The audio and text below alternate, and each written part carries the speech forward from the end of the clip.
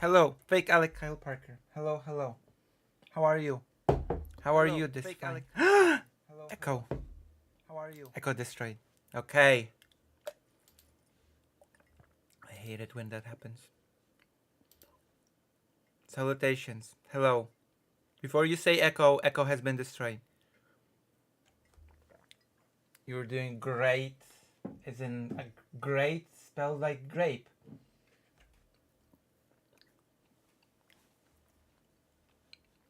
I want to react to that debate thing that I've been linked to in the group chat with that person that I've never heard of before. The lawyer guy. I have to. I come from a family of lawyers and artists, so it's my job to react to a lawyer debate. Because I'm genetically a lawyer. That's how it works. If enough family members, if you have enough lawyer family members, then you're basically genetically a lawyer. That's what happens.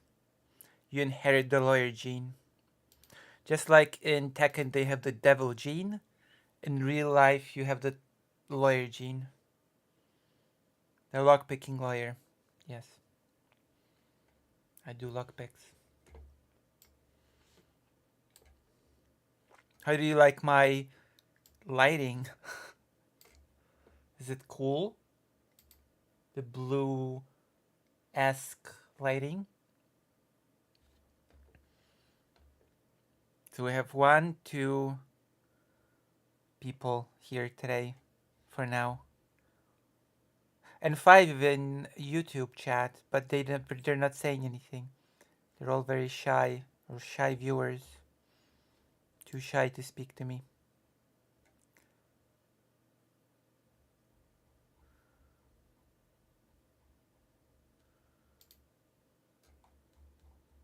Oh, I know. Oh my gosh. Why haven't I thought of that before? It's because I don't think.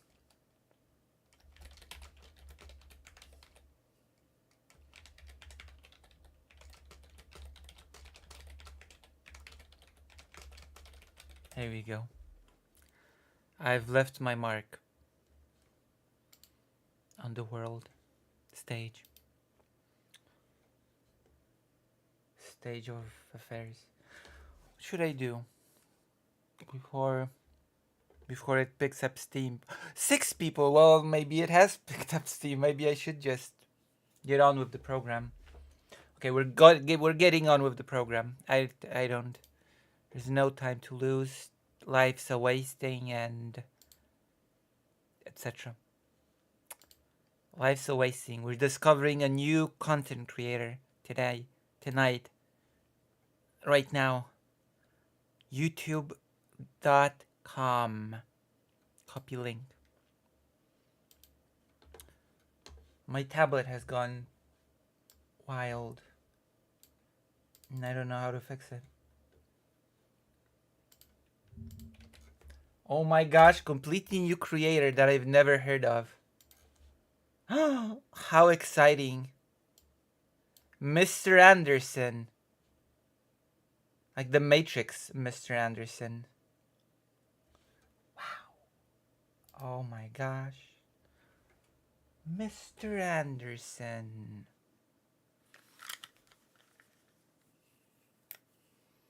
Bet you've never heard of Mr. Anderson, apart from the... It's pretty cold. It's been actually pretty warm today. Eek.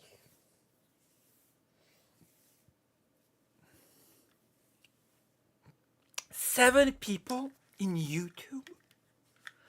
You were all waiting in the lanes for Mr. Anderson, weren't you? You're all secret fans of Mr. Anderson. I understand. I understand why you'd like Mr. Anderson. I mean, I don't. I've never heard of Mr. Anderson before, but we're about to get acquainted.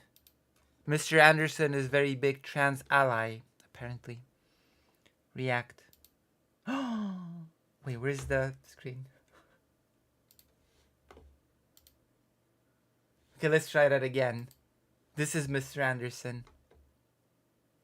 Cool guy.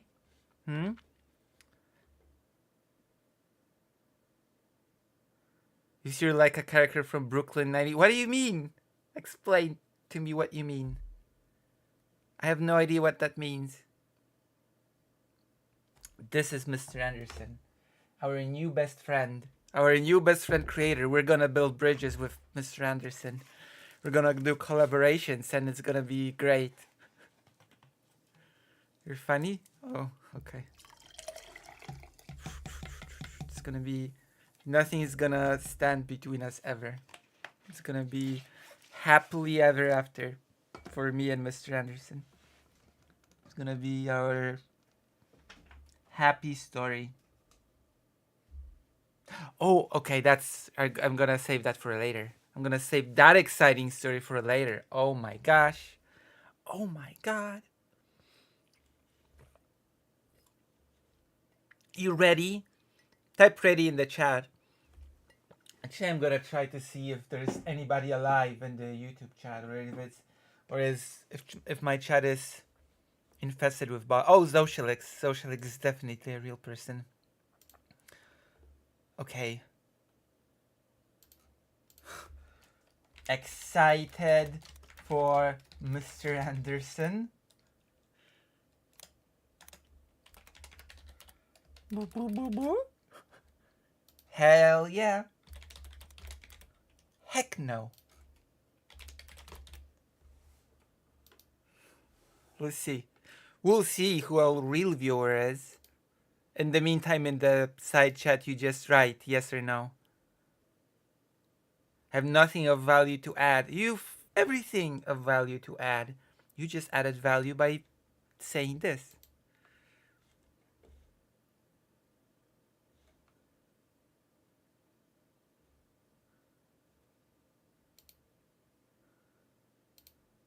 Oh, might as well. Might as well link it. Damn.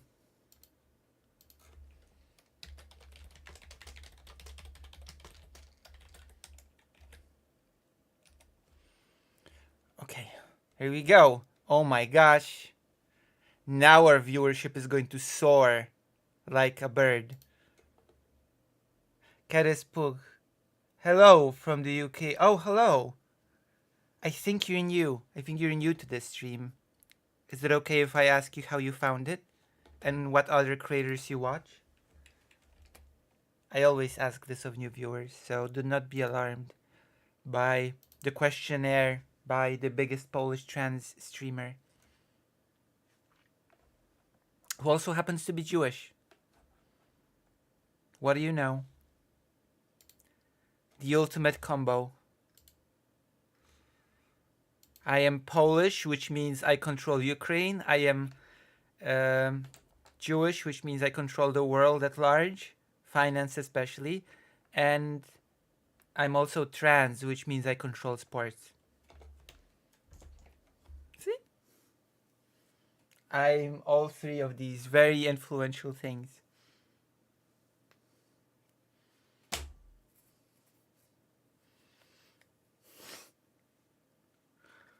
Isn't that exciting? Have you ever met a person with such influence in your entire life? I bet you haven't. Okay, let's start. Without further ado. Because I've got so much influence, it also means I've got a lot of insight. So, without further ado, we're starting to react to Mr. Anderson, the new creator that I've discovered completely on my own and without any help. That's a lie. Somebody posted this link in a group chat that I'm in. Rights work, so I kind of have a soft spot in my heart for minorities. Hold on. As a lawyer, I do a lot of, human rights work, so I kind of have a soft spot in my heart for minorities, and I like to try and model good behavior. One of those... I'm a minority. Minority? Oh, you're also... I see. I see. Oh, you've been here before. That's nice.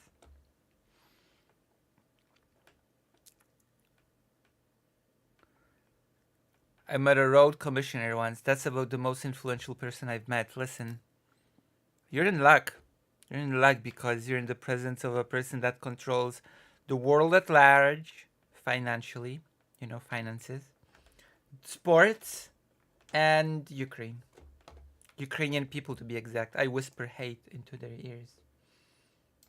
Those behaviors is if you see something, say something. So when I see somebody who is picking up Wow, I'm living by this rule. I'm seeing something, a video, and I'm saying something. minorities, I like to try and stand up for them, and that's what I did here. Let's get into it. Wow, it's a debate. It's a debate of this lawyer between some bigot, I assume, who's gonna attack trans people like me.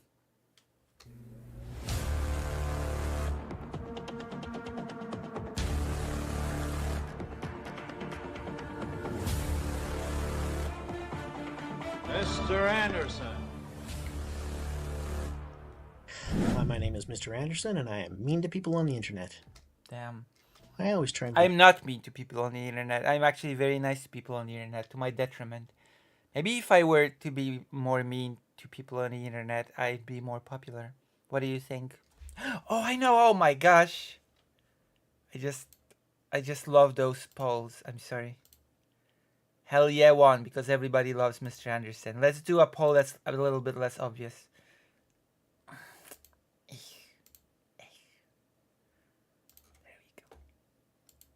we go.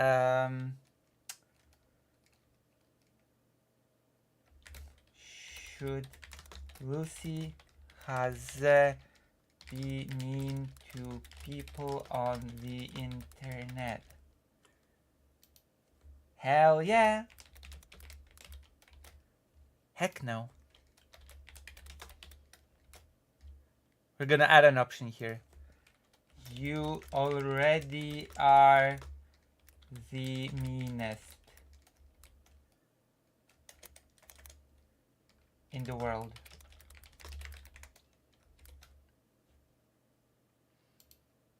Oh wait, too much. Too much.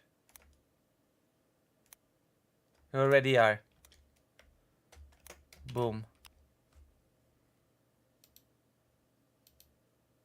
Wait, I cannot use the... what? Can I not start the thing?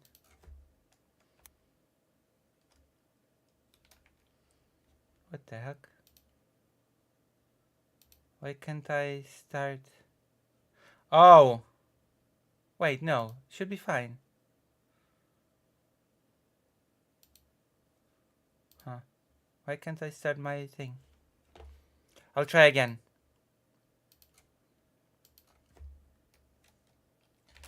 Should Lucy be mean? Hell yeah. Heck no. Already mean.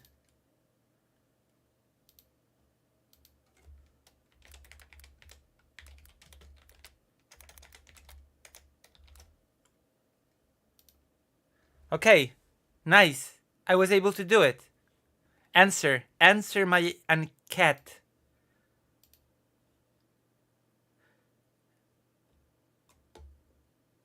Hell yeah. Wait, what, really? You're kidding. Who voted hell yeah to that one? Who's the one that voted hell yeah? Wow. There's only one vote. Let's see how this situation will develop.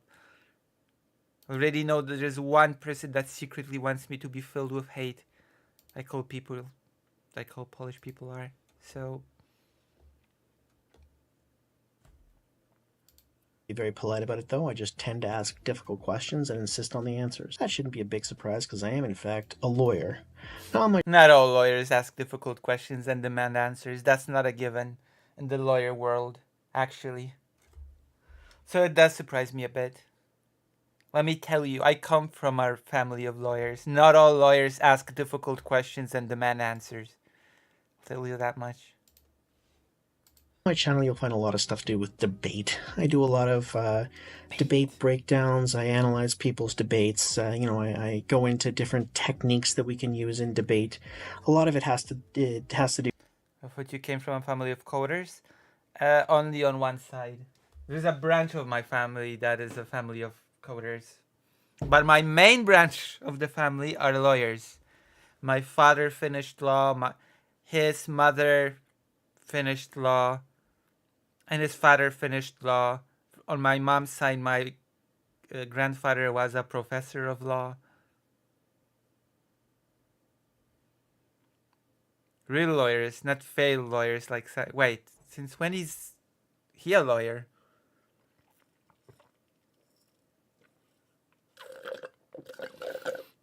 So when is he a lawyer? To my recollection, he is a thing in philosophy, not in law. I almost went to law school. Believe it or not. I almost became a lawyer. I would have been the Polish Riley Grace Rochon. Exciting? You excited? Think of what could have been.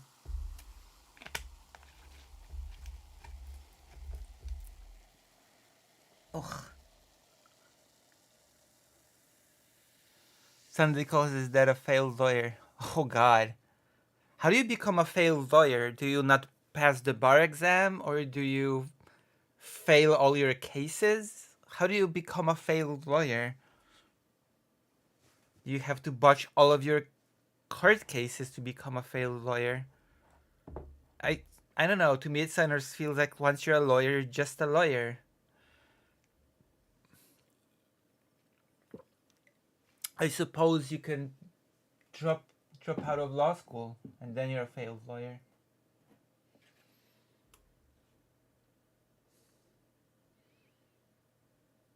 Oh.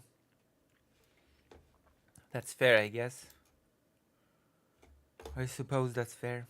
The bar exam. Polish sort of has an equivalent of the bar exam. There's a special course that you go through that prepares you for it. Post university, you get a law degree and then you go through this special course thing that prepares you for your bar. It's pretty difficult, actually. Oh yeah, let's not forget, my best friend is a lawyer. At least I forget.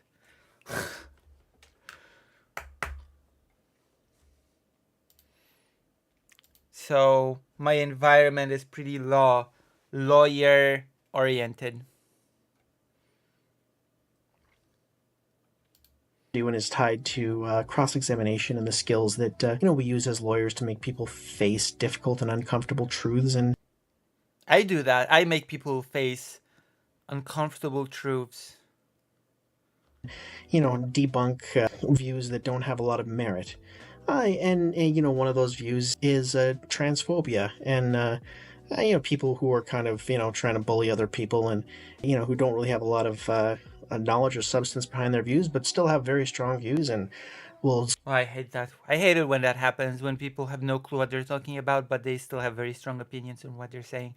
Also, I'm not exactly sure why a lawyer would be equipped better than anybody else to tackle transphobia, but I will trust Mr. Anderson. I'll trust the Matrix guy. That it's all legit. I'll trust him. This is my new best friend. We are discovering a new content creator in real time. And there's, so far, as far as I know, no drama connected to this person. I've discovered a drama-free creator. Completely clean. I hope. Certainly give them to you anyways, and kind of just make you feel bad about yourself despite not really knowing anything about it. Anyway, that's what's kind of going on here. I was just wandering around the internet and I was just minding my own business, and then a bunch of trans people just fell into my lap to debate. As it happens, this person has 2K subscribers. So technically speaking, we are in the same subscriber range. Perfect for collaboration. 1.4 thousand views 1 day ago. That's pretty good.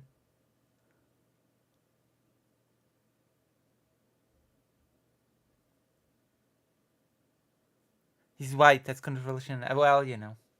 Across somebody kind of being a little bit mean. So we had a little bit of a discussion, and I think you'll enjoy it. Now, as I I say, enjoy this it. was sort of an impromptu debate for me. I didn't have all of the science at my fingertips, but one of the things that I did do Was my brain, my big brain. I had it with me. I have it with me at all times. Unless I forget it, then I don't have it. But you know, most of the time I do have it. As was the case during this impromptu debate that happened. later on to sort of make up for that is that I have contacted somebody who is Let's read the chat. I get the impression that Mr. Anderson may not have understood the point of the Matrix. That's not true. a trans activist and does have the science behind them, and that is. Listen, Mr. Anderson is a trans ally.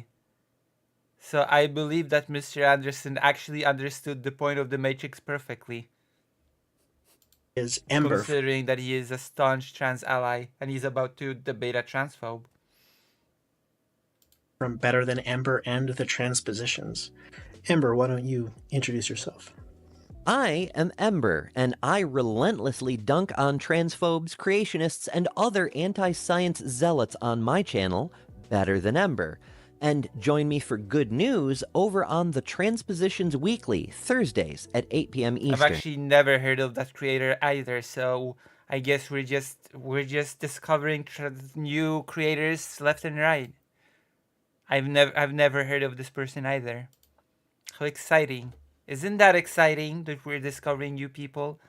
Only on this stream you'll discover so many creators. Boom. Like an explosion. She is going to pop in here periodically. I'll ask her some questions, and we'll actually get the science here interlaced within this video. So you guys are in for... Nice. So we're getting an expert opinion sort of sprinkled throughout the video. Quite a treat. This is the first collaboration that I have the honor to have with Ember, and I know she's very excited to be working with me as well. Right, Ember? This person works a lot with emotes. I've never seen a creator sort of do the whole subtitles with emotes, etc.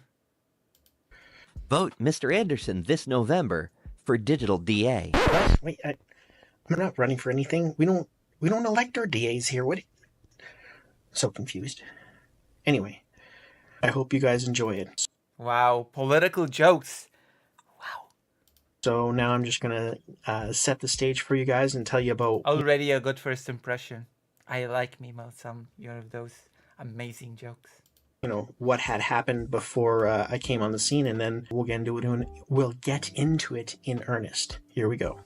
So when I joined the conversation, this guy has just gone off on sort of, his little rant about... So he's he's a cis het man who he's an accountant apparently, and he has been on the case. An accountant? That's almost a lawyer. No, I'm kidding. That's not almost a lawyer. Of this, there's one trans woman who named Ridify, who's in the chat right there, and he's been saying to her, look, you should maybe think twice about carving your body up, and maybe you should just be gay, just be gay, and then you could just be happy and gay with the body that you have, and can be both. Can be gay and trans. Those are not mutually exclusive positions. Because you really should, I'm a lot older than you, I'm a lot wiser than you, and if you do this stuff, then you're really gonna regret. Do whatever you want, I'm old, but I'm definitely not wise.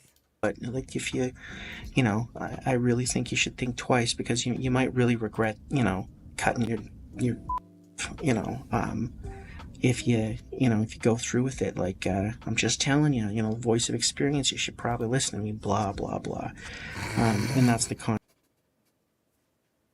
context in which this started, and I didn't get that part. Hello, Ali. We're watching a new content creator that I've never seen before. I've never heard of this person before, and this person is about to debate a transphobe. Debate a transphobe. Isn't that exciting?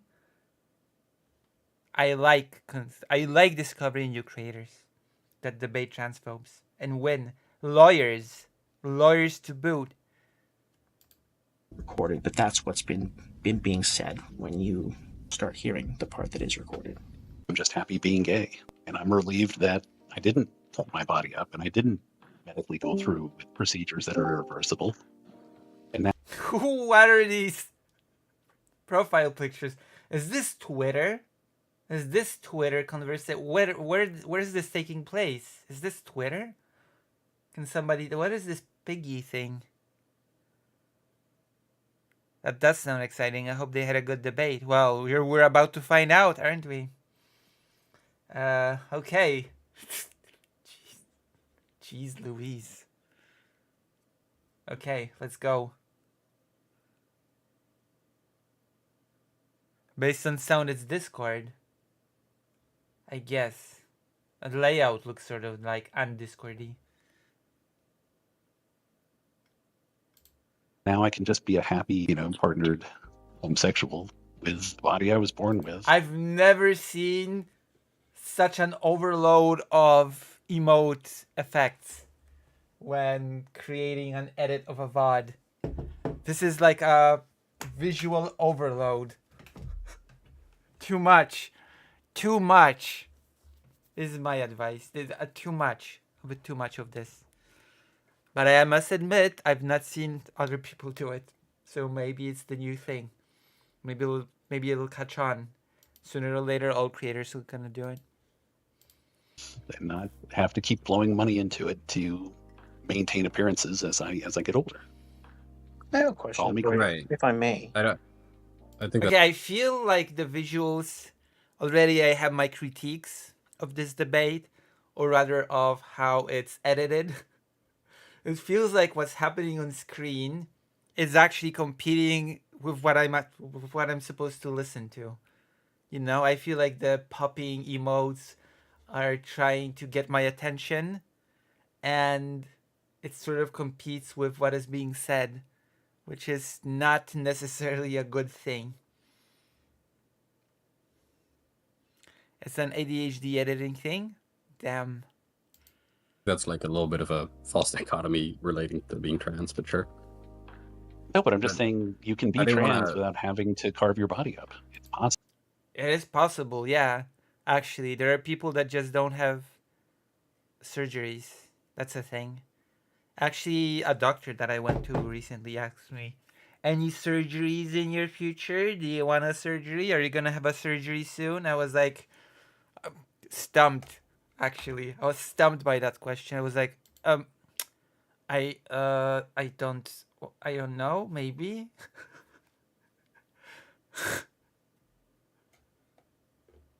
Possible to do that.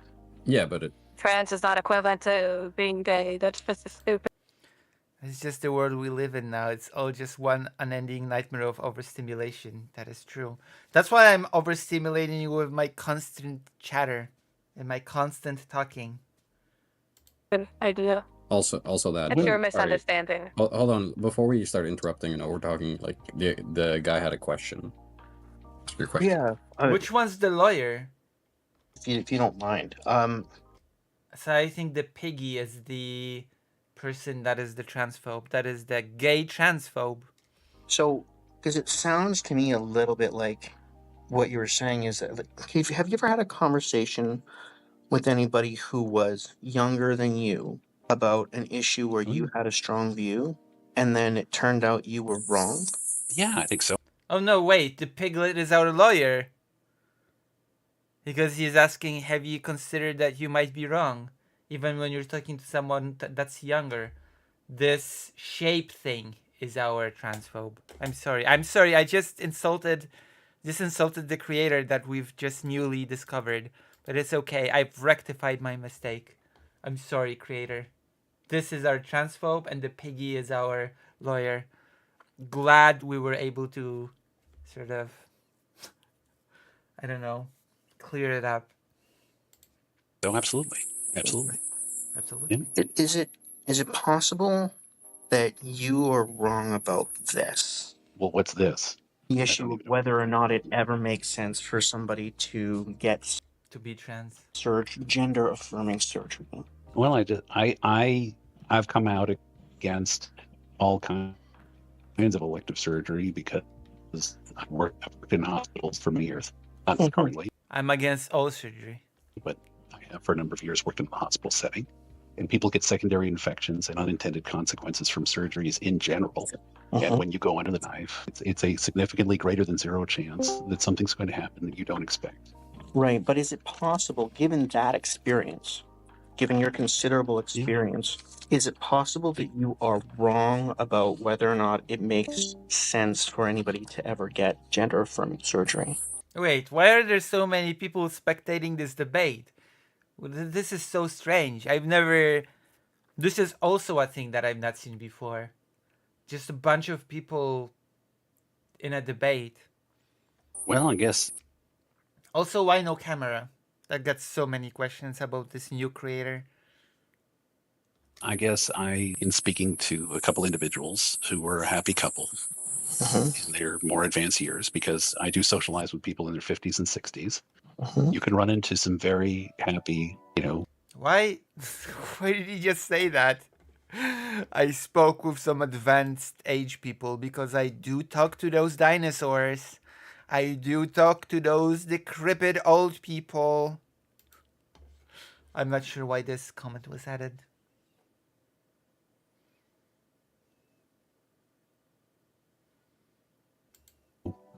not heterosexual couples. Will say, I'm glad that they didn't offer that, or that I didn't do that when I was younger. What? So you're saying that you I don't think think that I it's don't that's understand. that, or that Oh, hold on. not heterosexual couples. Will say, I'm glad that they didn't offer that, or that I didn't do that when I was younger. Do what? Be in a happy couple? So you're saying that you don't think it's possible. I think that's a wise decision.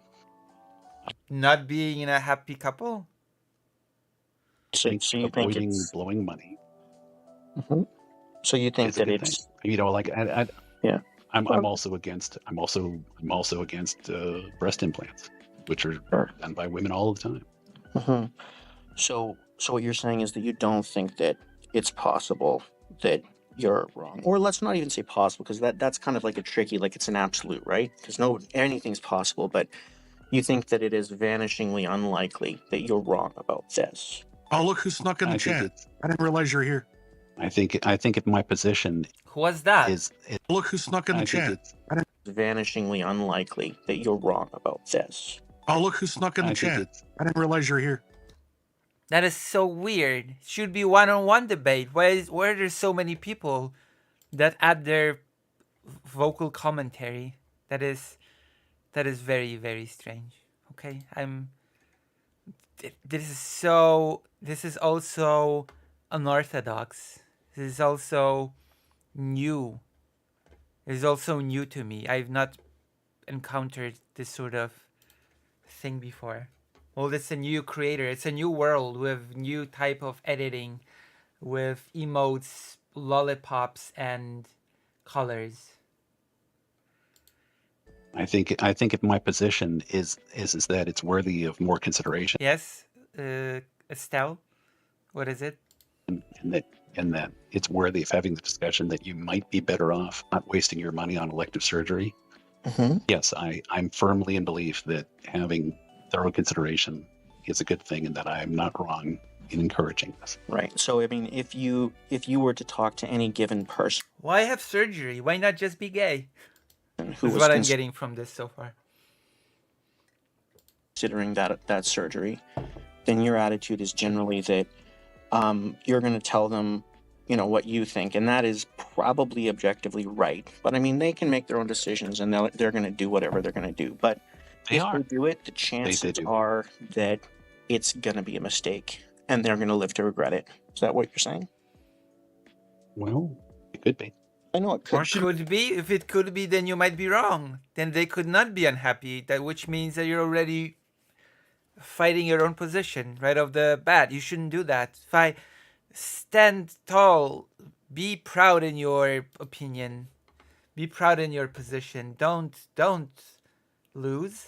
You would be taking the accountant's estimation of a risk ratio more than clinical data, RCTs, case studies, etc. from the literature on the effectiveness of gender affirming care. We're gonna get Why are we those. taking Well, this?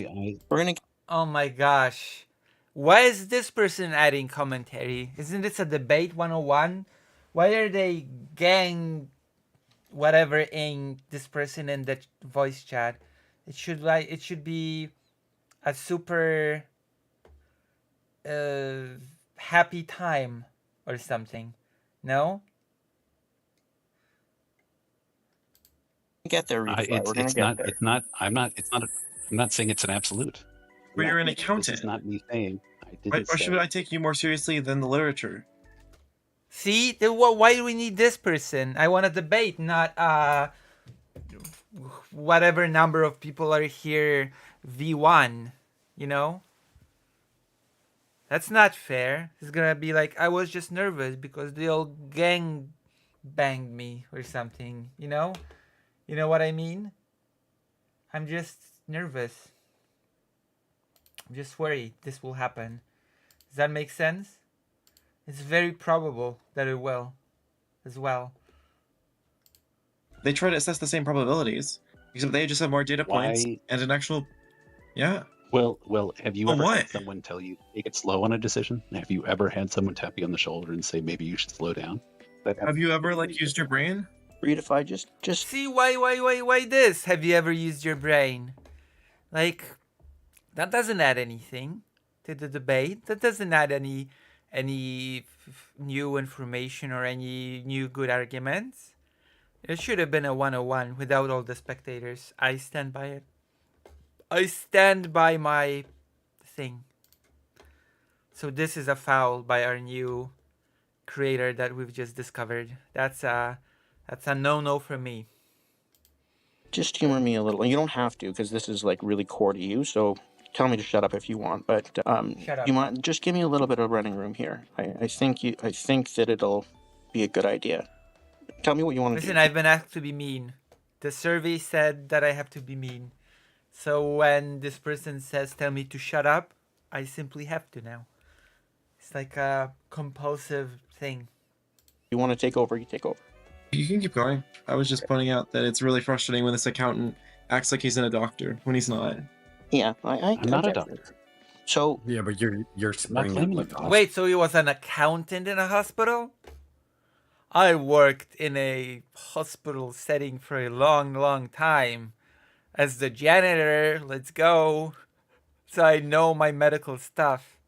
I cleaned floors in this hospital for 15 years, which makes me qualified to judge these medical procedures. hospital and like Have a personal incredulity is all I've heard from you today, Shrub. Well, I mean, I will camp out. I will Your camp personal out. experience does not trump actual studies. I'm sorry. See, I told you where are commentators? They're not wrong, but I'd like to listen to a 101 debate. That's what I came here for. I'm getting distracted. I'm getting distracted by so many emotes and so many extra characters that are just adding their own 2 cents. It's an overload of stimulants. I'm being overloaded. And I don't like it. I don't like being overloaded. Not like this anyway. So you've had The problem with studies Sorry, is, go ahead. The problem with studies is that once you roll a dice and you've put your money on the table, when you lose, the money gets taken away. What? What does that mean? I have no clue what the problem. What?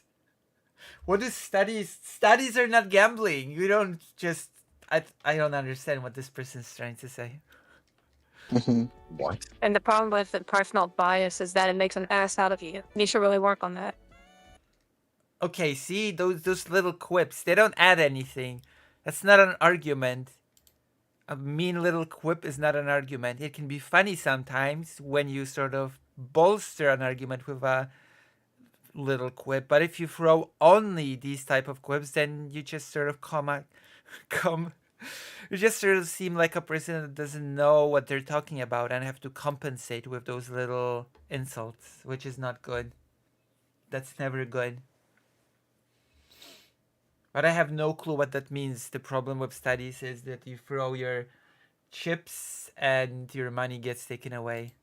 Well, I don't I even understand. I understand that I can go into a room full of people who might all firmly believe that if most of us were to change our gender and have gender affirming surgeries, that this would be a beautiful, wonderful day. And what most no what? I who says that? Most of us are not trans. A very small amount of people are trans. That's if most of us had surgery. Life would be better for the entire planet, and that's okay if I don't think I've ever met a person that said or even thought that. I use my brain to read other people's minds, and I assure you, nobody thinks that. you're in that position. I'm not. Yeah. I'm not sure that people can't have a different opinion. Is anybody in that position? Is anybody in the chat? In that, I'm gonna start a new poll, because it seems like today's a perfect day to start new polls, isn't it?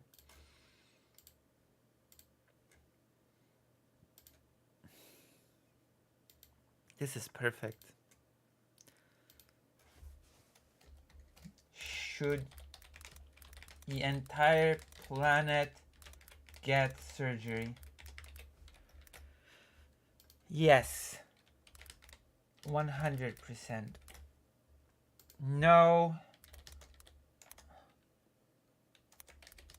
Only 89%. More than the entire planet.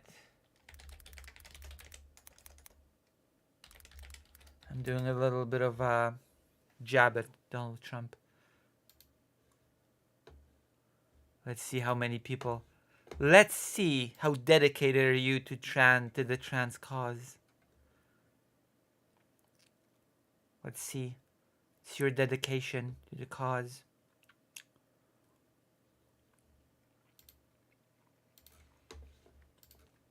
Like, hold on, but in fact, studies I'm aren't sure just people having different opinions, right? They have different opinions for like very specific reasons.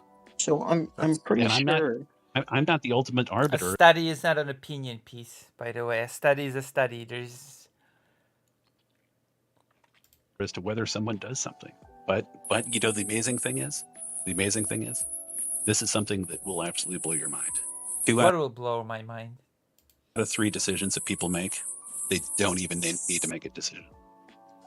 No, that's great. What? What does that have to do with anything? I firmly believe that everyone on Earth should be legally required to transition, detransition, and then retransition. Good. Perfect. And this is the opinion that I like to hear. Those are the opinions that I stream for. It just life comes along. You think you have to make a decision, and the most amazing thing happens if you do absolutely nothing. It all works out anyway. What? So. And you would think I have to make a decision on this. I have to have a. That is absolutely not how it all works. Oh my gosh, that is the worst piece of advice I've ever heard. Don't listen to this advice. I'm old and decrepit. Don't listen. Don't just do nothing and it'll all work out. It'll not just all work out. Oh my gosh. Position on this, and I have to do this, and I have to, and the answer is no, you don't. It's not gonna work, unfortunately. It's not gonna work out well for you if you just. Right. So you can pump the brakes on something, wait a little while longer, and many times things resolve without you having to even act. And you'd be. That is horrible advice. Oh, you wanna decide what school to go to? You wanna decide what to study? Actually, don't do anything. It'll just resolve itself. For real.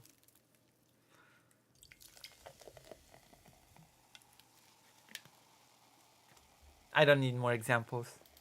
Be like, well, how the hell did that happen? Right. It does. So, I mean, your concern is really that people are making these decisions rashly, right? No. From what he just said, the problem is that people make decisions that, oh, you should just don't do anything. You should just passively wait for things to happen to you, and that is the recipe to live the best life. Just wait and everything will resolve itself. You're not a good listener for a lawyer. Okay, I shouldn't be bashing my new favorite friend. I should not be bashing my new lawyer friend who also is a big, strong trans ally. I apologize. I apologize for that. I feel like I've made a mistake. Sorry, I made a mistake. Well, I mean, I might think it's the cool thing to do, or the trendy thing to do, or the more popular thing to do. Trendy thing to do. Transgenders. The transgenders are returning. Do you think that's why most people get gender-affirming surgery? I mean, this isn't my area of expertise, but I have a feeling that the answer to that question is no. Emphatically no. What answer? What's happening? What people who are actually is this isn't my area of expertise, but I have a feeling that the answer to that question is no. Emphatically no. Let's see what people who are actually pretty knowledgeable in the area have to say. Right, let's go. The reasons for people getting gender-affirming surgery are legion, but I'll try to keep this short. Why do cis people get gender-affirming surgery? Like Joe Rowling or Matt Walsh have their faces reshaped surgically, like Frank Turek having perfectly healthy breast tissue removed. In fact, only a minority of trans people ever consider surgery. According to one meta-analysis, that would be a study compiling the results of multiple studies, published in the Tao Journal, only 5 to 13% of trans women get lower surgery, 14% of trans men have a hysterectomy, and only 5% get masculinizing reconstructive lower surgery. The numbers do get higher with chest surgery, with up to 25% taking part. That makes sense. Nearly 100% of cis men with breasts have them removed for the same reason trans men do. They cause significant problems in the social domain and often extreme dysphoria. Even so, 25% is still a clear minority. Eligibility varies a lot with local laws. It is common, for example, that one be required to live as the gender being transitioned into for at least 1 year and consult at minimum 2 medical professionals, one of whom must be a licensed psychiatrist to sign off before they can even schedule. Not much to add here. We're just absorbing the information, I guess. The first meeting with a surgeon. Cis people don't have to do that, whether they're having breast implants added or having problem breast tissue removed. In other places, there are additional requirements to be on hormone replacement for a set period of time as well, which is another treatment that not all trans people either need or want, and cis people can generally have for the asking. That's actually a good point. I do believe even the Rock Herald kind of true. All that said, for the trans people who do need surgery, a phenomenon in recorded history going back as far as writing has existed, we're talking about something that is medically necessary for us to live a normal life. This isn't vanity, like a beauty queen looking to up her cup size for whatever reason. It's something we know carries risks, but the outcomes of either being able to live our lives fully or not carry such high stakes that doing it is more than worth it. All we're talking about in this modern context is better techniques that produce safer, more reliable, more functional results than those used in ancient times through the early 20th century. Whatever you think about the situation, It is simply a fact that modern gender-affirming surgery is far superior to the options that preceded it, which, for all their I mean, it makes sense. Technology goes forward, moves forward. Medical technology, I mean. higher risks and guaranteed loss of function, people across all of time still considered so necessary that they did them anyway. I think that's why people get gender. I am lumping this in with virtually all elective surgery. My position is not a common position. Let's focus just on gender affirming surgery. Let's just focus on. Do you think that? Yeah. Okay. Well, let's distinguish. I want to specifically talk about gender affirming surgery. So I am very distracted by this. You should have a version without this. I think that most people who get gender affirming surgery are doing that because it's the cool thing to do. Do I think it's the cool thing to do? No, not do you think it's a cool thing to do. Do you think that the reason they're doing it is because they think it's the cool The accountant is not a good listener. thing to do? Do you think that's what the people who are engaging in it have a definite belief, and they have made their decision, and they're pulling the trigger, and they're making it happen. Mm-hmm. So the reason why I'm having a discussion is that the vast majority of people don't end up going there and don't end up doing it, and aren't really a candidate. You know, they haven't gone through the steps, and they haven't gone through the psychological, and they haven't gone through having the discussion with a doctor, and they haven't gone through scheduling surgery. And just don't feel that this is something that we should all have a stampede. It's something I don't believe that everyone should have a stampede towards doing. This comment was really reminiscent of the sort of common talking point that there's like an epidemic of people, getting gender affirming surgery and True. Every other person is trans. In reality, we all are trans. Becoming trans, and that it's like spreading. Social contagion. And wait, I will never wait. I will never wait. So, Amber, is that a thing? Is that happening? Like, let's just, aside from this debate, I'm interested in the facts. What are the facts? It's important to note that there aren't more trans people today than in the past, any more than there are more gay people now that people don't have to hide being gay as much, or more left-handed people now that they don't have to hide being left-handed. You can't catch being trans any more than you can catch being... You can catch it like the flu. So people aren't getting surgery and it's going through the procedure. Yes. Gay or catch being left-handed. The only thing spreading... Almighty Pork Chop. Hello, Almighty Pork Chop. I do love pork chops, so you're my favorite viewer right now. But you'd be even more of a favorite viewer. You'd be over 100% favorite viewer if you joined the page. Welcome to this stream. Welcome. I lost the mouse. There we go. Through the culture is awareness that we exist, and the mistaken assumption that a person becoming aware of us for the first time means that we're new here. Though for the last couple centuries, we've been more deeply closeted than our gay comrades, for obvious reasons, you can see evidence of us all through history, from Christine Jorgensen, who won Woman of the Year way back in 1953, all the way back to the trans priestesses of Inanna in the most ancient part of antiquity. On the Transpositions channel, I sometimes produce short videos highlighting trans people in... I've never heard of this person. I've never heard of either the lawyer called Mr. Anderson. So today we are discovering two completely new content creators. Isn't that exciting? I bet none of you have heard of these people. I bet you're discovering them for the first time with me. Don't lie to me. But actually, if you know any of them, you can write in the chat that you know. But I've never heard of them. History. We're harder to spot, but we're undeniably there.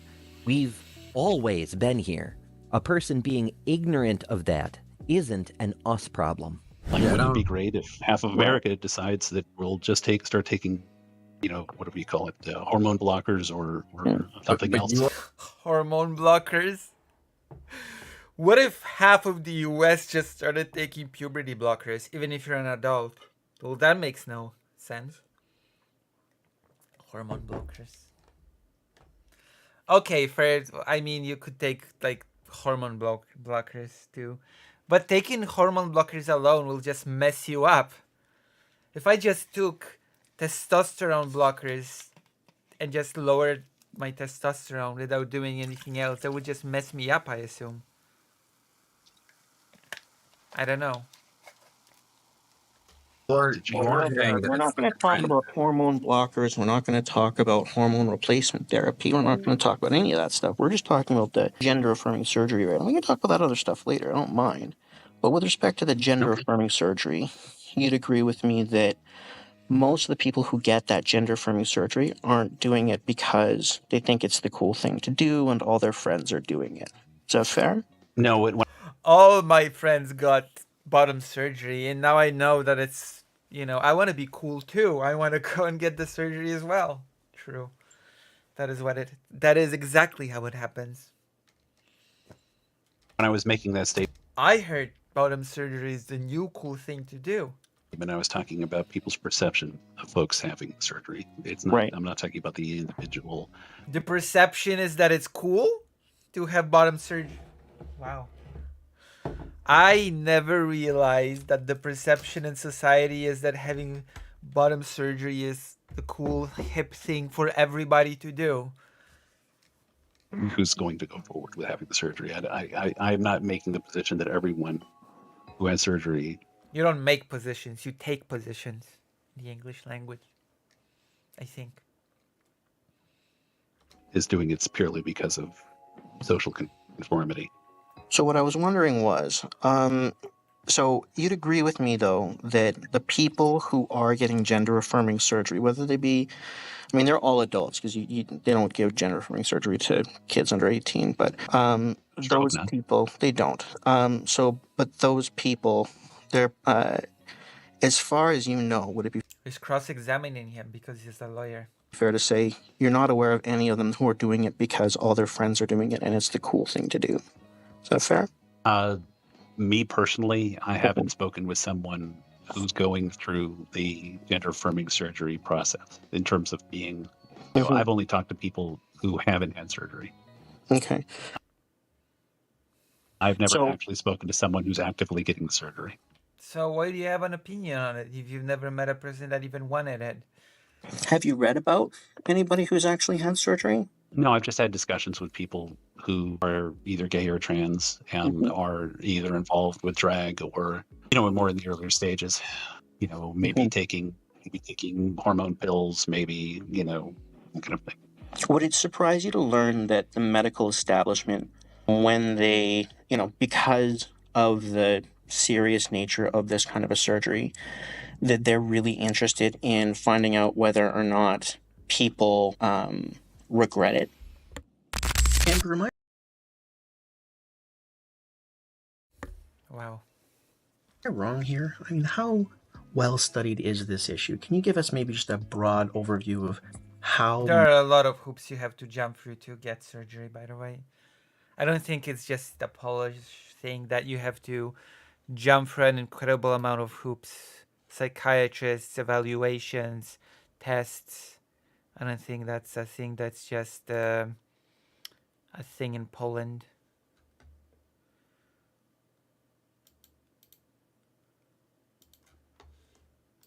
Much this has been studied and over what kind of a period of time?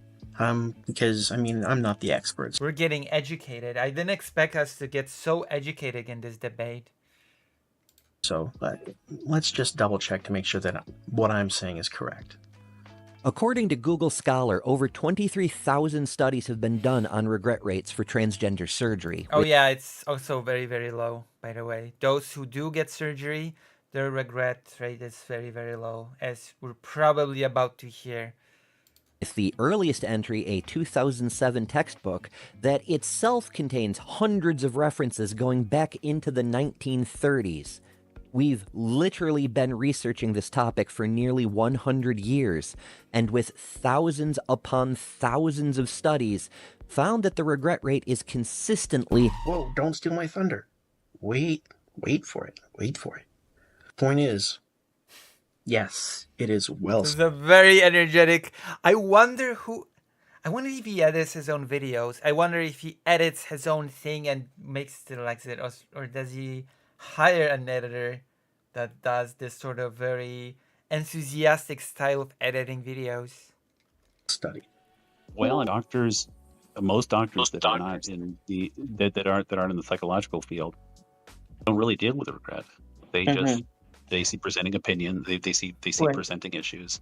They will go with what the patient wants far more often than not. And if you go to a doctor and say, I'm saying. I'd like to take a pill for this, or I'm looking to do that. I'll give you an example. No. Just because I think we're a little off topic here, if I may. No. Because what I'm saying is just okay. You can say it. It's after I clarify. If you still think it's important, you can say it. Because what I'm saying is not with respect to any given doctor that they're going to do follow up. They might and they might not.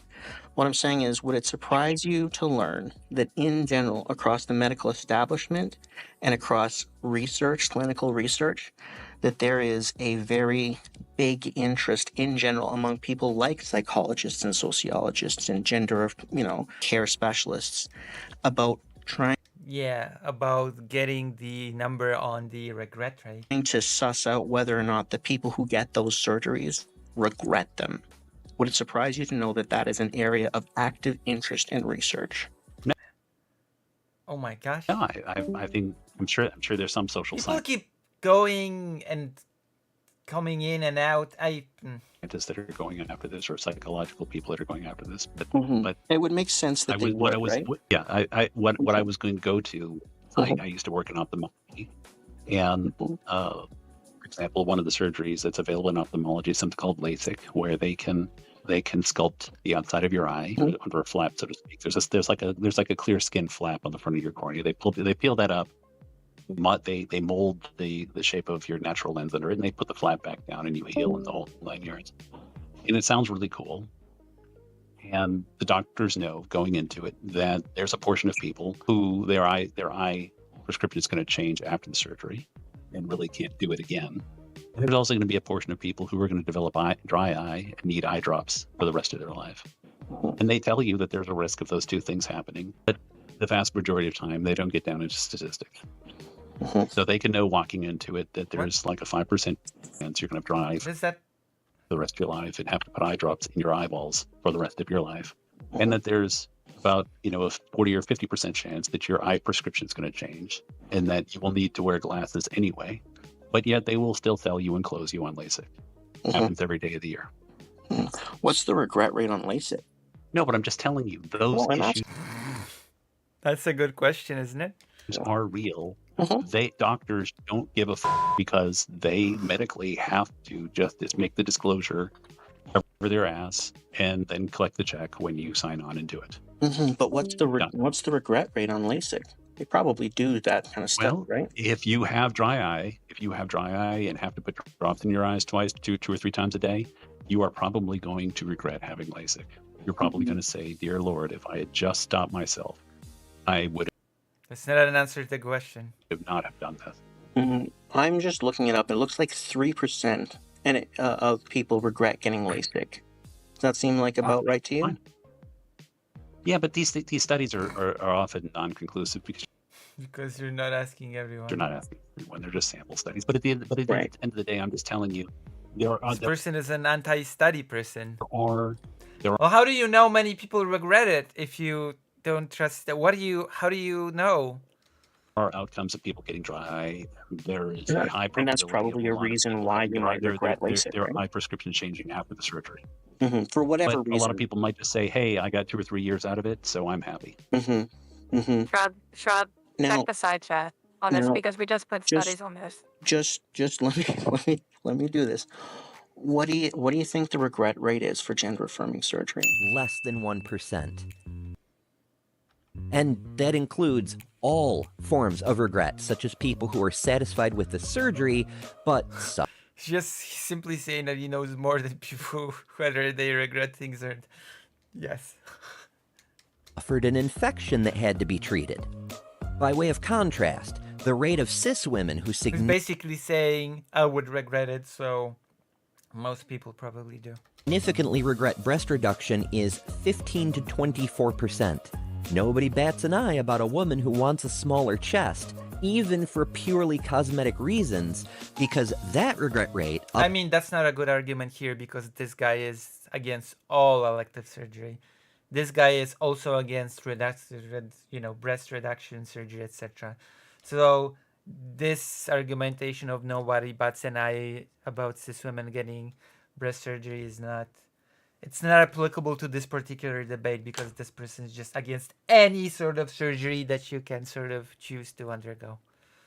To 50 times higher than when trans people do it is considered so... This person is not trans-specific. This person just hates all surgery.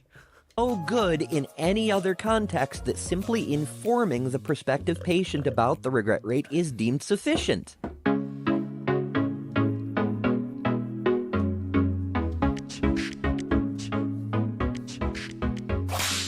What was that? What was it? Whoosh. Why? Why did you...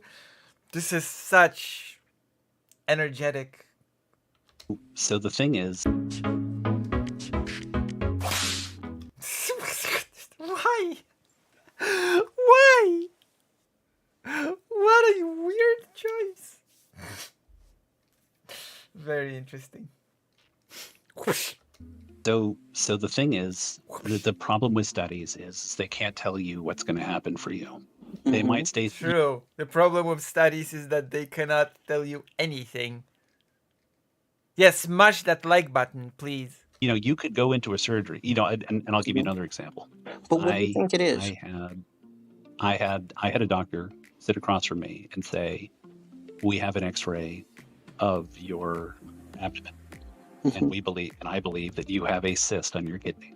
And I said, I have a cyst on my kidney. He says, yeah, 99% of the time it's a cyst. And I said, you know what? Totally hear what you're saying. I want to go get one more scan. I want to go get the MRI or CAT scan or whatever it is. I want to know for sure. He's like, fine. So I blew $500 into having it done. Come to find out, it was a solid tumor. Come to find out, I ended up getting kidney surgery. Got my stomach cut open, got the tumor out. And now I've lived for 5 years without a massive kidney tumor killing me. I'm glad to hear that. What do you think? And so the thing is, he wasn't statistically lying to me. Yeah. He could, if I were to sue him for malpractice, he would win because 99% of the time it's not a tumor. Fantastic. I have no idea what is he trying to establish with this example? Who knows? I cannot make a strong claim either way. I have to be objective. I have to be fair. What do you think the regret rate is for gender affirming surgery? I have to be I have to be an objective, fair observer and take this person at their word. I have to, or else I will be not fair, and that would not be good. Now would it?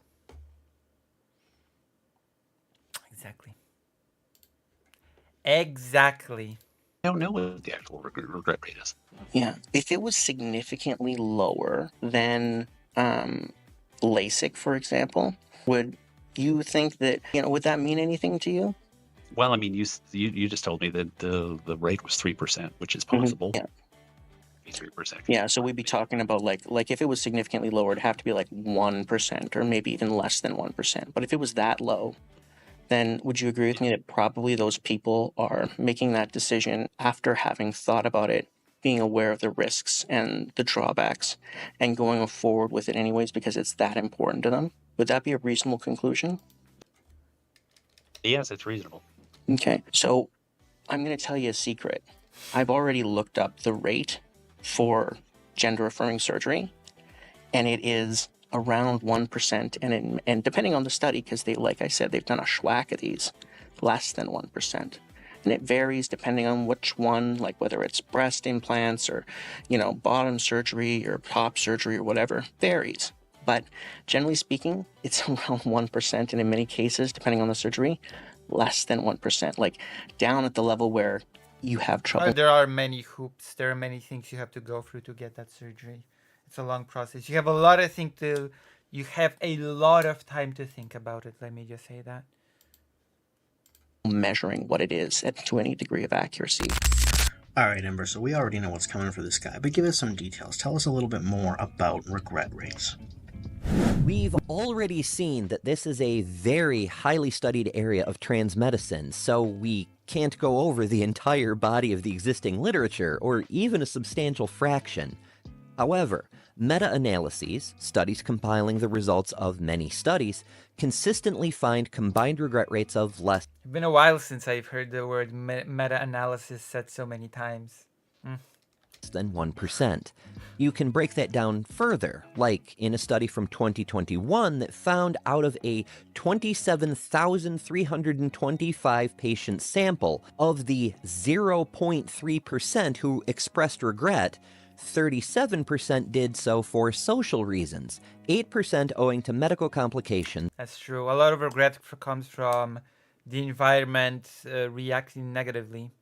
That's also true for regret rates for transitioning in general, just taking HRT.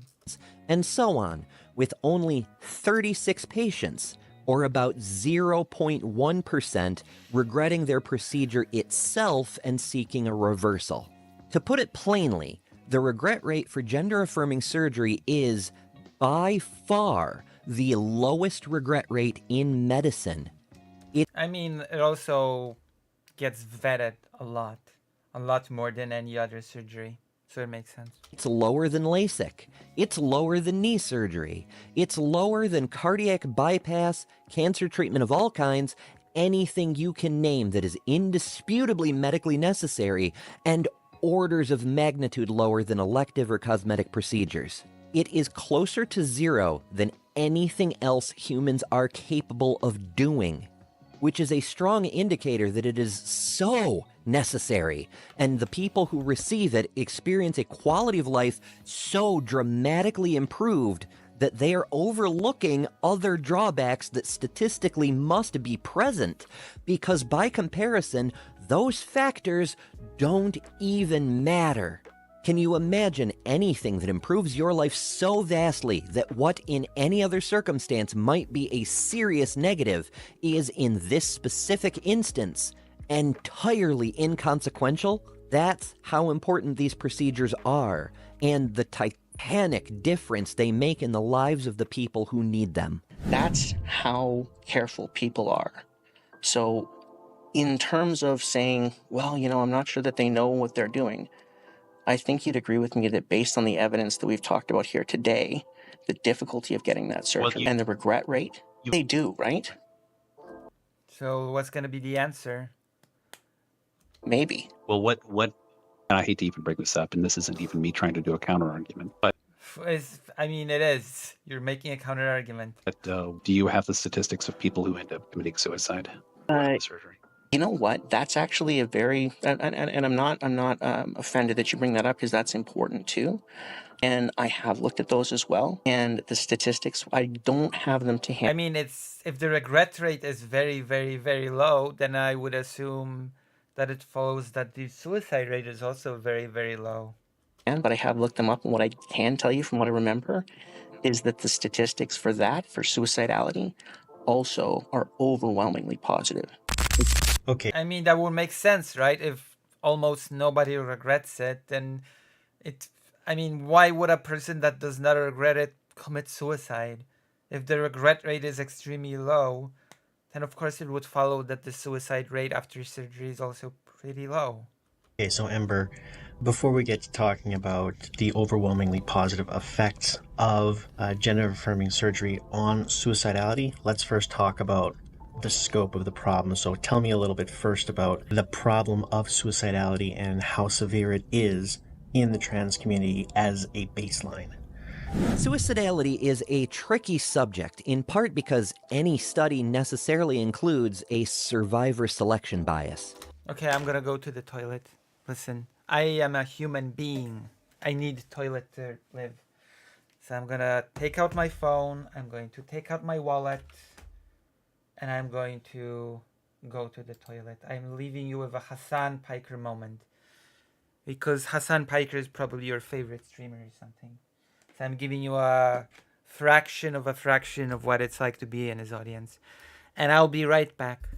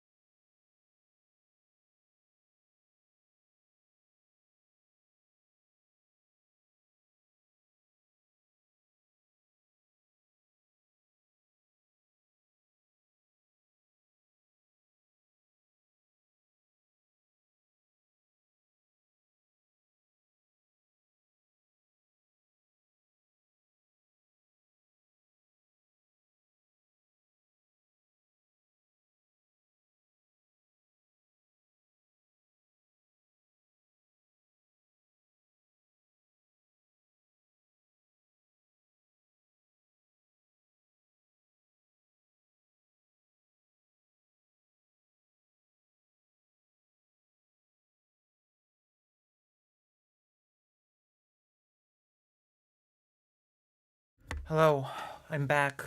Welcome, super back. Oh, how's the poll? What's the poll sitting at? Only 89% of people should get surgery.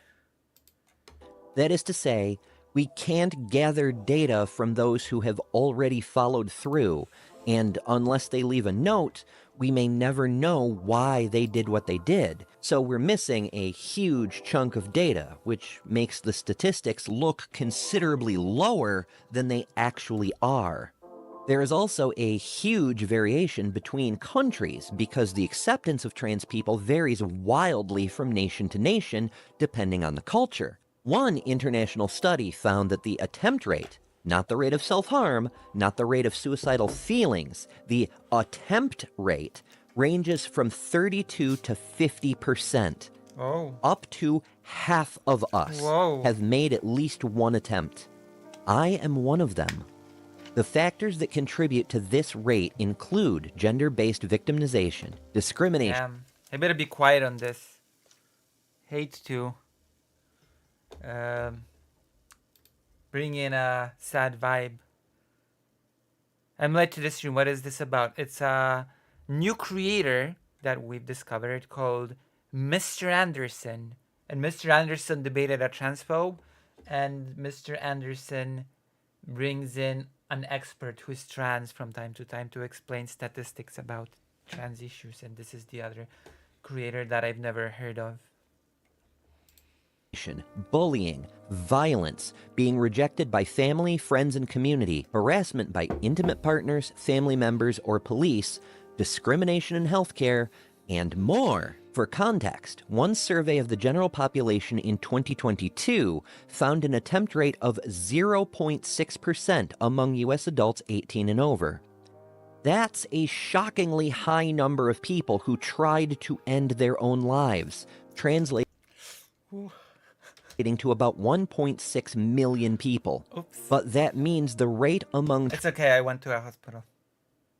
trans people is more than 50 times higher. Statistics for suicidality among people who've gone through gender-affirming surgery are markedly lower. Okay, so And with respect to other compared to compared to people who it's compared to people who are don't have the surgery. Look, it's very difficult because you have to understand that this is a group that has high suicidality because of the degree to which they're stigmatized in society. And maybe you know what? Like that's probably even a bridge too far, because we don't know for sure why there's high suicidality. There's certainly, some evidence to suggest that it's because people are horrible to them.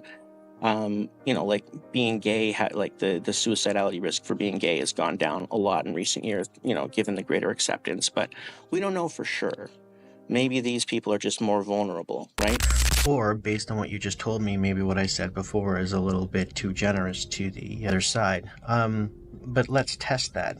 What is the suicidality rate amongst other LGBT people? According to the CDC, non-heterosexual cis people reported a suicidality rate 3 times higher than their heterosexual counterparts. That's still very bad, make no mistake, but 3 times higher is a vast improvement over 50. But what I can tell you is that I can't remember exactly what this study says, but what I can tell you is that when we look at depression indicators, mental health indicators in general, and suicidality in particular, that the rates of all of those when it comes to gender affirming surgery, that those decrease when they are compared to the relevant controls. If you compare them to suicidality within the general population, of course the rate of suicidality amongst people who have had gender affirming surgery is still higher than it is for a cis male, right? But when you're comparing the people who've had surgery with the people who wanted but were denied surgery, the suicide rate is much lower. This is a tricky subject as well, because there are a lot of factors that aren't obvious. True. Typically, surgery is the last step in medical intervention for those who go so far. As noted earlier, only a fraction of trans people ever do more than socially transition. True. I told you. Well, I get HRT, but when a doctor yesterday asked me if I'm gonna undergo surgery anytime soon, I was stumped. I was like, maybe? I don't know. Maybe, who knows? It's possible. And only a fraction of those who pursue medical care ever take the surgical route. So by the time you get to a post-surgery population, there are a lot of medical and therapeutic steps, as well as multiple other major life changes included. Because there are so many other factors involved, it is very difficult to evaluate the effect surgery in particular has on lowering the suicidality rates. There indeed are many factors. And also many trans people that start transitioning enter the process with many other different mental health sort of factors. Like, for example, if your family sort of hates you because you're trans, your parents are abusive, then the parents being abusive themselves is a sort of like a psychological factor, right? 2023 meta-analysis of 23 studies found that we really need more data that controls for other treatments, like Maybe they would have been abusive even if the person were not to be trans. Who knows? psychotherapy. How much of the reduction is due to the surgery specifically? We don't know. There is another hurdle in methodology. Most studies use wording along the lines of, quote, "have you ever attempted suicide?" which erases the difference treatment has made by including those who are no longer suicidal in with those who have never received treatment and still have elevated risk factors. But what we can say is those who make it all the way through the entire process and actually receive surgery show a reduction in attempts of 5/6. That's still several times higher than the general population, and we shouldn't ignore that. But it is a huge improvement. Yeah, I mean, when I very flashy editing. I'm just gonna note that this video has very flashy editing style. I said before that I'm looping it in. To me, it's an issue that I draw a line all the way around all elective surgeries. Yeah, but I don't want to talk about all elective surgeries because this is different, because this has to do with, I mean, all elective surgeries don't have these kinds of low regret rates and don't have these kinds of extremely positive health effects, right? So getting breast implants, you know, the regret rate on that is much, much higher. Getting eye surgery, even, the regret rate on that is much, much higher. And, you know, and it doesn't have the same, you know, mental health outcomes either, right? So that's why I'm saying this one's a little bit different. As noted earlier, regret rates for gender-affirming surgery are the lowest in medicine. But 1% since or it came up, here are the minimum reported regret rates for a few other things. LASIK eye surgery, 3%. Breast augmentation, 5%. Knee surgery, 6%. Gender affirming surgeries was like 1% or less, just to remind. Gastric bypass, 48%. Facelifts, 60%. Heart transplant, 6%. And tattoos, 24%. Some of these are literally life-saving medical care, which is the same category that gender-affirming treatments fall into. I guess we should ban literally everything? Although, okay, do tattoos even count as surgery? Would you count tattoos as I'm not sure if I would count tattoos as surgery necessarily. Are they under the umbrella of surgery? The catalyst for me for raising this issue wasn't because I had an interaction with a trans person. The catalyst for me in raising this issue was because my wife's best friend in her 50s decided to get lap band surgery on her stomach and died in recovery. And she had lost her best friend. I'm so sorry to hear that. Almost 2 decades because of a screw up by a nurse.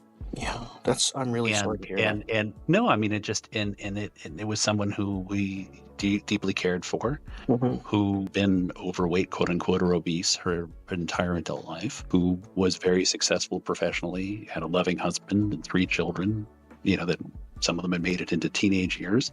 And out of an unfortunate... Wait, some of them didn't? Some of the kids made it to teenagers. Is the implication here that some of them didn't? That's pretty... wow.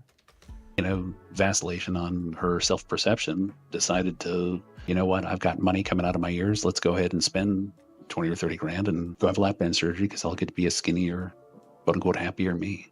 And now she's dead.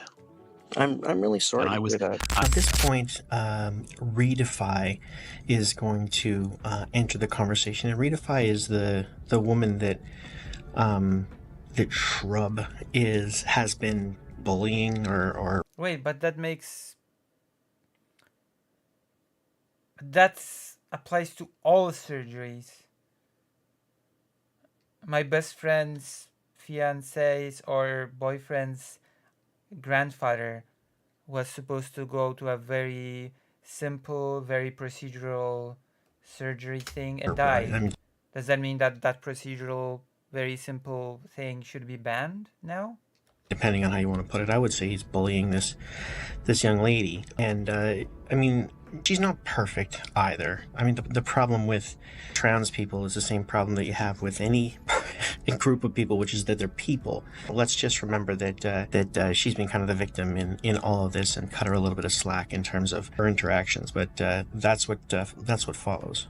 I had to comfort my wife in the room. No, this sucks. The shrub dude has an ability to go on a personal anecdote spree for like 6 hours straight. It's like a middle school girl's bathroom, but like.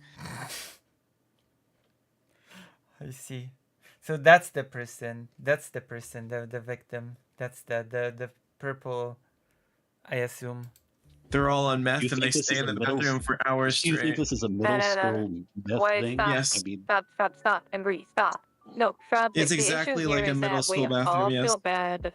But no one wants anybody to die. No one wants anybody to experience loss. But at the same time, you're conflating this with something it's not a part of. No, I think it's exactly like a middle school bathroom, because middle school girls, high school girls, they just will talk a lot, yap a lot, even in the bathroom. But it's like they're there, but on meth and talking for 6 hours straight, and that is the shrub experience.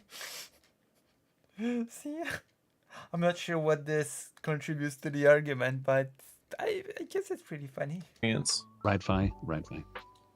I want you to know that my oldest son, who I love dearly, oh my gosh, who's now 24, it continues. Went through this phase that you're going through back when he was in his mid-teenage years. Stop it, dude! You're outside an abortion clinic, and you're trying to do your preaching. No one cares. And I want you to know, I'm not going to judge you if you decide to be snappy with me.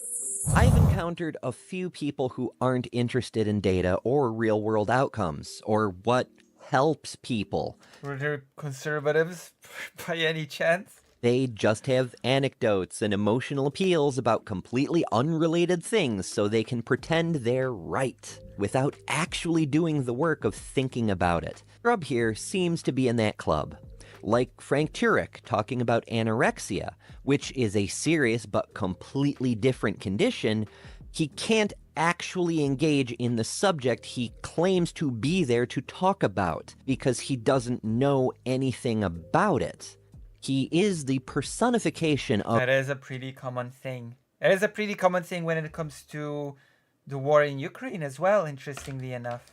Of Asimov's warning that some people think their uncritical vibes... Oh my gosh, Tairyu, thank you for the $15. Yay, more Lucy, more stream. That's right. Hello, Tairyu. How are you today? How are you? We're having quite a crowd tonight. 13 people in YouTube, and I have no clue how many people in the side chat, but there's an amount of people here. There are people here. They're all very happy to be here, I bet. But thank you. Are every bit as valid as an expert's well-researched knowledge. That is to say, this is a useful exercise in explaining why we shouldn't waste our time on what randos like Shrub think. But Shrub himself seems to have a lot of words for a man with absolutely nothing to say. I mean, that is also common. I mean, I'm not one to talk. I'm a woman that has a lot to say, but says very little. So yeah, I mean, you just yap constantly. You don't answer any questions directly. It's very frustrating to listen to. Damn, that is oh my gosh. Try and get this conversation back on the rails. So I understand. There are no rails. It's it's Trump goes on his long anecdote sprees. Just trust me. Do you think that her husband regrets her encouraging his wife? Dude, these anecdotes are brave and powerful, and they carry a strength and a wisdom that's awesome. And I, quite frankly, am in awe. But at the end of the day, when we're making medical decisions, we don't make it based on anecdotes. We make it based on stats. And you have no stats. You have nothing. All you have is your brave. So this is the person that is being harassed by the transphobe. Just reminding you. Anecdotes. Very snappy, very sarcastic, very nice. So brave. Well, so powerful. Maybe so touching, so compelling, so awe-inspiring. Emotional. Is not You to have lay that no off. logical reasoning capabilities. All you do is emotion, emotion, emotion. Oh no, I can feel understand, called like- out. Oh my gosh, I feel so called out by this. I'm a very emotional person. I don't have logic. I only have my emotions and my crying. Oh no. Oh gosh darn. He's emotional because, when you say things like, look, I'm a lot older than you, and so, I've got a lot of wisdom, and, Oh my god. You consider that I'm old? My favorite argument in the world. Have you considered that I'm actually very, very old? I know what's best, and you're going to live to regret it, and you should do what I think you should do. May do whatever That's not you what want. I'm saying at all. But, that's what you are. did say, right? But Yeah. the problem is that it rubs people the wrong way. And I guess what I'm trying to get through to you, and I don't know whether I have, is that on this particular issue, it looks like, even though many of us might be younger than you, it looks like, Yes. considering that we've looked at some of these studies and that there's a lot of people who, especially if you add all their ages together, But are studies as old as me? Are all these studies as old as I am? they're probably a lot older than you. There's a lot of experience out there about this, and it's not being done in a cavalier way. This is not just people trying something on. And you know what? You can have sex with a man and not be gay, and that's fine. You can try being trans and not be trans, and that's fine too. The people who are getting these surgeries, I think having sex with a man makes me very, very gay. Gay means happy, by the way. real. They're not doing this like, and statistically, I can say this because the stats bear it out. The science bears it out. From a scientific perspective, like in general, to a degree of scientific certainty, they're not doing this like because it's a fad or because it's cool. In fact, it's not cool. In fact, people pay quite high prices for doing this. But it is something which has such a massive effect It's pretty cool. on their health that the scientists and the doctors who've got more experience than you about this have made that. But are they older? How old are those doctors? Let's compare birth certificates. The standard of care. And I think what I'm trying to say is that, you know what? Look at the standard of care. Look at the people who are older than you, perhaps. And maybe the position that you're taking might be something that you might later regret. You can make whatever decision you want. He Uno reversed the position on him. Well, have you considered that there are people even older than you that have a different position than you? I envy how happy gay people are more happy than me. That is an interesting way to phrase it, Alec Kyle Parker. There's a lot to unpack there. Should I do it on stream? And I'm not going to stop you, but I'm just telling you, kind of, look, maybe let's talk to somebody who's a little wiser than you, and listen to them. Don't be so, don't be so cavalier. And because I think if you continue on this, sort of track, you might live to regret it. Does that seem reasonable? One additional of my own notes. Props to Mr. Anderson for throwing the maybe listen to people with more experience than you before you do something you might regret later thing back in his teeth. Nice. Wow. Nice. That is what we call an Uno reverse card. I'm Stephanie Helms, and I'm one of Ember's co-hosts on the Transpositions. I'm 70 and a half years old. I've never heard of this creator either. We're just learning so much about content creators that we've never known before. Interesting. I reckon I might be just a teensy bit older than the gentleman that Mr. Anderson and Ember have been talking about. I had genital reconstructive surgery in 2002. It was the easiest hard thing I ever did. The fellow who Mr. Anderson was speaking to just wants to make medical decisions for other people, it seems. You know this person? You know this person? Incredible arrogance is what made my blood boil the first time I listened to your interaction. Transpositions, that name actually does sound familiar to me. So, whoever you are that's intent on telling the youngsters to get off your lawn, you can get off mine and leave my good trans children alone. Here's a short list of medical organizations that have published statements that they have all independently confirmed through peer-reviewed studies and decades of research that providing gender-affirming care is the best and the only effective treatment program for transgender people. The American Academy of Child and Adolescent Psychiatry, the American Academy of Dermatology, the American Academy of Family Physicians, the American Academy of Nursing, Pretty established at this point, yeah. the American Academy of Pediatrics, the American Academy of Physician Assistants. Oh, so it's all American. Well, you know what? I think spreading gender-affirming care is just spreading American imperialism. That is why you only see American in these names. Bam. Got 'em. What do you have to say to that?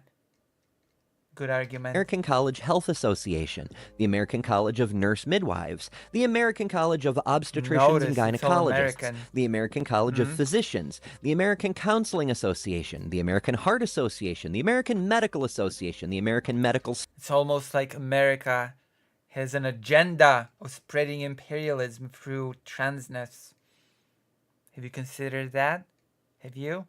Student Association, the American Nurses Association, the American Osteopathic Association, the American Psychiatric Association, the American Psychological Association, the American Public Health Association, the American Society of Plastic Surgeons, the Endocrine Society, the Federation of Pediatric Organizations, GLMA, Health Professionals Advancing LGBTQ Equality, the National Association of Nurse Practitioners in Women's Health, the National Association of Social Workers, the National Commission on Correctional Health Care, the Pediatric Endocrine Society, the Society for Adolescent Health and Medicine, the World Medical Association, and, of course, the World Professional Association for Transgender Health. I could go on and list all the other numerous national health organizations in other countries who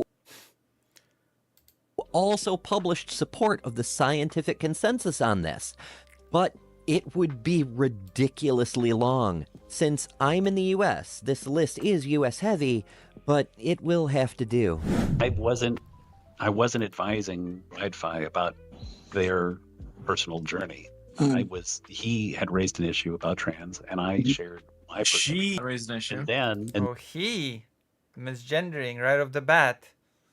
Misgendering is a clear sort of indicator of where a person stands, in my opinion. Then this turned into, well, you know, what should I guess what you guys might call an objective standard or the law be? And I am not in a policy-making position in the United States, and I'm not. Thank God for a change in policy. But if you ask me why I believe what I believe, I'm going to tell you why I believe what I believe. I'm not offended. I'm happy that you told me what you believe. Because I've worked in medicine since 2000. Lie. You are a liar. I've worked in medicine as an accountant. That does not count as working in medicine. Liar, you're an accountant. You do not work in medicine. You are an accountant. Yes, I do. You do not work in medicine. You are such a liar. I am not. You are not a medical professional. You're not a clinician. You have no clinical experience at all. You are an accountant. I work in. You're an accountant that LARPs as a doctor. I didn't. How do you do that? How do you LARP as a doctor, as an accountant?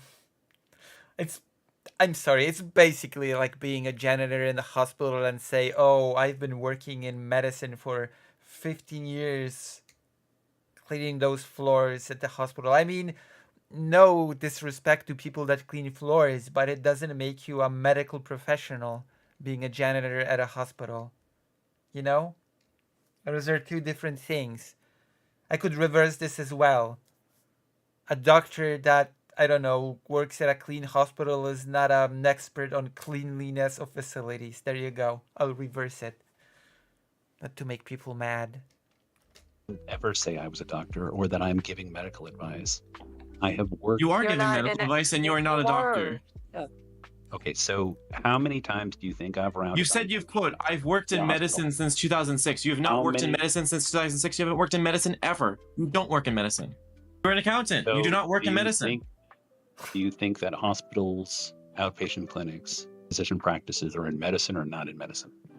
How about this? You don't work in medicine. How about this? Can a lawyer that Would you say that as a result of this conversation, perhaps maybe that I'm in civil yeah, engineering and concrete in your mind, and I yeah, don't actually work in medicine, and I'm lying out of my ass, and I've never set foot in a hospital, and I don't work for a physician practice, and I don't talk to people about care all the time, and I haven't visited and rounded on patients in hospitals. I haven't had to go through risk management scenarios about patients with the risk management people, and I haven't had a chance to see statistics of negative outcomes is as this they an attempt at sarcasm? impact our loss ratios for our malpractice insurance. And maybe I don't know a damn thing. Maybe you're right. Maybe you're right. I used to work in repossession. I was one of the best in the country, in fact. The company I worked for won national awards year after year, and my team brought in the lion's share of recovered units. Night after night, I'd run into people who were friends with a police officer, or had a brother-in-law who is a lawyer, or even were an attorney themselves but practiced family law or something. Every single one of those types said, "I know the law," and justified it by simply being associated with someone vaguely related to the field. True. Night after night, I'd leave That's with what I do. That's what I do all the time. their car in tow. I love doing it. Because it... And I'm going to continue doing it as well. That's why you watch me. That's why you watch this stream. To watch me pretend that I know things based on my vague acquaintances, you know? I'm vaguely acquainted to this person that does this thing, which means I'm an expert in it. Turns out, expertise cannot be obtained by osmosis or proximity. They did not. Yeah, it can. Of course. I actually wrote a joke about a dropout med school student because they were appointed Secretary of Defense. Said they were going to get an online history PhD and open up their own medical practice. In fact, know the law, and when they forced the issue, they lost. Being an accountant does not make Shrub basically the same as a doctor. I wouldn't trust him to do an It's basically the same. You don't have to be nitpicky, see? You don't have to be pedantic. Nobody likes pedantic people, okay? Nobody likes nitpicking. Don't do it. An accountant is basically a doctor. Nobody says an accountant is exactly the same thing as a doctor. They say basically. Don't be a nitpicker, okay? Don't be a pedant. emergency tracheotomy or to stitch up a cut. Just like I wouldn't trust the doctor he worked for to do my taxes. He may work in an office with an accountant, but that doesn't make him one. If it did, the doctor wouldn't need Shrub, now would he? Yeah. Would you say that is it fair to say that as given the Wait, hold on. That's a good point, actually. If an accountant is basically a doctor, then by the same token, since the doctor works at the same facility as the accountant, and I'm about to blow your minds. A doctor is basically an accountant.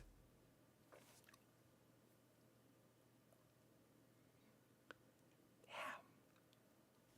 That's incredible.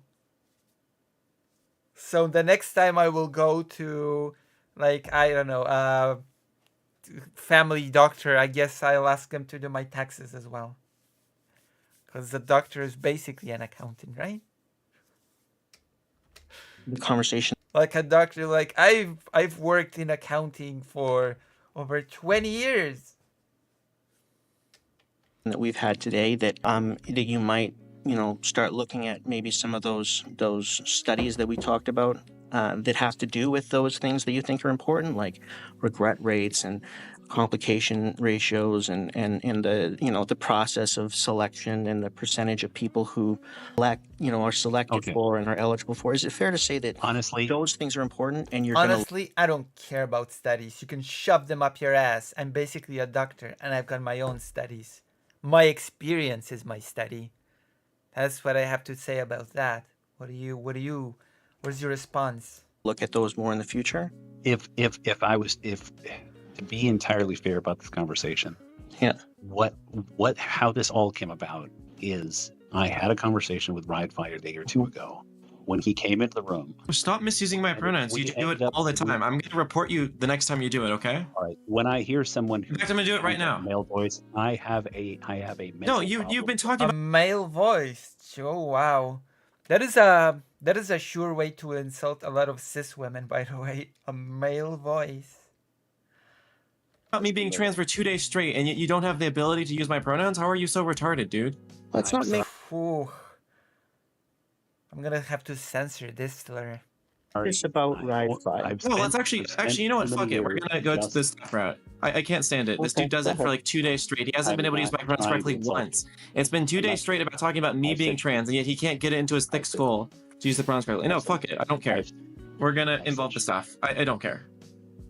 Well, I'm not trying to. In fact, I think the room should disband this guy. He's such a piece of shit. Fantastic. He comes on here. He tries loitering around the abortion clinic. He basically, he's like, "Oh, you're gonna regret your decision. You shouldn't be." Oh gosh, this person just actually goes to abortion clinics.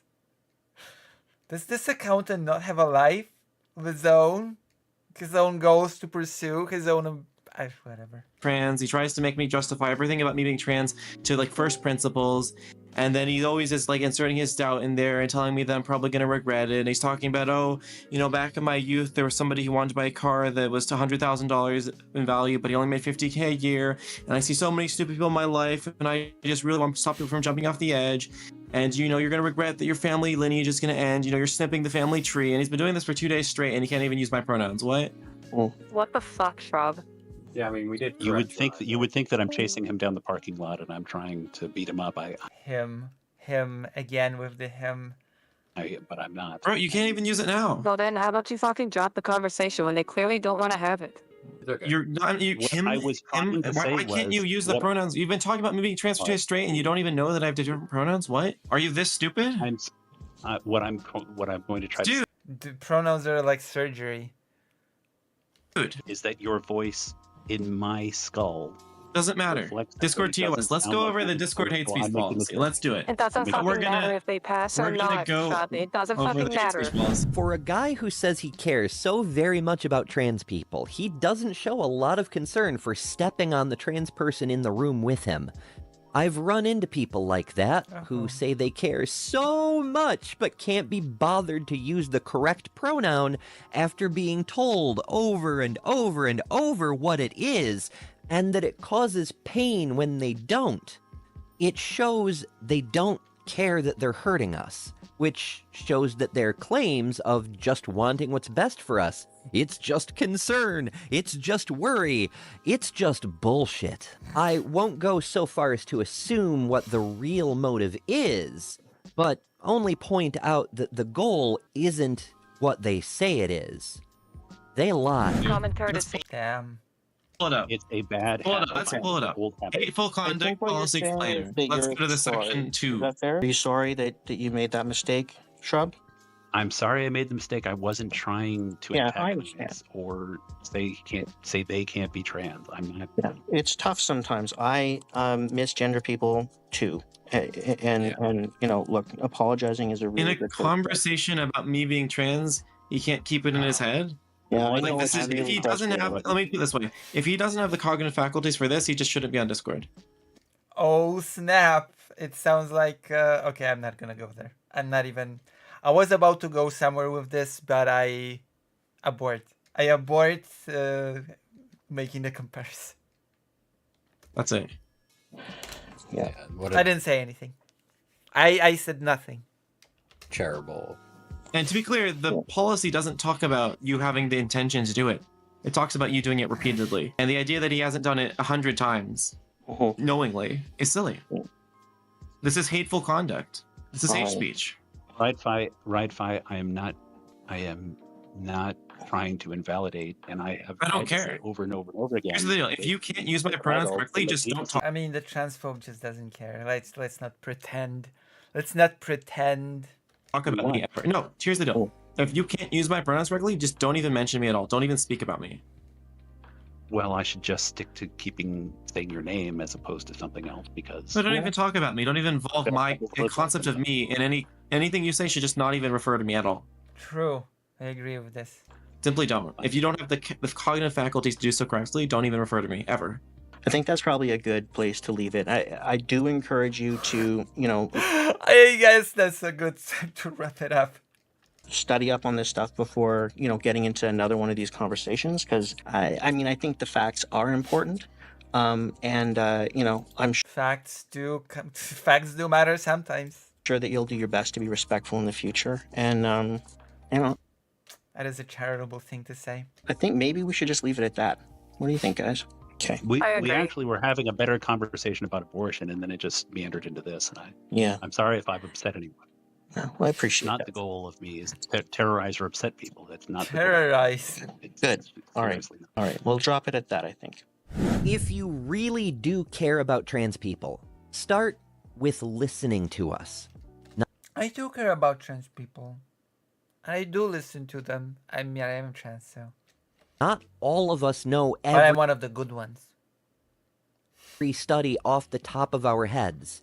It's not our job to educate every person who can't be bothered to Google this subject that has nothing to do with them, yet they care so deeply about.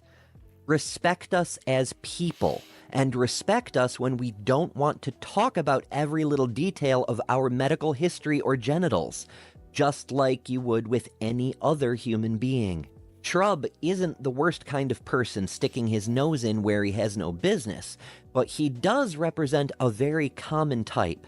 So, being aware of how to handle him, how to stand up to people like him without causing unintended harm, that's a good step to being a better ally. That's a good rule in general. When you see somebody harassing a trans person about pretend medical science or philosophy or any other crock of shit, maybe gently, or not so gently, let them know that acting like that isn't welcome in your presence. I agree, Amber. That's what I've tried to do here. And you know what? I hope that I did a good job. Anybody who wants to criticize the approach that I took and whether or not I'm, being a good ally and trying to and effectively stand. Is Mr. Anderson a good ally? Write in the chat. What is what server? I have no clue. What do you think how would I know? How would I know just based on this? Maybe it's in the no. I don't know. Standing up for the people that I value, please let me know in the comments. So is Mr. Anderson a good ally? Did he do a good job debating the transfo? Because we can all do better, and we should all try. Thanks once again to Amber for being on the show, and I'll see you guys next time. Excellent. Thanks to Mr. Anderson for taking on these hard case offenders and helping to clean up these mean streets of the internet. Oh, and just one more thing. Subscribe. True. Do subscribe. So that was it. We've met a new content creator. A brand new content creator that none of us have ever heard about before. Or of. And this content creator just had a debate. Well, not just now. It's a video. But this content creator had a debate. How did we like what just happened? Are you willing to give this content creator a chance based on what you've just seen? Is this something that you're interested in? Do you think that this content creator represents trans interests in a good way?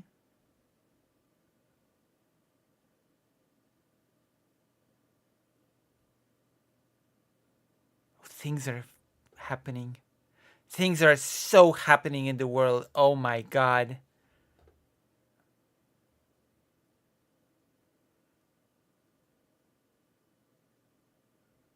Things are so happening.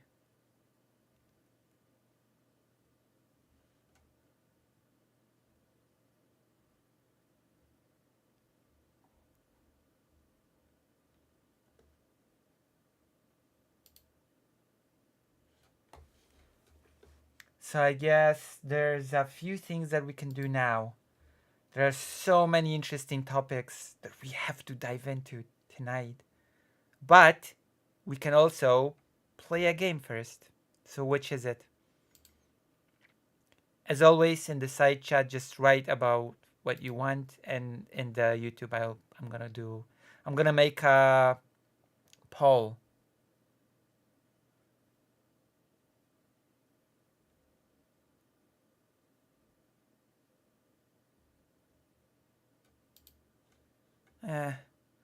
I'm not fussing about the labeling. So we do game. What's the name of the game? What was the Isolis, Bisolis, Frinsolis? Got very low memory.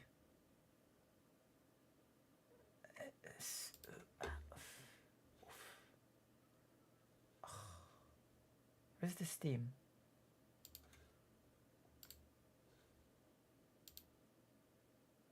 Where's Steam? Where's Steam proper? Signalis. Signalis on easy. Jesus.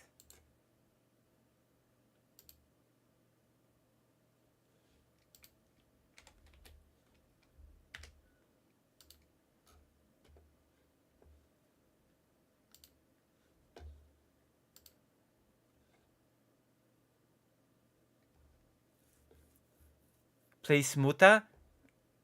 I think someone gave it to me. Maybe next time. Game Signalis on easy. Segment. Oh my god. Segment.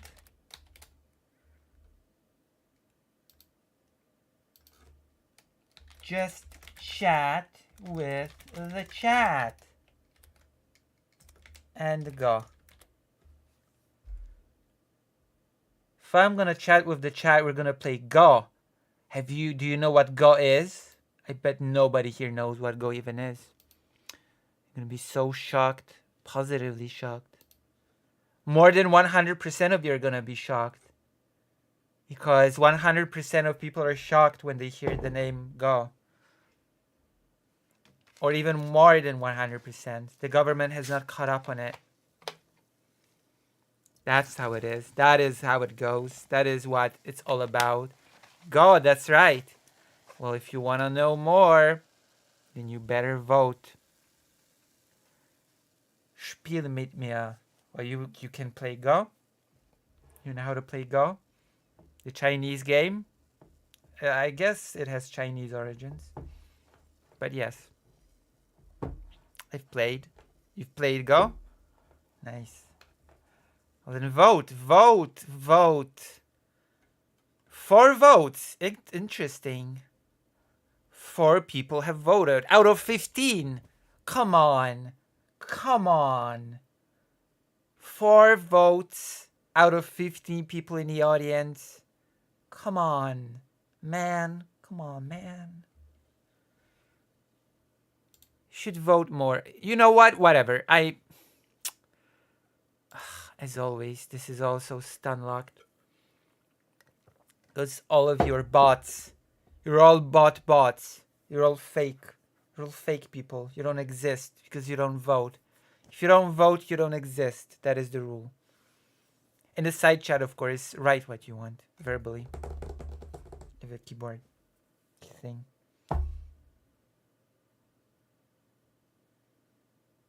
Game. Lucy's Sneeko arc. Wait, what? What does that mean? What the hell is that supposed to mean? Lucy's Sneeko arc. I have no clue what that means. Does Sneeko say that if you don't vote, then you don't exist? Oh, okay. That's true. You're all bots. You're all bots. Sneeko has an ugly face. I'm not gonna comment on anybody's face. I'm sorry. Not with this face. A person with this face does not deserve to comment on anybody's face. I'm sorry. It's just a fact of the matter. I'm in no position to comment on anybody's face. Sad as it is, I would love to comment on people's faces, but I can't. Because I realize people may comment back on my face. What's wrong with your face? Is this a Red Letter Media reference? What's wrong with your face? It's an ugly face. It's an ugly face. That's what's wrong with my face.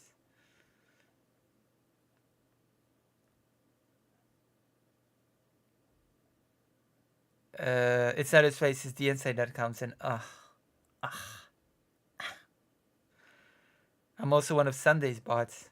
Adventurous Amish should join the page. Would you do that for me, Adventurous Amish? Would you join the page? I'm not so sure about that.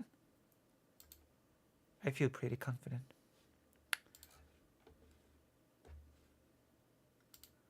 Okay, 6 votes. Nice. 6 votes on signalis. So I guess we're doing signalis on easy. And in the meantime, I'm gonna talk to you. Worms. I didn't know I had worms. I totally forget that worms even existed as a game. My smile lights up the room? No. No, it doesn't. Gosh. Totally forgot that Worms was even a game. How many of you know what Worms is? That's a good question. Now that's a test of character. How many of you know the game Worms and what it's about? Yes, Adventurous Amish, exactly like that. And now I have to shamelessly tell you to stop being white by pressing the subscribe button. I highly recommend it. If I smile and wink like this, will you subscribe? Will you decide to support your favorite streamer, which is me, your new favorite streamer? Hopefully, that's me. Oh, I have to turn off Clip Studio. Oh no, my taxes folder with my drawings. You got me. I've accidentally shown my taxes folder. It's over now. Okay. Whew. We've done it. Where's the gamepad? Okay. Classic Lucy Charm? I don't know what you mean.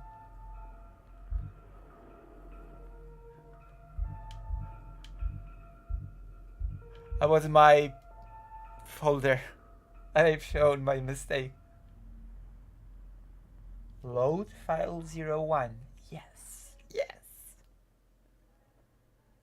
I'll still support you. You will? You'll subscribe? Will you not be white? Is that a promise? You're making me? Commitment? Wait, what's this? I should actually put something away. Let's go to the box. I'm so excited that I can actually see things in this game now. That is a very exciting development actually. That happened due to me adjusting the brightness of the game. Who knew that if the game is too dark you won't be able to see anything? Who knew that would happen?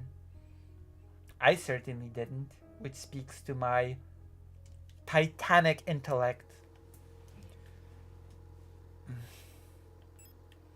Okay, I totally don't remember where I'm supposed to go now. I totally don't remember what I'm supposed to do now. Owl key. I swear there was a place I don't remember where you're supposed to use the owl key. But I suppose that's okay, right?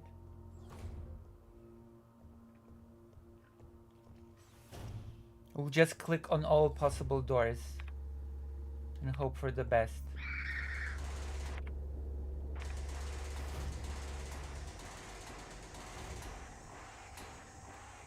This is a safe for word stream, so you're not getting any of that.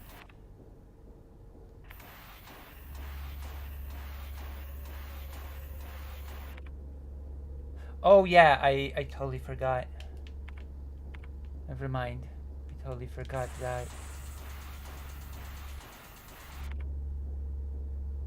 Or am I? Wait, have I not been here before?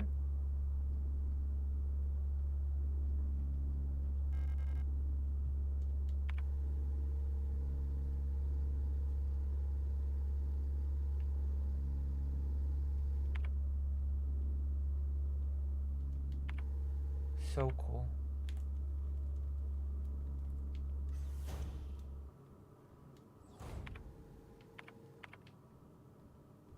I can run. Wow. I think we're going to the right place now. We're stealthing. Whoa! I said that and then I screwed up right away. Oh, this is the alt key, right? Yes! I'm a genius! I'm a genius. I'm so smart. I have a big, big brain on really broad shoulders, which is not that good, but you know, it is what it is. We all play with the cards that we're dealt with or something.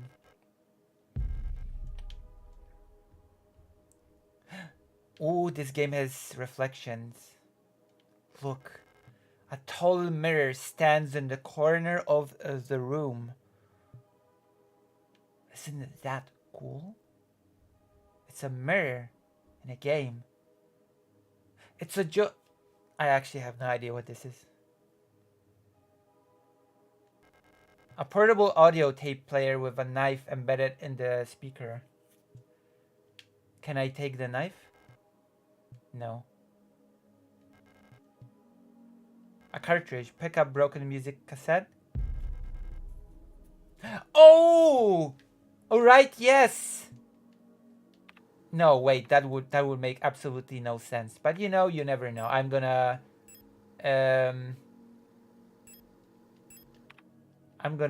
fix the cassette with tape. Wait. Oh, that worked. Oh, that actually used to be a thing. I forgot. People actually used to repair tape like this. I totally forgot. I totally forgot that it's actually a thing people used to do in real life.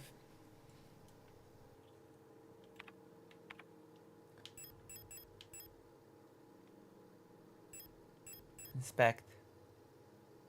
Muy bien. Muy bien. Super muy bien. I think.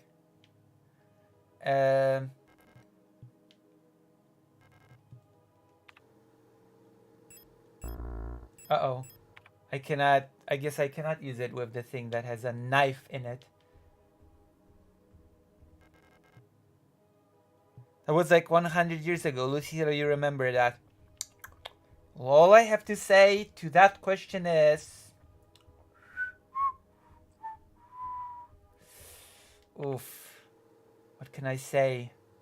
I am old. I am old, decrepit, and ugly. That is what I have to say about that. That is all I have to say about that topic. You forced my hand. You forced me to say it. I didn't want to. And you forced me. You forced me to admit that I'm old and ugly. You're not ugly, you see? Oh, thank you, Chaotic King. Thank you. I think you're objective because you're very rarely here, so you have no parasocial attachment to me. Which means that you must be correct on this.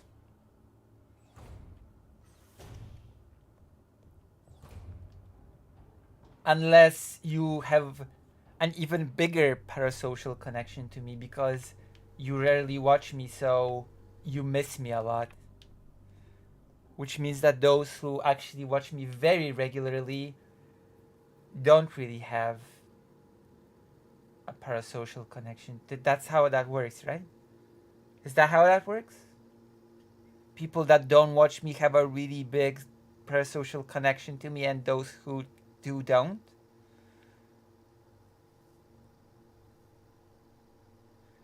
Maybe I be rarely here, but I still Still what?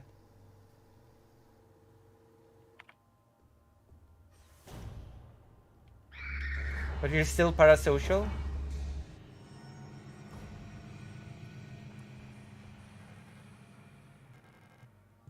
Administrator's key.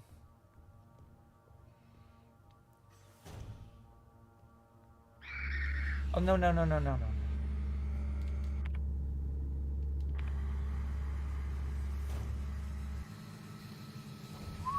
So dark.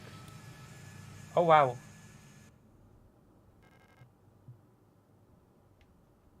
The eagle key.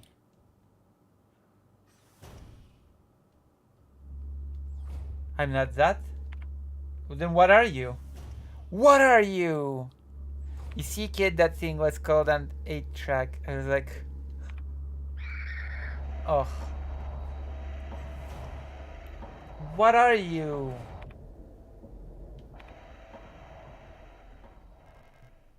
Library keys. So many keys. Oh my gosh.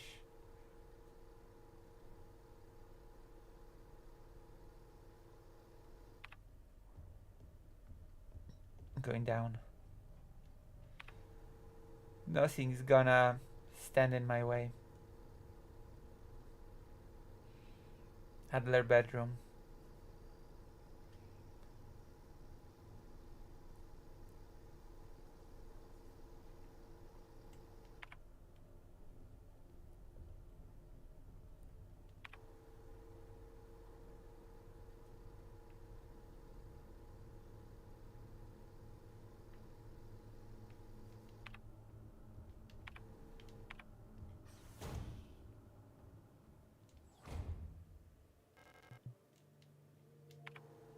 Wait, where do I use the cassette?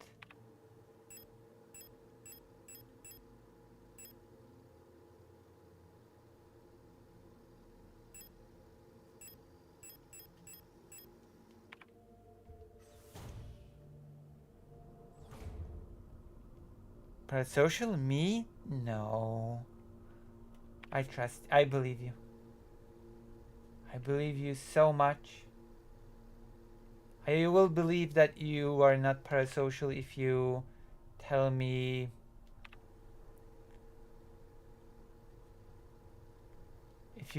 where the cassette player is. Then I will trust that you are not parasocial. It's a test of character for being not parasocial.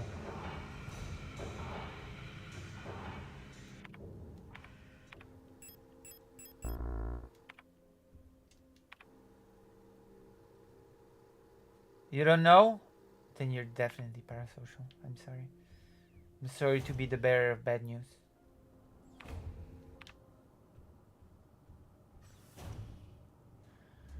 So Lucy, by the time you finish this game at the end of the year, what's the amount needed for a Left 4 Dead 2 stream? End of the year? What the hell? Are you kidding me? It's so long till the end of the year. That's not funny. Left 4 Dead 2? Should I give some ridiculous amount of... $50. $50. I'll play Left 4 Dead. Actually, let me actually even check if I have the game, okay? I might have to actually buy it. So, store Left 4 Dead 2. It's actually pretty cheap. Costs like $10. So that means $50, okay? Because that includes the $10 that I need to buy it. It's actually a bit more then.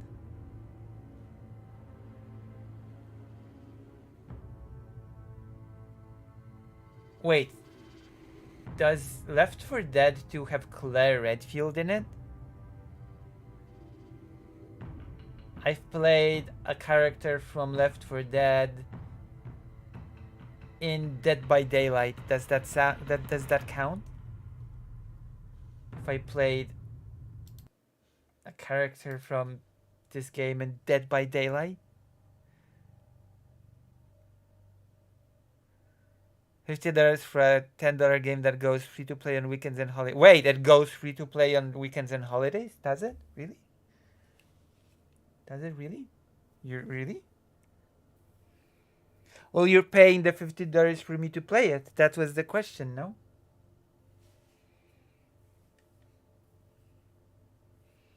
You said how much for you to play it from beginning to end. I gotta go, Lucy. I'm so sorry. It's okay. You're still my favorite parasocial viewer.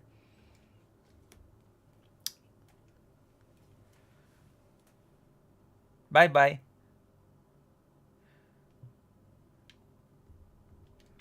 Still my favorite parasocial viewer. Okay, what do I do?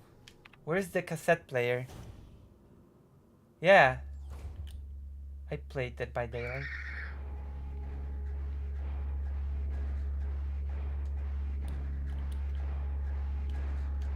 Wait, where's my gun? Did I get rid of the gun? Was I silly enough to put away the gun? Did I actually put away the gun?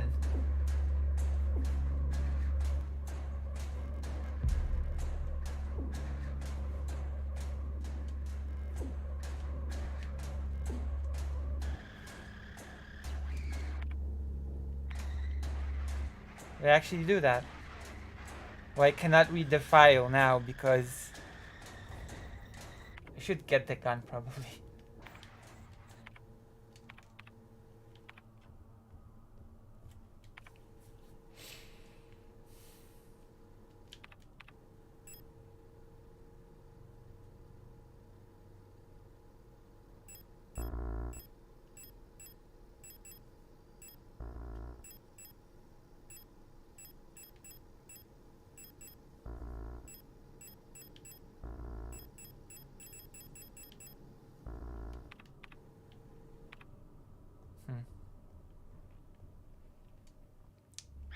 I have to find the...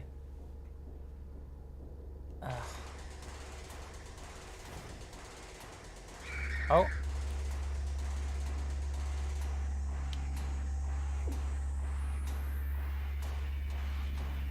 I'm stuck without a gun.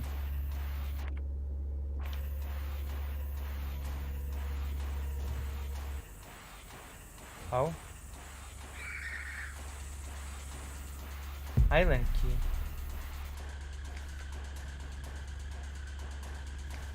One of the Colibris has hold herself in the management office on the 7th floor. I've seen her and her illusion sitting inside the room crying. Which one's the real one? I've already solved this. I think it's because that painting there. Whenever I was close to her, I felt like my mind was being assaulted by the image of that island. The sensation was strong enough to make me hurl. Is there a way to neutralize the transmission? Maybe some sort of feedback loop of the frequency? See, you had to do the right frequency or whatever. Just gonna use the spray. Wait, did I not pick the spray?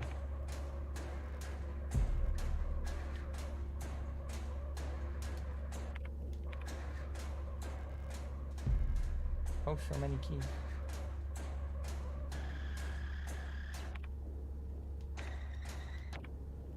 Okay, I so need to...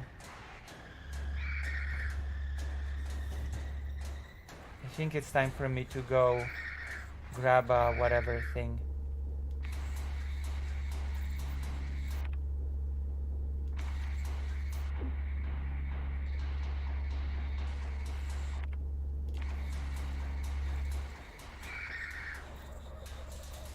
I think a stun rod is not enough. Where's the save point? Oh, here we go. No, it's not. Where's the save point? I'm about to die here. In obscurity.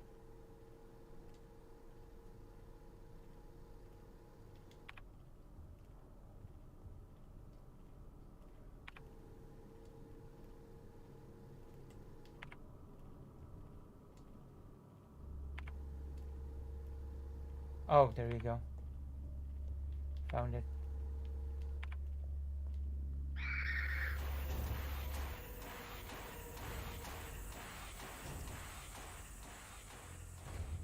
So I should take out the gun.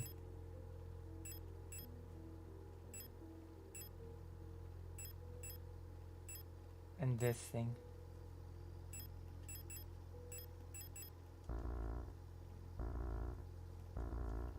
Wait, I don't have any more what? Oh my gosh.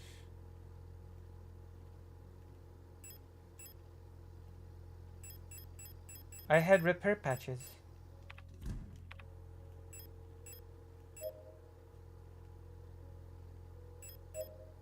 I didn't just use those. Try key on the box?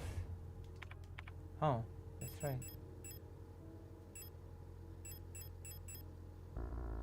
No, that's not right.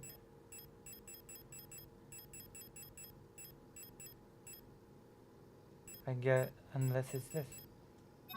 Ooh. Revolver, a short barrel double action. Damn! Alright. But now we're going to use the... I'm gonna use the revolver. Alright, let's do this.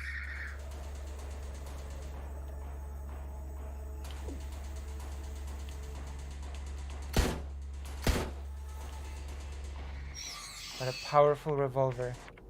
Revolver Ocelot. Let's use the key.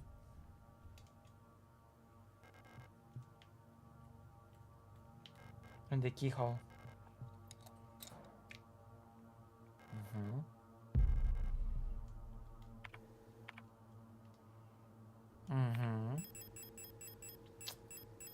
This is the workshop key. Wait, where is the workshop key? I don't see it anywhere. Oh. On the 6th floor. Thank God. Thank God for once the game just outright tells me where I should go.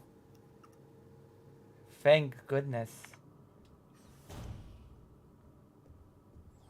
Wow. Does not happen often. See, maybe I will finish this game before the end of the year. Uh-oh.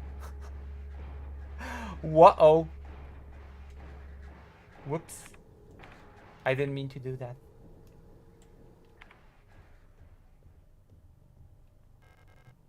Oh, library key.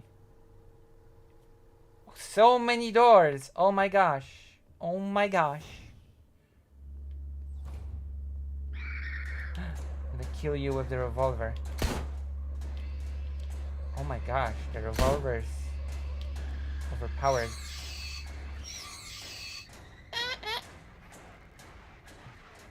Broom, broom, broom key. So many keys. No, I'm not. Am I? Oh, I am. Jesus. You're right. As always. I've been wasting time. 7. Wait, why am I still on 8? Shouldn't I be on... What? What is the numbering of these floors? Oh, did it go in reverse? That's silly.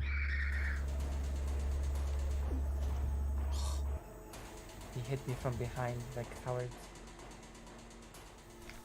Replica known issues part 2. Previous experience with these replica models have given us insight into the irregularities in their behavior that stem from the original neural patterns used for these units. Due to the sensitive nature of this information, this document should be destroyed after reading. Despite their normally laid-back demeanor, stars have a strong internal hierarchy, which is important to take into consideration when promoting units to officers. Not promoting a respected unit or promoting a unit low in status can lead to friction within dorms. Stars will occasionally develop in-group rules involving physical punishments. It is recommended to allow some officers to own military weapons as fetish objects to stabilize their persona. Oh. Starch units initially have a short temper. Training them in patience early after deployment is key, as their neural pattern is less stable than other models. Failing to do so may yield an extremely volatile personality prone to cruelty and violence. A common strategy is pairing them closely with an older star unit. Stark's persona stabilizes by showering or bathing. Books on history or mythology work as well as fetish objects. History makes you calm, is what we're learning.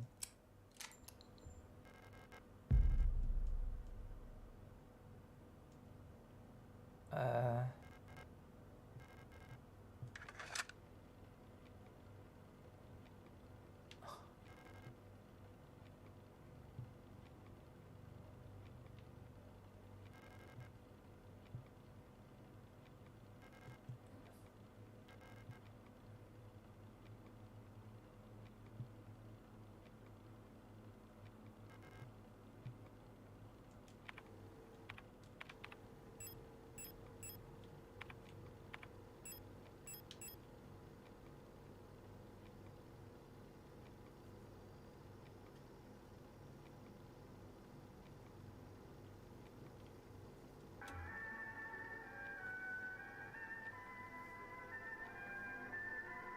Very nice music. I'm not sure what this has given me, but what have we achieved? What is it that we've achieved exactly?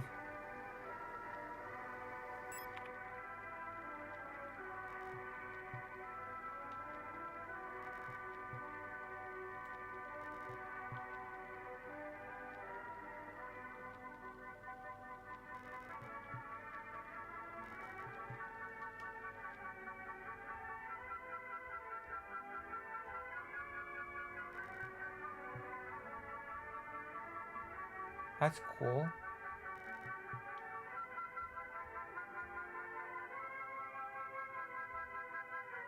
I don't know.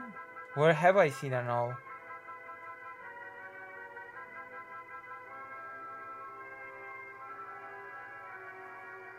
Where have I seen an owl?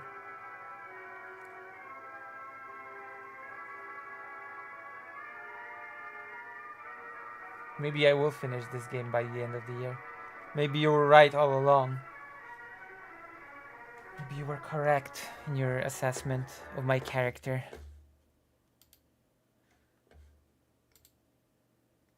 More than correct. You got me pegged. Wait, pegged? I don't think that's what I wanted to say. Maybe someone is holding one? That still does not tell me anything. Just tell me where to go.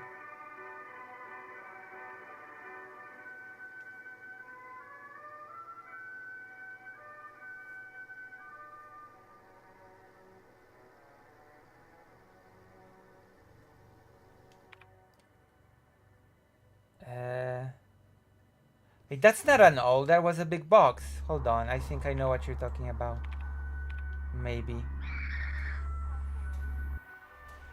Maybe I know what you're talking about.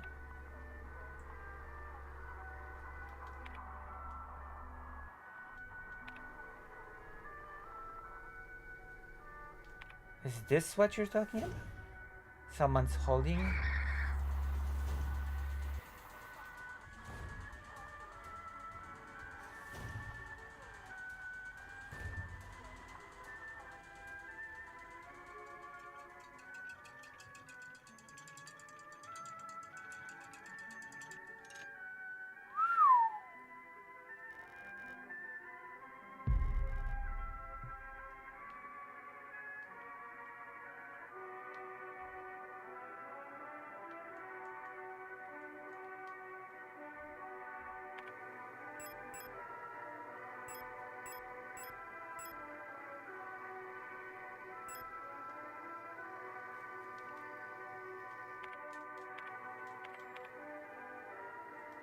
Can I turn off the music now?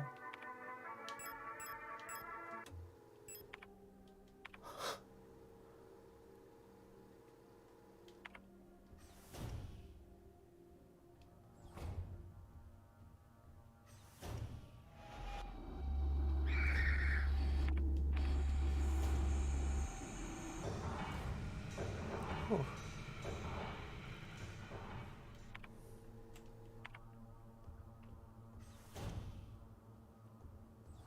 It's the key that I need, right? Oh, I knew it. I knew it all along. I completely did not come here blind. Previous experience with these replica models has given us insight into irregularities in their behavior that stem from the original neutral patterns used for these units. Due to the sensitive nature of this information, this document should be destroyed after reading. Eulis tend to form large groups and like to sing and dance, as the original neural pattern for this unit was a ballet dancer. Persona degradation can be easily prevented in this unit by making sure they have access to music, so tape players or musical instruments. Always place at least one mirror in Yule dorms, as they have a strong urge to check their own appearance at regular intervals. Yule's persona stabilizes by keeping a tidy appearance and through regular social interactions. Yules will often organize in groups of roughly 10 units and give each other themed nicknames. Even though they may seem like quite simpletons, do not underestimate Aras.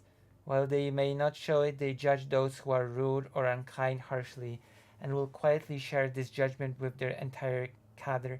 Aras get along best with Yules, who tend to be patient and friendly, and have a latent talent for reading Aras' expressionless faces. In many facilities, Aras will construct service tunnels accessible only to them, often under floors and in walls. Unstable units may retreat into these tunnels. It is not recommended to attempt to retrieve them. Ara personas can be best stabilized by allowing them access to plants to take care of, ideally colorful flowers or trees. Trees inside a facility.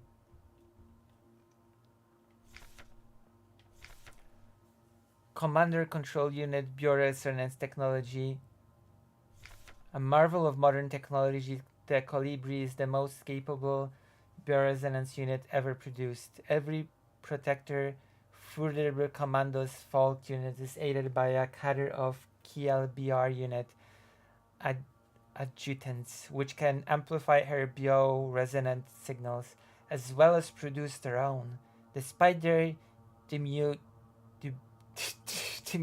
build, Colibris are one of the most effective protectors units. Able to directly influence the minds of replicas and gestalts, extract information non-verbally, and communicate among themselves instantly in the full bandwidth of the senses. The Calibri's resonance is the closest recreation of a true hive mind.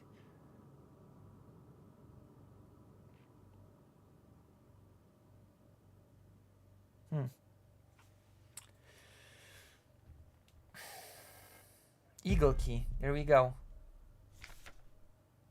Okay, I'm gonna go to the toilet real quick because, this is your chance to invite your friends and colleagues to this stream. Let's get the high numbers.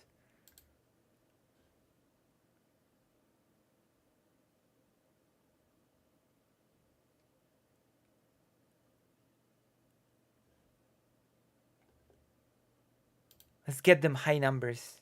I gotta be right back.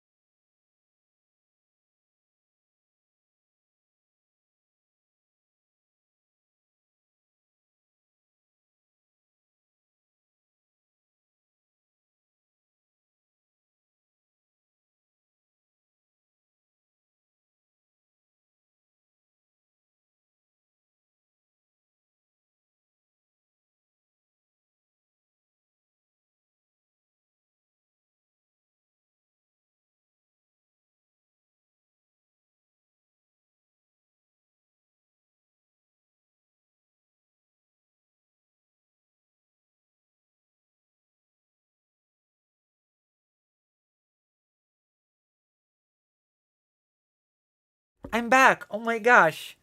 People are leaving the stream. More people were supposed to come, not leave. Oh my gosh. I'm so disappointed in you. And by you, I mean the people that are already not here, not you. You, I'm happy with because you're still here. But to all of you that left, I am very disappointed. And that is the truth. That is the reality of the situation.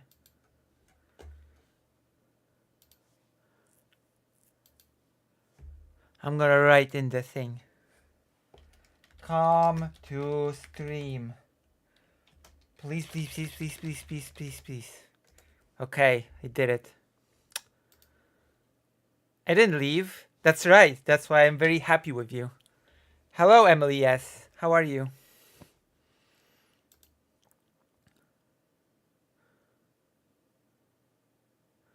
Yay!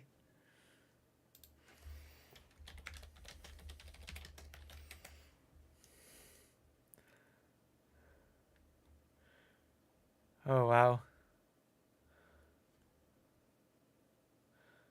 I'm gonna reply.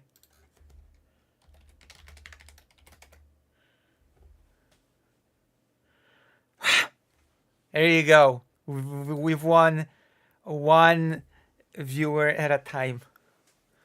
I'm okay. I'm pretty okay. I'm pretty sure I'm okay. Yes, I've been doing a lot of stuff. A lot of stuff, at least for me. For me, what I'm doing is a lot of stuff. So doing something is more than nothing, which is a lot of stuff compared to doing nothing, is what I'm saying. Yes. Yes, indeed. It is a fact of life that doing more than zero is a lot. Somehow. Oof.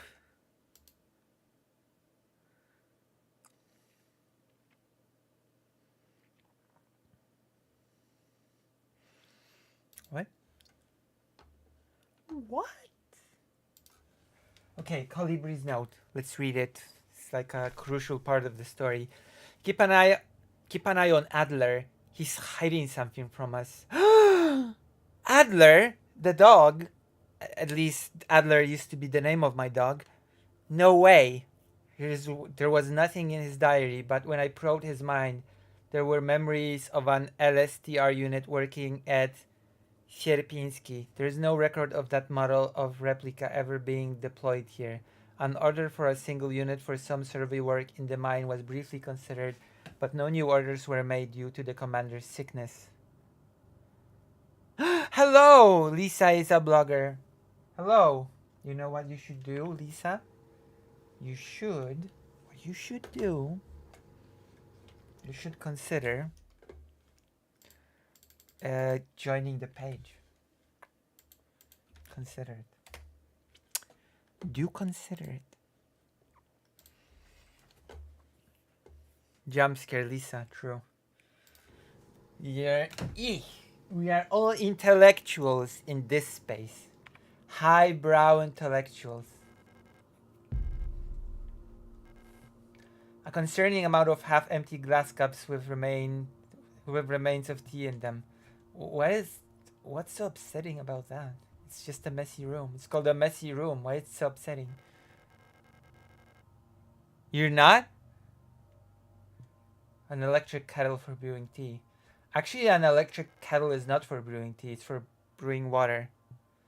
You can make a lot of other things rather than just tea with it. You can make coffee, for one. See? I have no...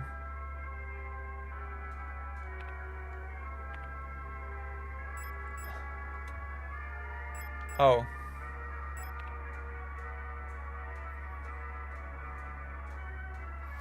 Warum bist du hier?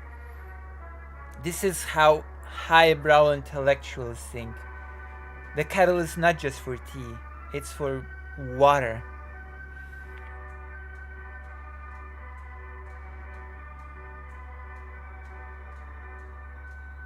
What was that frequency?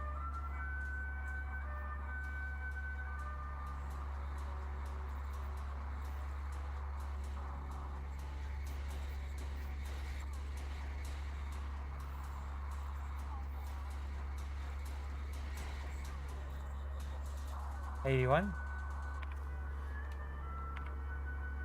No, no, not yet. Not yet. Are you waiting for the politics? I've done a reaction to a debate.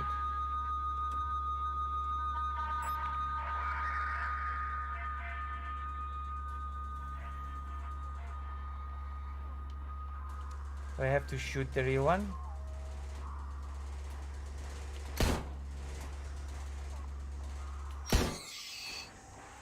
Oh.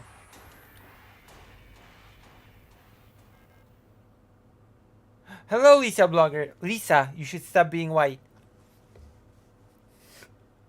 This is how I get him. I get him to join the page and then I ask him to stop being white. Because being white is in fact a sin against God.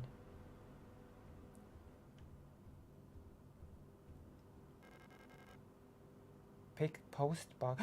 Yes! Oh my gosh, I've been waiting for this my whole life. I've been waiting. I've been lying in wait for this.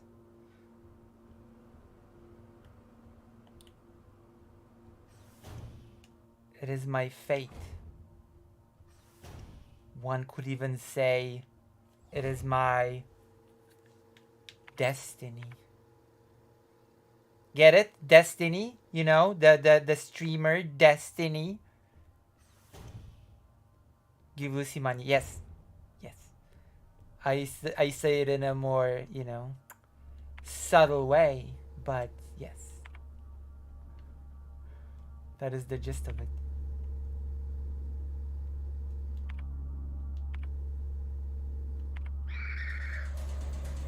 Uh-oh.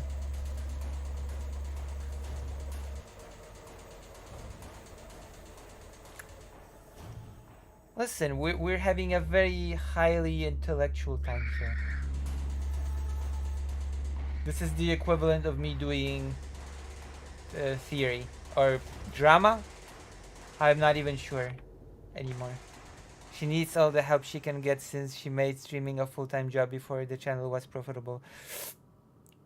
True, I guess. Listen, that feels like you're that feels like you're taking a jab at me, actually. Oh my gosh. That actually feels like a sarcastic jab. Dr. Jones, are you being sarcastic towards me right now? Hmm? Is that sarcasm that I sense?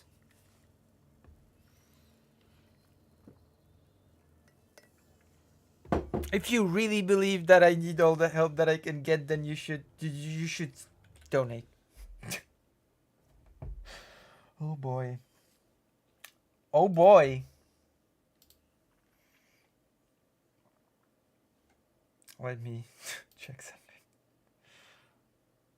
Oh, you should also comment under my videos.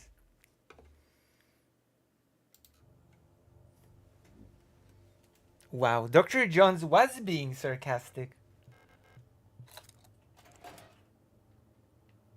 That's so mean. That's so mean, Dr. Jones. Pick up library key. I mean, the only reason why this is working because the exchange rate is in her favor.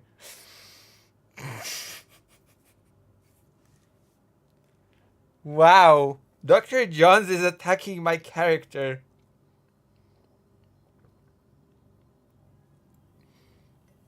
I feel personally persecuted by Dr. Jones here.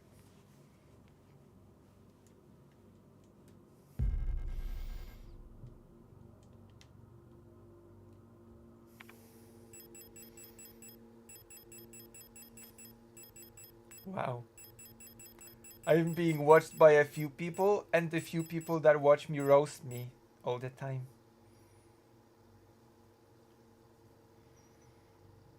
I'm probably subbed on different connection because my $500 Lucy bucks did debit out and wasn't returned. Oh, nice. Thank you. Jesus. I don't know. I don't know how to feel now. No, I'm sad. Because it's all true.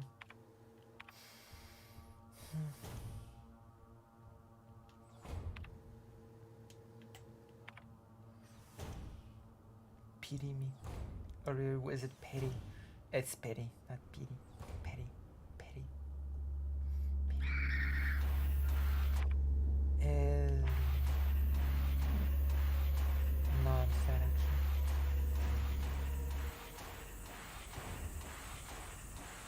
Eight.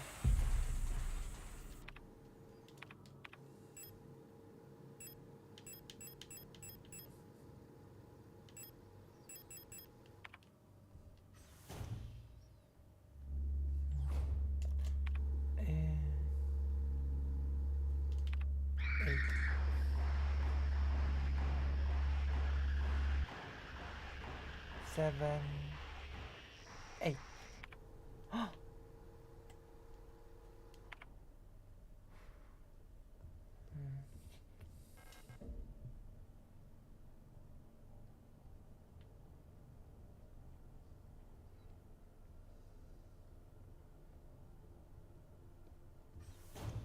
Maybe, but it's still true. It's still true.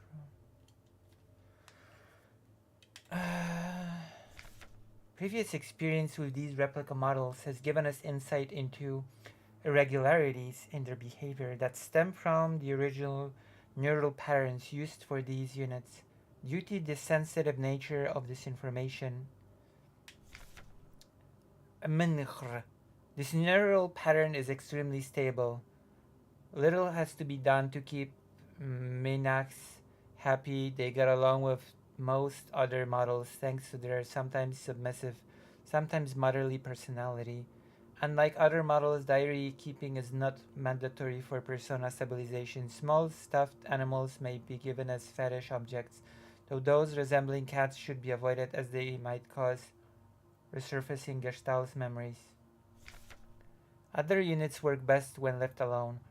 They do not mix well with their own type. They will usually become very emotionally dependent on their commander. Adlers are very susceptible to bioresonant suggestion, making them fairly easy to control. However, they become bored very easily and may need new fetish objects at regular intervals for stabilization.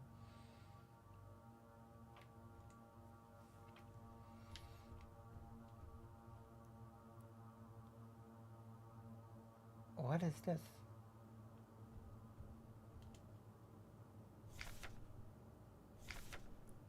Okay, we don't have to read this again. Great care should be given to colibris. Their natural neural patterns are very unstable, and their bioresonance module makes them very susceptible to influence from others. Like most bioresonant individuals, colibris will often subconsciously create an emotional feedback loop, imitating and then broadcasting these emotions of those around them, acting as a sort of amplifier. While they are trained to recognize and disengage this behavior, already unstable units can sometimes spiral into persona degenerations. Degeneration. Due to their bioresonant connection, neural pattern development in colibris varies less than in other models. The constant exchange of memories and emotions between units of a cadre acts as a safety net that buffers extreme changes. However, once a majority of units in a cadre degrade, they will drag remaining units down with them. Because of this, it is important to decommission Colibri units instantly when they begin to degrade. For persona stabilization, Colibris should have access to a well-stocked library. Oh, so basically my room.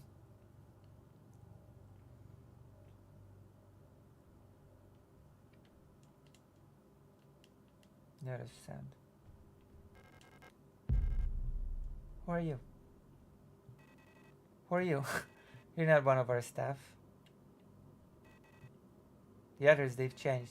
We no longer sing in unison. What happened to your legs? Do you not have legs? I used to be able to see into their minds. We were as one. Together we guided them all. But now I can't understand their thoughts anymore. I've never been so alone before. They're still together and I am here outside and they won't let me in. I cannot stand their song anymore. This is the only place where I don't have to hear them. This is the only place I'm safe. I can't go on like this. I wish I had become like the others too. At least then I wouldn't be alone. I hate this. I hate this. I hate it, I hate it, I hate it. There is a puzzle. I have no clue what to do. Oh.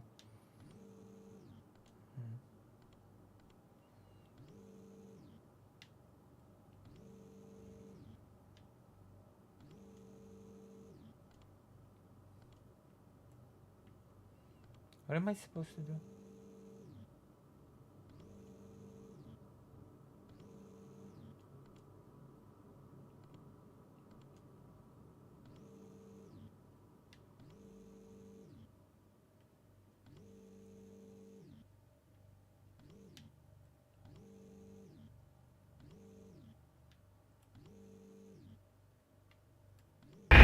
Oh, Barry! Thank you for the $5. Here's 1953 Paris water for you, Lucy. Thank you. That feels like another job. Doing the change to the Polish currency. It feels like another job at me. What? Thank you. Oh my gosh. Wow. What am I supposed to do here?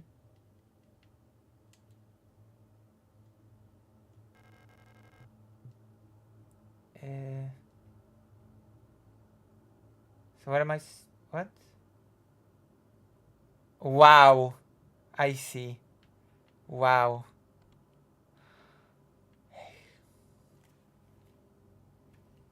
If I cry on stream, it's gonna be your fault. I warn you, I'm a big crier.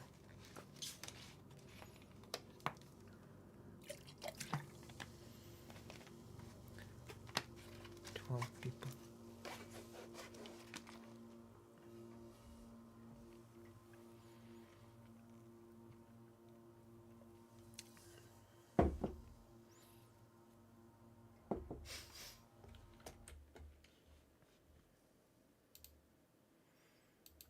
Being bullied.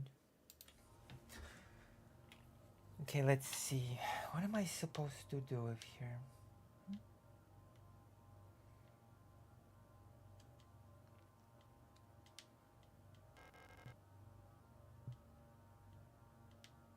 What am I aligning?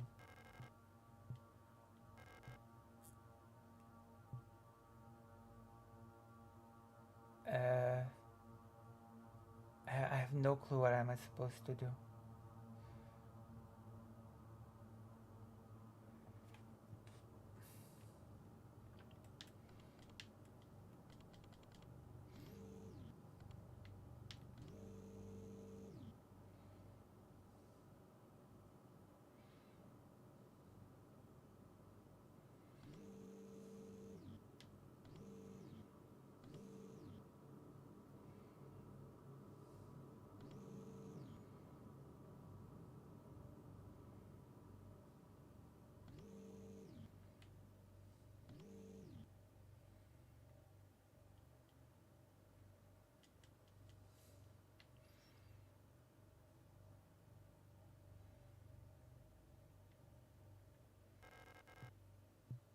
Obstacle detected? Oh.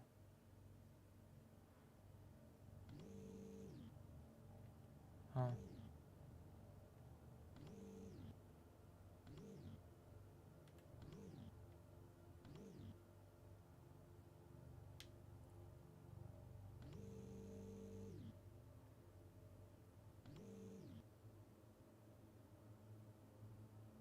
Wait, so what am I?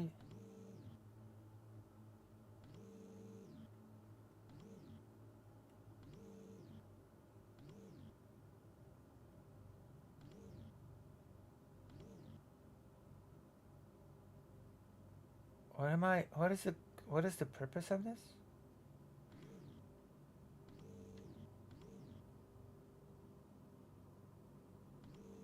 Am I supposed to put it in a place where there's no but it's impossible. Hold on.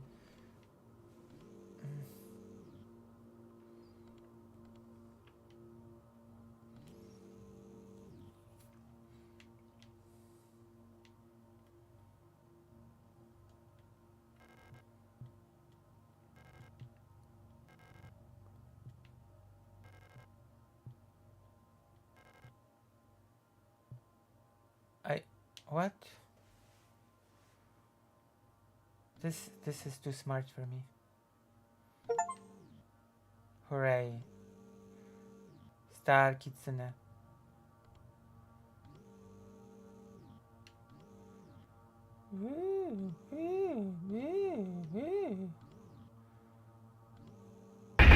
Oh, Barry!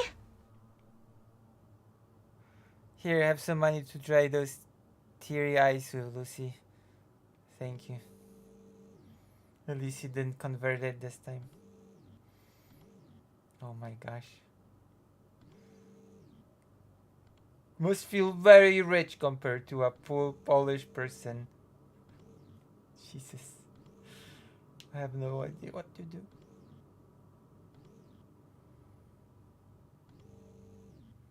This puzzle has defeated me.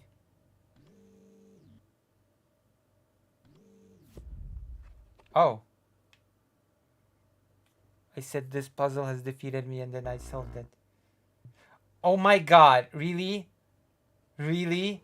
Actually, seriously? Actually, seriously. I'm using this up. Do I have to do the puzzle again? No, thank god.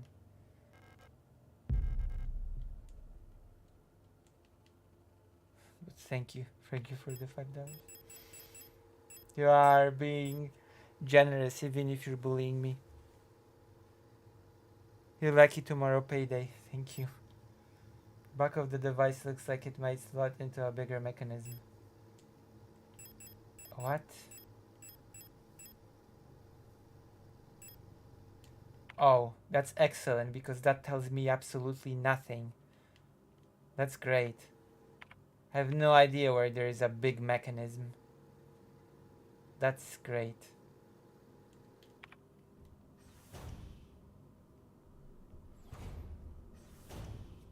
Thank you, Dr. Jones. Maybe this is the bigger mechanism. No. Have I seen any big mechanisms anywhere?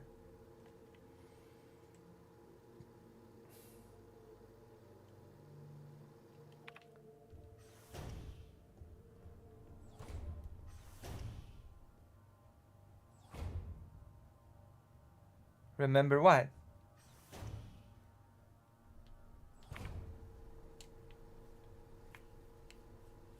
That I'm lucky because it's payday tomorrow?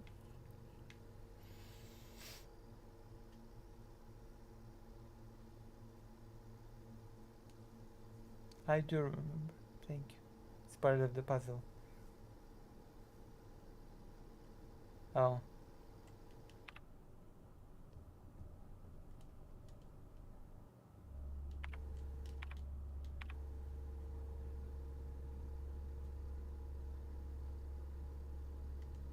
Wait, really? But I clicked and nothing happened. Nothing happened.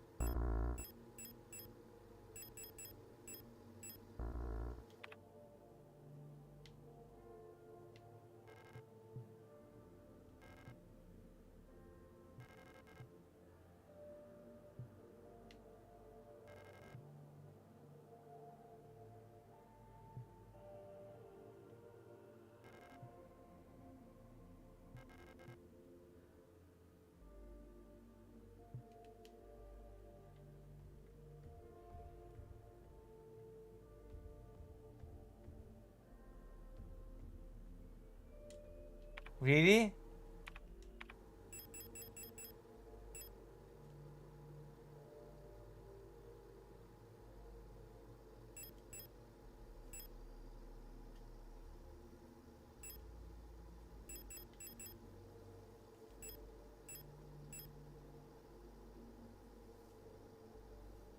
Adler room.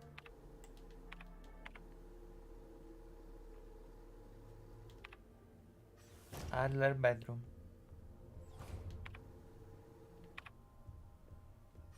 See, I will finish this game before the end of the year. I do have the legal key. Oh, she hit me. I think I went to the wrong room.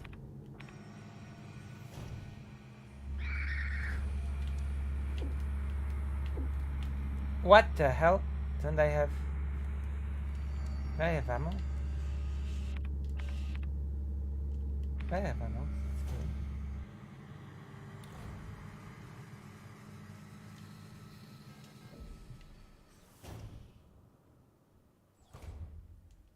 good. Is this Adler's room? Wait, why did I go out? How did you know I had to use the eagle key here? A versatile combat engineer unit primarily designed for orbital service. These staff and stoic loners are best suited as specialist sappers and scouts. Their technical knowledge and combat capabilities make these units true survivalists, especially when in their iconic white and blue heavy combat configuration, which sports bullet-resistant armor plating on their chest and forearms. Since the original neural pattern for this unit was lost with the destruction of the central neural archive on Vineta, new LSTR units have been produced based on a decommissioned unit from Penrose program. TLDR, yes, the language of the intellectuals. Oh, it's the thing. It's the item. It's the item.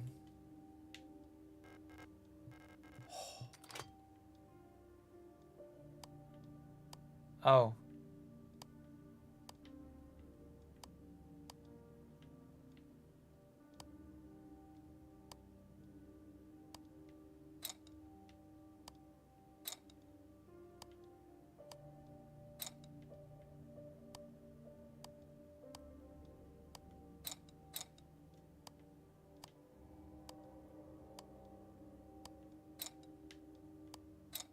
Oh my god. Okay, I have to go and look. I thought I could just wing it, but no. I have to actually go back and...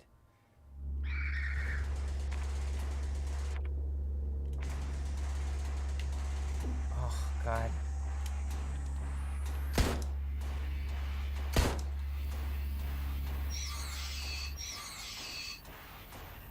There we go.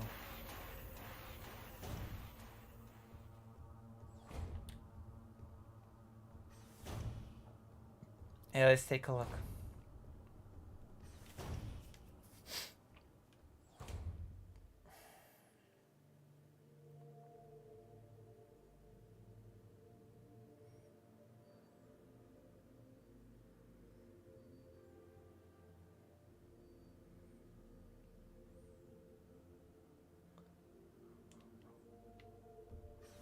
Actually does not help me all that much.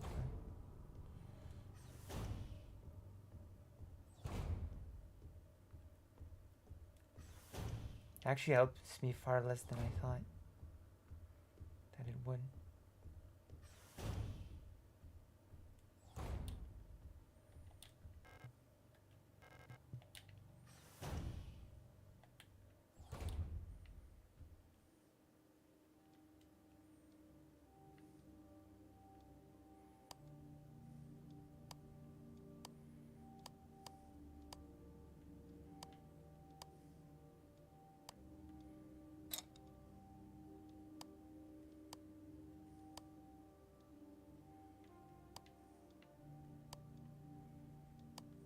Oh.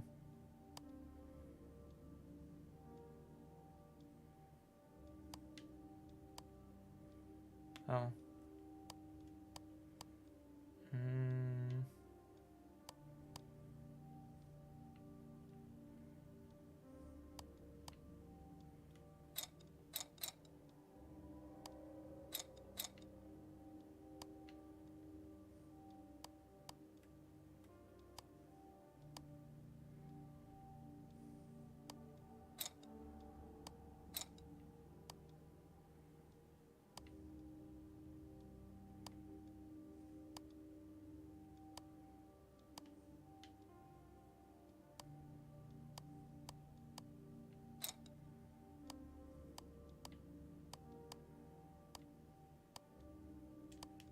Okay, I have to look at that thing again.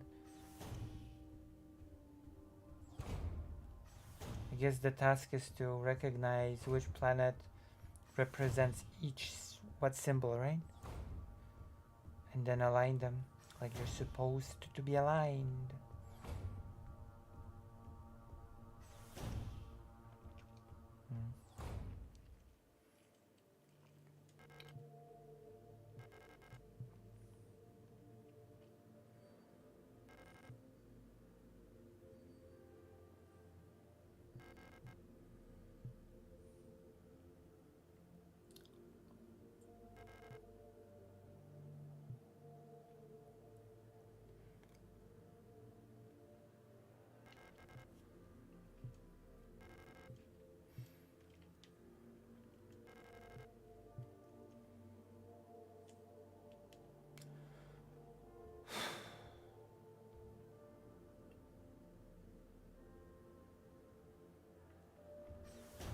This is not helping me at all.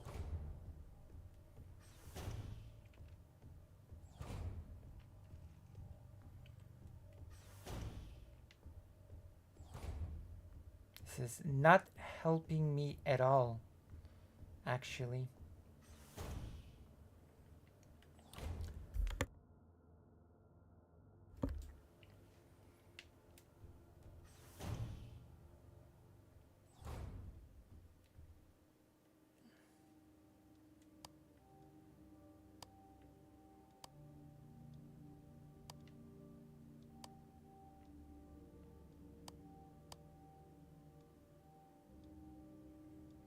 What am I supposed to do? Open sesame?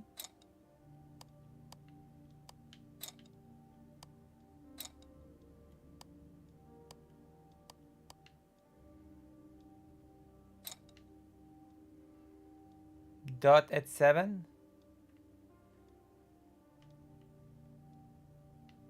Wait, dot? That's the dot?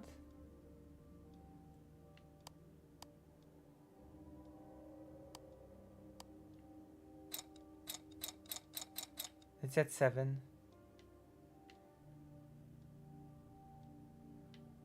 One, two, three, four, 5. This is 6, right? You're talking in clock terms, right? 1, 2.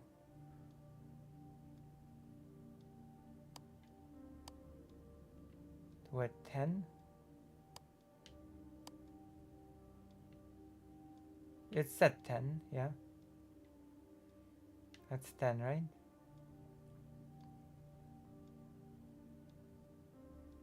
Ten, 11, 12.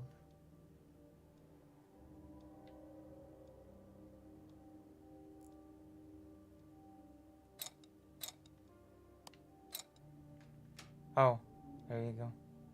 Thank you. Pick up administrator's key. Oh, finally. I've started yet another new diary.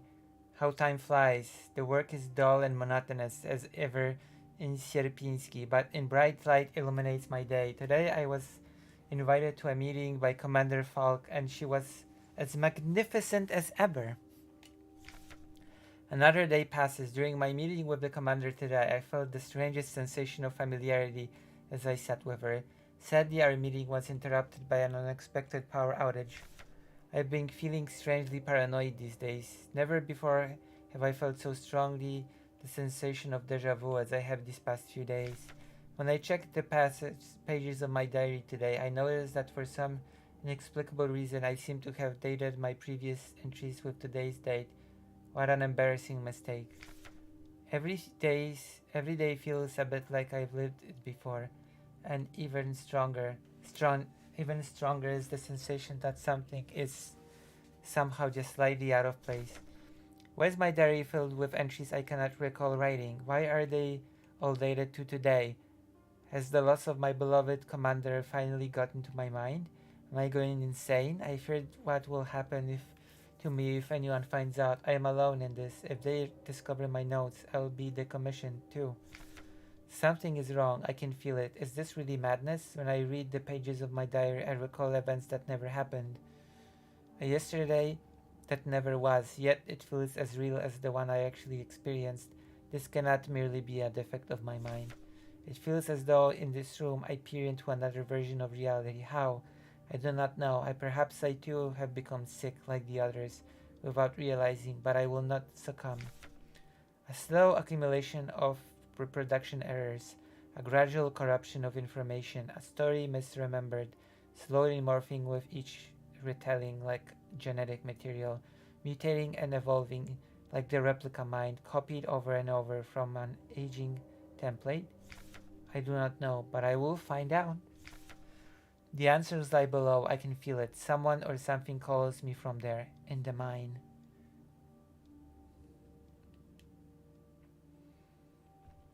Yes, we're going to the mine. Because the children yearn for the mines. Yes, I had to say it. It was a necessary joke. Mandatory, you could say. Okay, let's go to the mines that the children yearned for.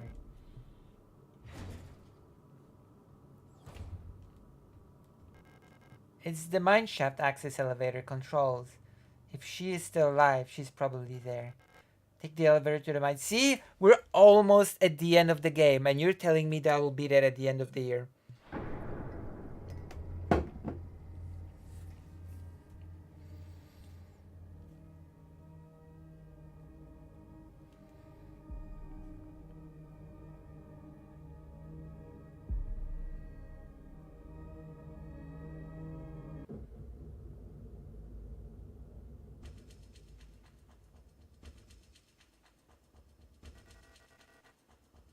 I know you're here.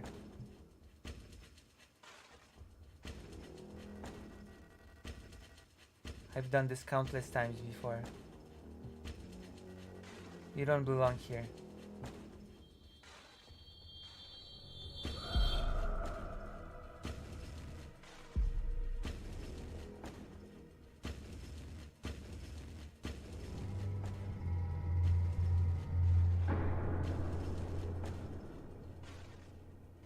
You're still in Act 1? No, it's Act 2. See? And this game has probably like 2 acts in total, so, you know. I'm basically almost at the end. I've almost beaten the entire game! I think. Probably. Haven't I? Haven't I almost beaten the game? Hold on. I feel like I've almost beaten the game.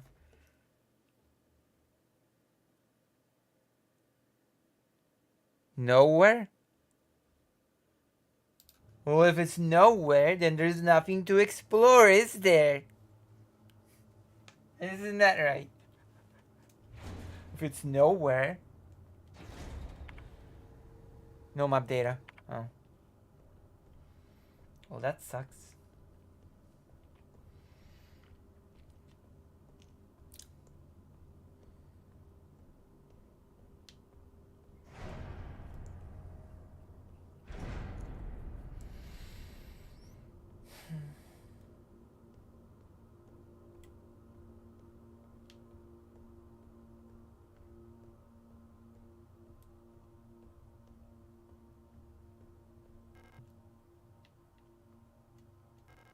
High power mining lasers. They're too large and heavy for me to use. I'll get used to that. Uh-oh. Uh-oh. I'm never getting used to that. I refuse. I refuse.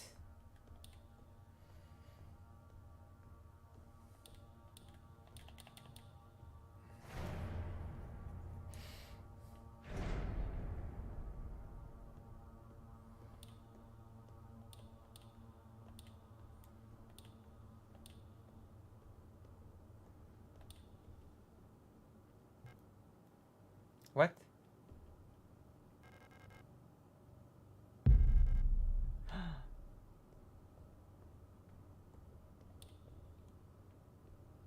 have no idea what any of that means.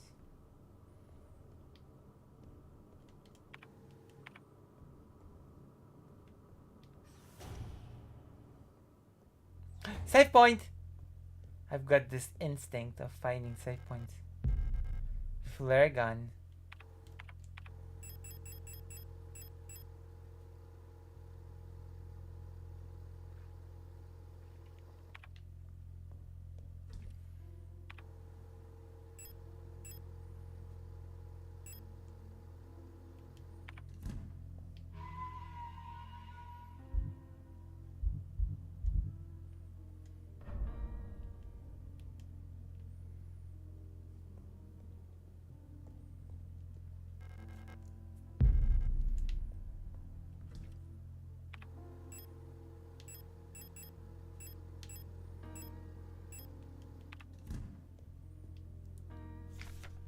Alina's Diary 3. It's worse than I thought. Everyone has disappeared. I still haven't found any trace of Elster. It's as if she had never been here. Something's wrong with the protectors, those that are still around. A guard spotted me earlier sneaking out of the medical wing, and she let out a monstrous scream and she chased after me. When I looked back, I saw her face, and now I can't forget. It looked like she'd been in some horrible accident.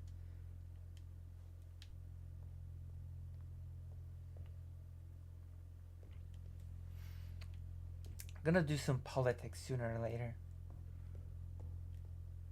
Wait, hold on.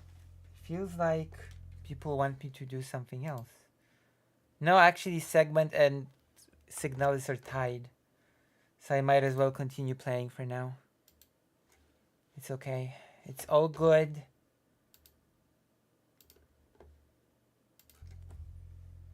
It's all good in this space. It's a safe space.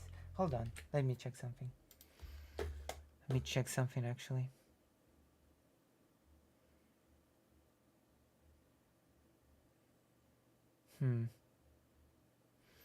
Okay, let me double check something. Or triple check. Quadruple.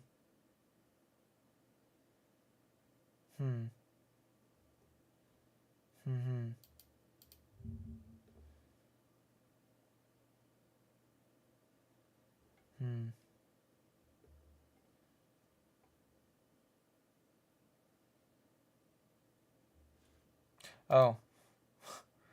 I was surprised for a second there.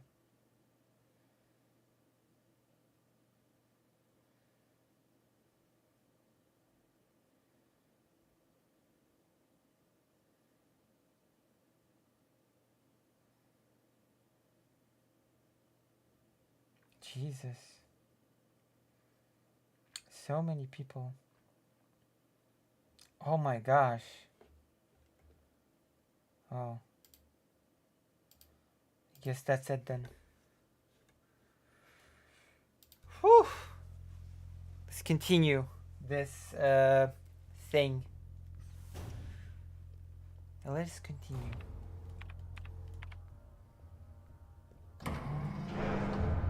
Oh.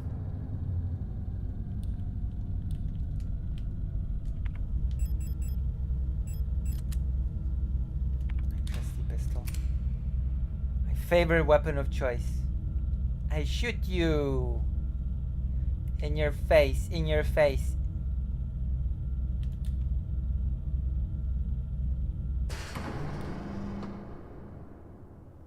Wow.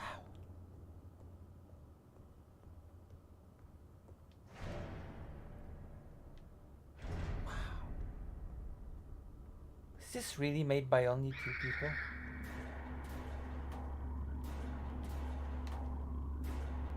Huh. Oh gosh. Oh my gosh. So many of them. And they all love me so much.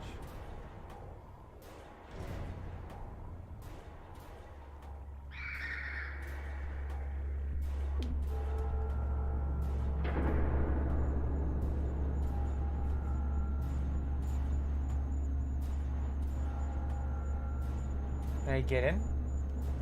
What the hell?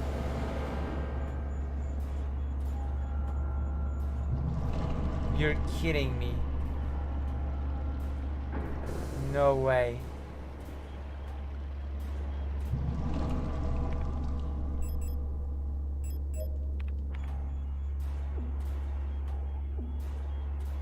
I have to get out of here. Yes. I'm not down with that. Jesus. That was dangerous, wasn't it? A bit? I felt like it was a bit dangerous. I was risking something.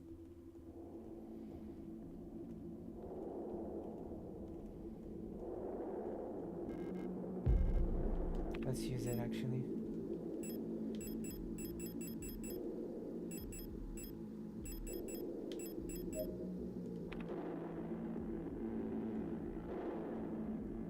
Damn. That felt dangerous.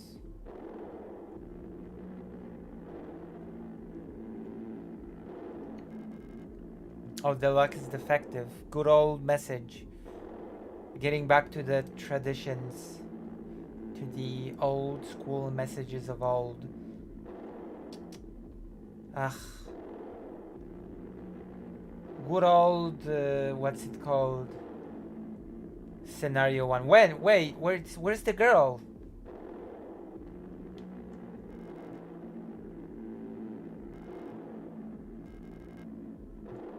Wait, am I going after Adler or am I going after the girl?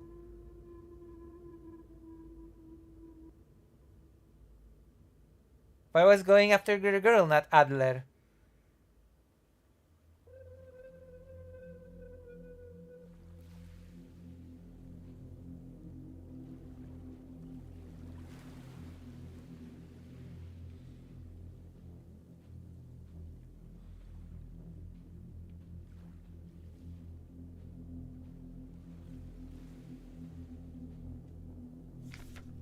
Along the shore, the cloud waves breaks, the twin suns sink, the shadows lengthen. Okay, I get it. I mean, I don't, but I totally don't.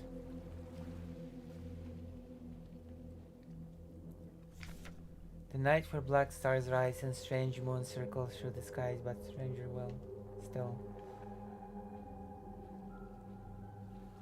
Stranger danger. Whoa. Unsung as tears unshed shall dry and die. Huh. Huh.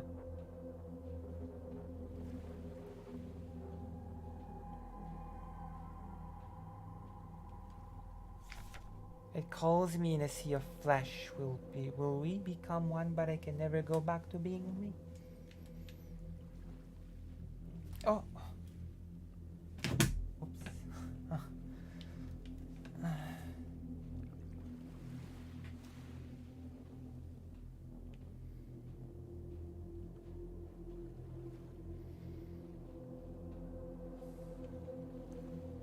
Can I go to the water? Oh, I can. No, I can. I thought you could go to the water.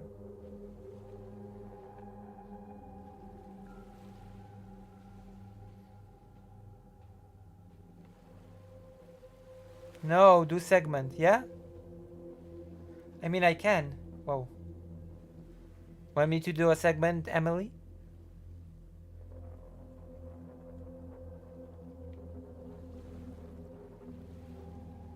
Okay, next save point, we're gonna do a segment. When I reach a save point, we're gonna do a segment. Adler was thrown here, if I recall.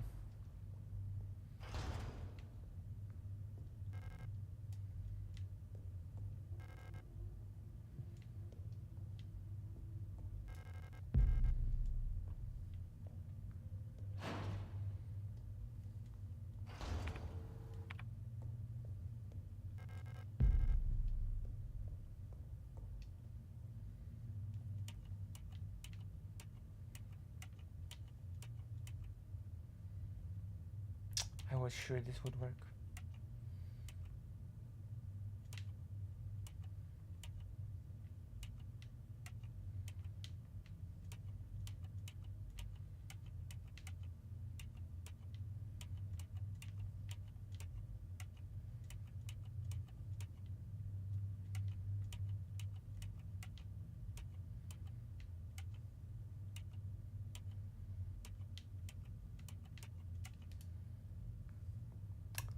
was so sure this would work.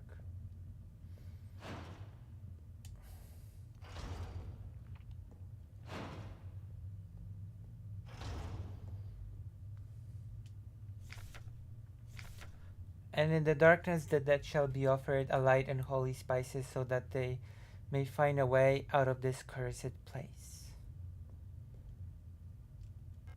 Small cup filled with sand for placing offering stands in front of the ancestral shrine.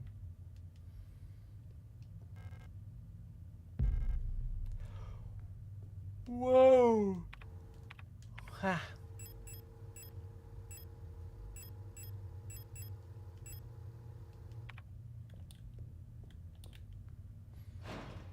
Welcome to nowhere. Oh. I am somewhere, clearly. Wait. Oh no. Okay.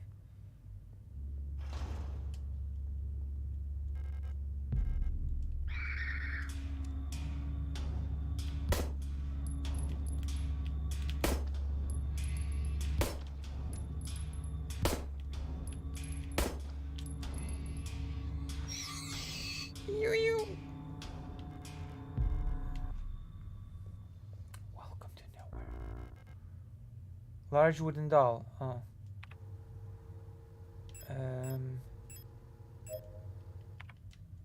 Sorry.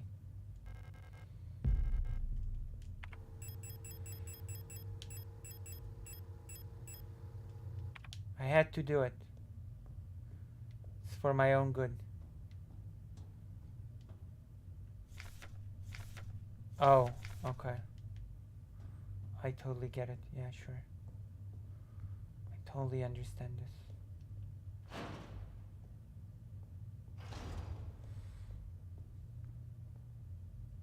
Where are you? Nowhere.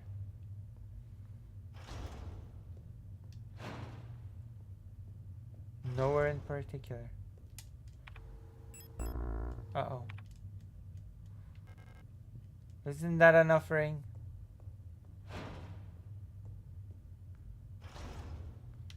I guess not. Guess I have to jump in the hole. I have no idea how to solve this. I don't think I am supposed to know how to solve this yet.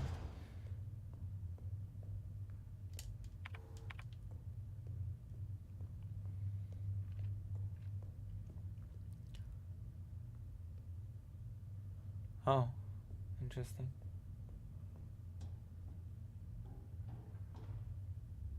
I thought this was a hole to jump to.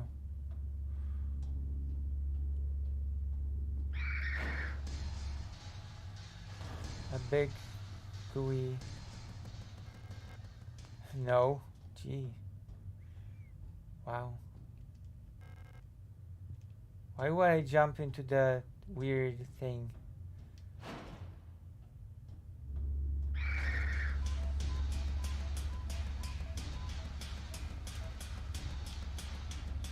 Were those clown noises? That's a boss fight. Oh! Wait, isn't there a safe room somewhere that I can access to get supplies? Or whatever?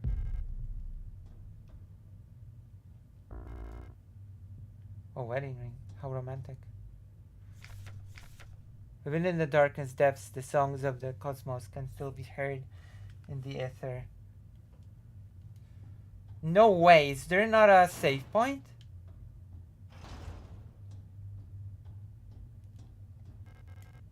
No way. No. That's impossible. I cannot restock for a boss fight? No, you're kidding me. That's impossible. Okay, that's better. Leave. Well, that tells me nothing. As always.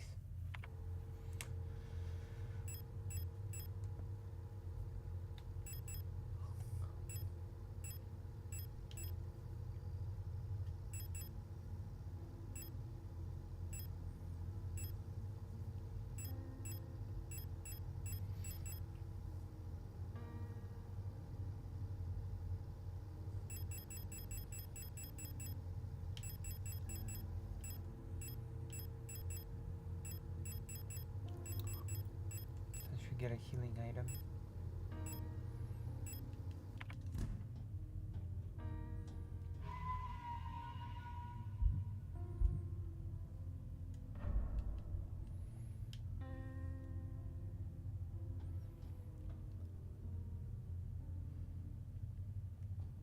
Someone should vote, because there's a tie for segment and for playing the game. I want to do at least 1 or 2 segments.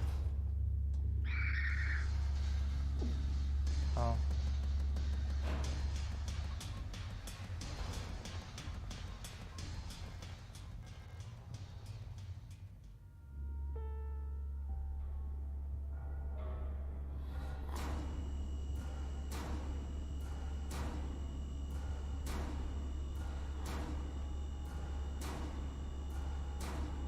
Oh, that's her.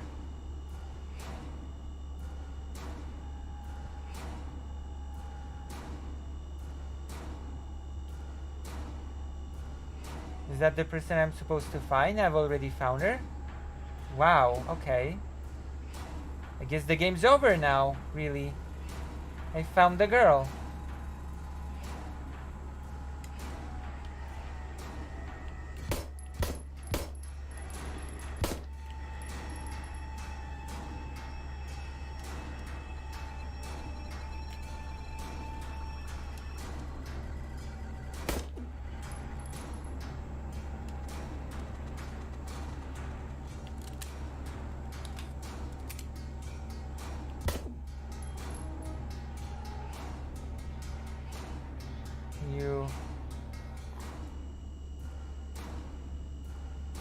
Am I supposed to just wait till she reloads? Am I supposed to actually shoot the boss? No. Say hold out, so I assume that I just had to avoid.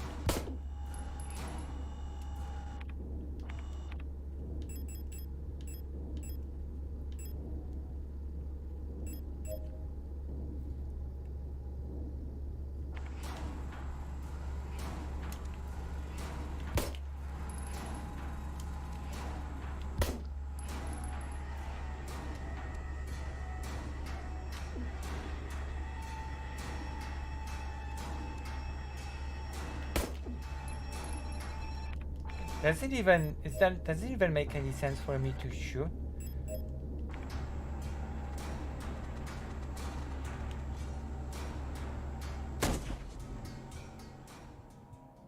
I guess not.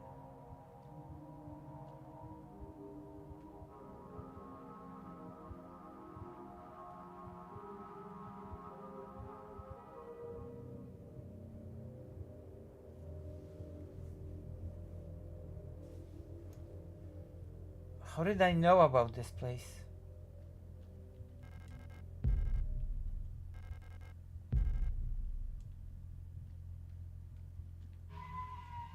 Can I take her weapon?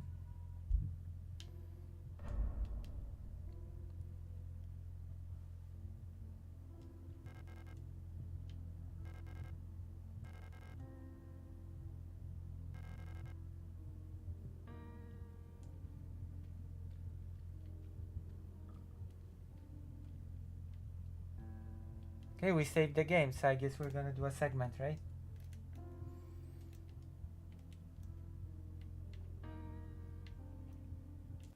Okay, I'm ready. I'm so ready to do a Are you ready? Who's ready? Who is ready for a segment? Who is prepared? Are you prepared? You're not? That's not good. You're here for my politics or something, no? Aren't you here for my politics or whatever? Is that not what you're here? Only 7 people left. Wimps. Cowards. Wimps and cowards. This is what I call them. Cowardly wimps.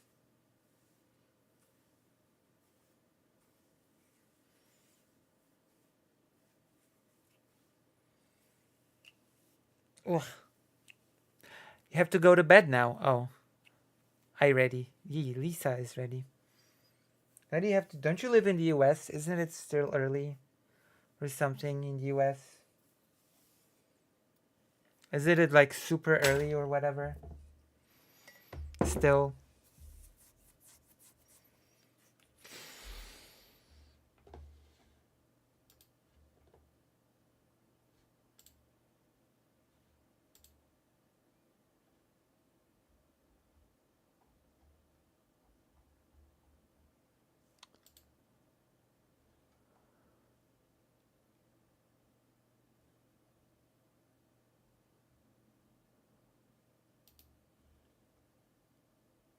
See?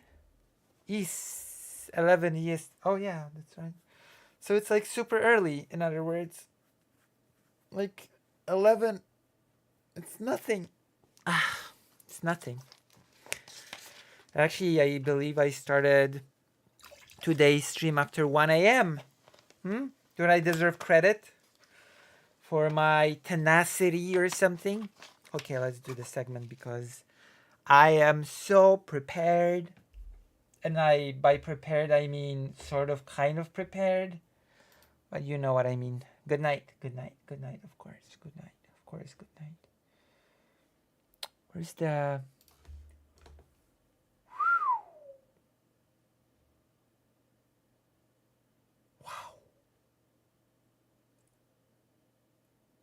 Oh, I found a great article from 2014. Yes, that's right.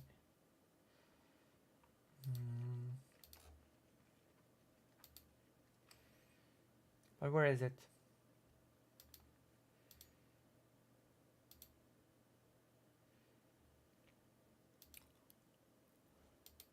Birthday stream, Vaiko.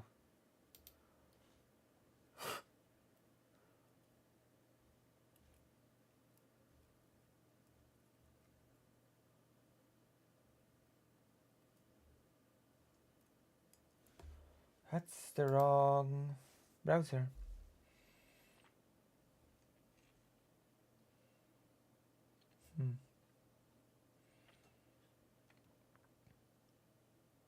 Have I turned it off? I'm gonna have to...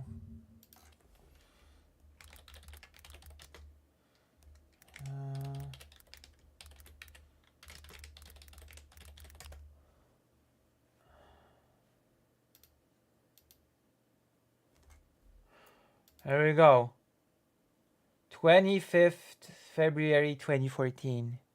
I'm gonna do a little bit of a history lesson. Do you like history lessons? Do you like to learn history? Modern, recent history? Do you like to hear about how Poland saved the world again? Because Poland keeps saving the world, as we all know. And there was this one little occasion, one little situation in which Poland literally saved the world during a very unknown event. A little unknown event called Euromaidan, where Ukrainian people stood up against Yanukovych, their president, the guy that was like a bad guy who retreated from an agreement to sort of get closer to the European Union, like this association agreement, which apparently was not as great as it's hyped up to be, but it was a step forward. But he still sort of just suddenly retreated from it.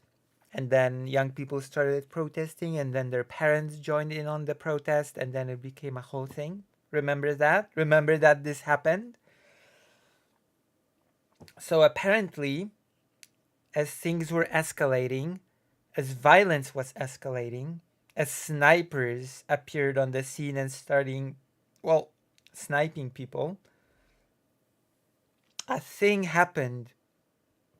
A little event happened.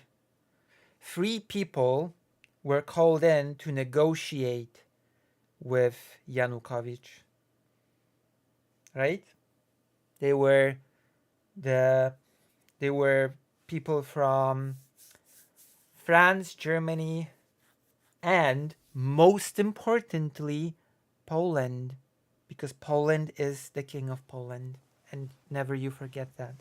And the person that was the representative of Poland was Poland's prime minister, I believe at the time, Radosław Sikorski, who is actually the Minister of Foreign Affairs right now.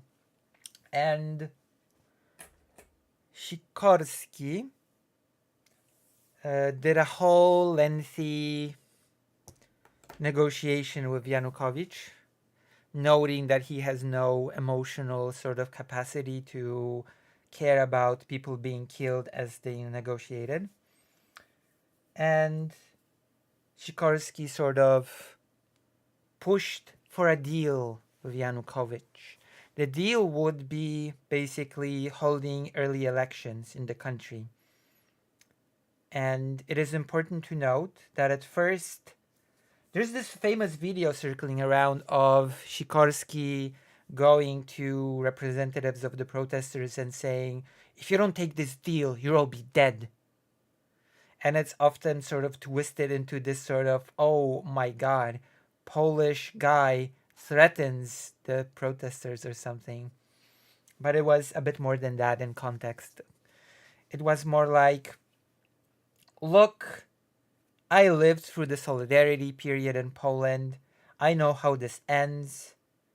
If you don't take this deal, that will lead to early elections, because the protesters said, we're not gonna trust Yanukovych with this. We don't trust this guy. We don't trust him to carry out a fair early election. We don't trust this thug, because he actually is and was a thug. And so basically Sikorski said to that, look, I've been through this in Poland, solidarity and such. If you don't take this deal, the violence will just escalate. You'll end up with martial law, army stepping in, there'll be bloodshed, you'll all be dead, basically, you'll get killed.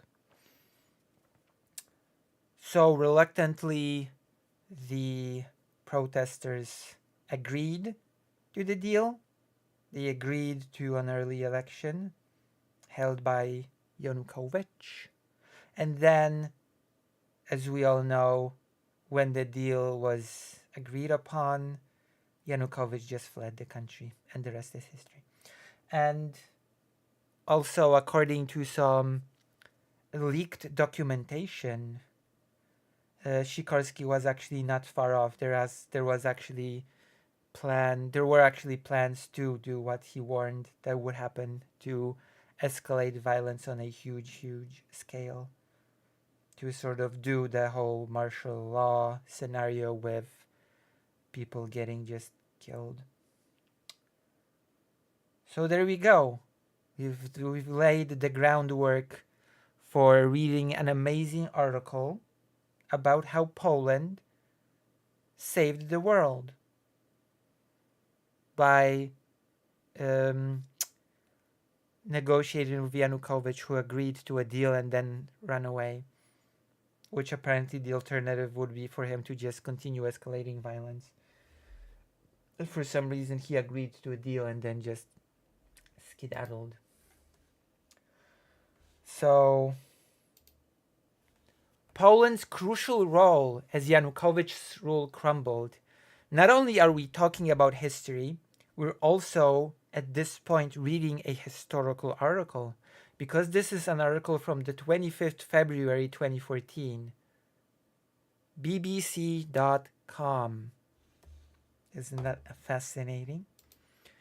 Isn't that a fascinating turn of events that we are turning the clock back and we're going back to 2014 to discuss how Poland had a crucial role. Apparently, Poland's coverage of the events of Euromaidan were different from other countries, because Poland sort of did their coverage through the experiences of the solidarity movement. And they felt huge solidarity with people from the Euromaidan protest because they felt a similarity. They felt it was similar. By Adam Easton. No one would call Poland one of Europe's superpowers, but it played an important role in the final hours of the presidency of Ukraine's Viktor Yanukovych.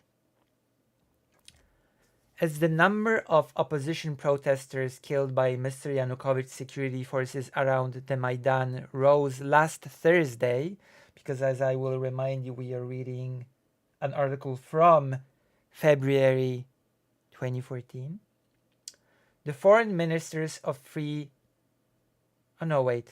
He's a foreign minister as well. He was a foreign minister then as well, not prime minister. I totally messed that up. The foreign ministers of free European Union countries were called in to negotiate a peace deal. He's a foreign minister again, I guess.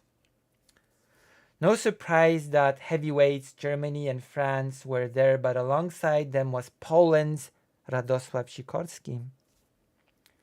It was Mr. Sikorski who was filmed warning an opposition leader that if he didn't support the deal, you'll have martial law, you'll have the army, and you will all be dead.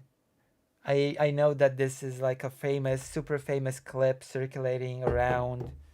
I think even... I believe even people that are tankies sort of use this clip to, for some reason, claim that it's evidence of CIA involvement. I think so. Something along those lines, that they were just basically controlling Ukrainian protesters, ordering them around, telling them what to do.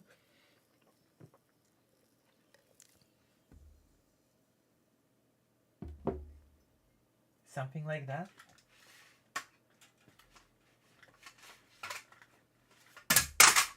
Oh.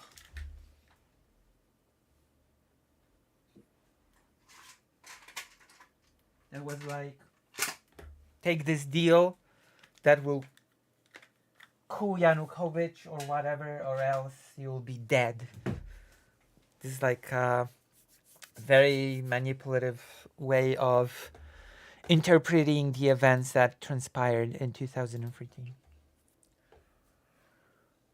The agreement was signed but never implemented because immediately afterwards President Yanukovych left the city and his security personnel abandoned their posts at government buildings, which is interesting that once he fled, the security was like, I guess we don't have to care anymore. I guess we'll just leave. Yanukovych did something unheard of. After signing the agreement, he went to a meeting outside the city, which seems to have been planned earlier, without appreciating the psychological impact it would have, Mr. Sikorski told Polish radio on Tuesday. Maybe he planned his escape, but he had no obligation to remove the security from the government buildings, and this allowed the opposition to occupy them without firing a shot, he added. Mr. Sikorski said he saw security forces with machine guns and a sniper on Kyiv Street before the negotiations started. He posted a photo of this on his Twitter account. Security forces seemed to melt away after President Yanukovych abandoned Kyiv. People were being killed at that very moment, he said. Yanukovych proved himself to be as bloodthirsty as possible, ready to use force, and that's why the negotiations were so dramatic. But at the moment they started and they went on through the night without a break, the killing stopped, he added. Poland's negotiating role has been praised both at home and abroad. Once the agreement was signed, it turned the tables against Yanukovych because his supporters realized his power was waning, and it was time to jump ship. So that is basically probably why he fled, because he lost the backing of his supporters.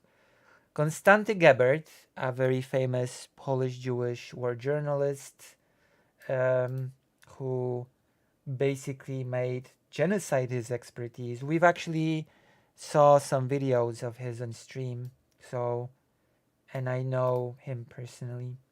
A columnist for the leading Polish daily Gazeta Wyborcza told the BBC. Also, his nickname is Kostek, Konstanty Gebert, aka Kostek. I think Poland played a very useful and constructive role in negotiating the situation on the Maidan. Poland has long pushed for the European Union to have closer ties with Ukraine. Warsaw would like to see a stable democratic Ukraine join the EU because it would enhance Poland's security, shifting it closer to Europe's heart. Strong Polish support for Ukraine's opposition was evident in this Warsaw rally. See? Poland's leading role in the negotiations may improve its standing inside the European Union, which of course the Law and Justice Party squandered all that, but that's neither here nor there. That's a whole different story that maybe we will one day explore. I don't think it would have been possible to broker the deal without Poland, Marcin Zaborowski, director of the Polish Institute of International Affairs, told the BBC. The relationship with Ukrainian activists was developed over years, and it paid off. It's inconceivable now to create a serious EU initiative towards the east and bypass Poland. A few years ago, it was entirely possible. Now, it's not the case, he added. Mr. Sikorski's approach to negotiating with the opposition has been criticized by Poland's main opposition party, Law and Justice, which then became the ruling party, and well, we don't all know how it went. I know how it went. I'm from Poland. Its leader Jarosław Kaczynski said that by the time Mr. Sikorski was warning the opposition of the dangers, President Yanukovych had lost too much support to use more violence to crush the opposition. The Polish foreign minister's tough stance played into Mr. Yanukovych's hands, Mr. Kaczynski said, which makes no sense because Yanukovych fled. He fled after agreeing to the deal. It would make sense if he didn't flee, but he did. So how did that play into his hand? I have no idea how it played into his hand, since at the end of the day, he still fled the country. Mr. Sikorski said that documents released on Tuesday prove President Yanukovych had plans to use greater force. I was right that a bloody end to the Maidan was still possible, and the documents now being issued show that it was possible. Above all, it was my duty to warn the opposition how serious the situation was, he said. Which sort of, when you consider the fact that Poland had sort of went through a thing like that prior with Solidarity, makes perfect sense, right? To assume that something similar might have happened. It's not unreasonable for sure. Sort of be like, hey, you might just end up in a situation like we did. Well, worse, because when martial law was enacted in Poland in the 80s, people were not just outright murdered, but they were arrested. My father was not killed in 81, he was just arrested. I guess that would be a big difference, because Sikorski said you will be dead, but people weren't really en masse killed during the martial law period in Poland. So there you go. We just learned a little bit about Poland's crucial, majestic role in Euromaidan and its conclusion. Isn't that amazing? The revolution of dignity and its parallels to the Solidarity movement.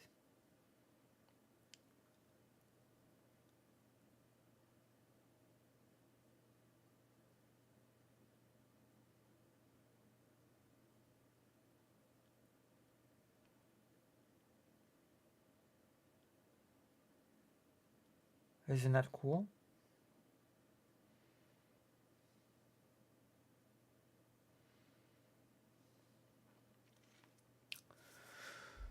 So there you go. Oh, that's a totally different topic.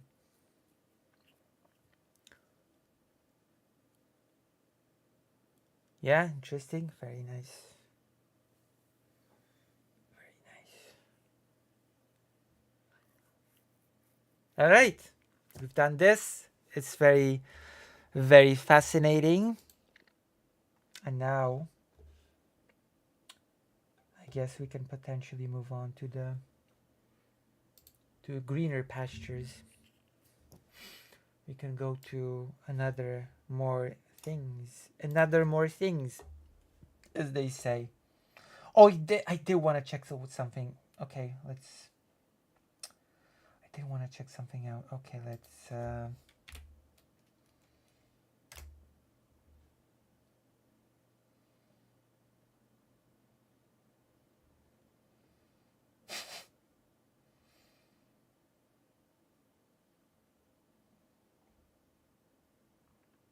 Jesus. Oh, there are two.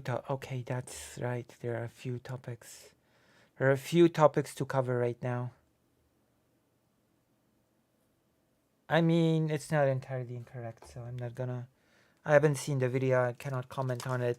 The whole thing about nationalists being primarily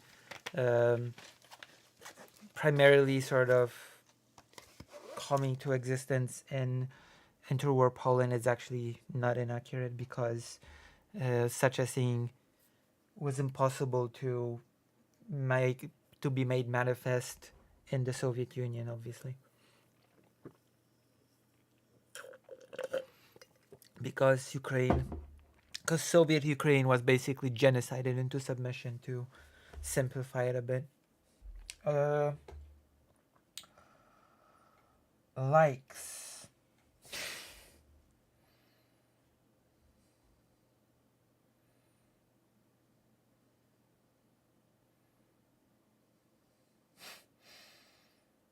Jesus Christ.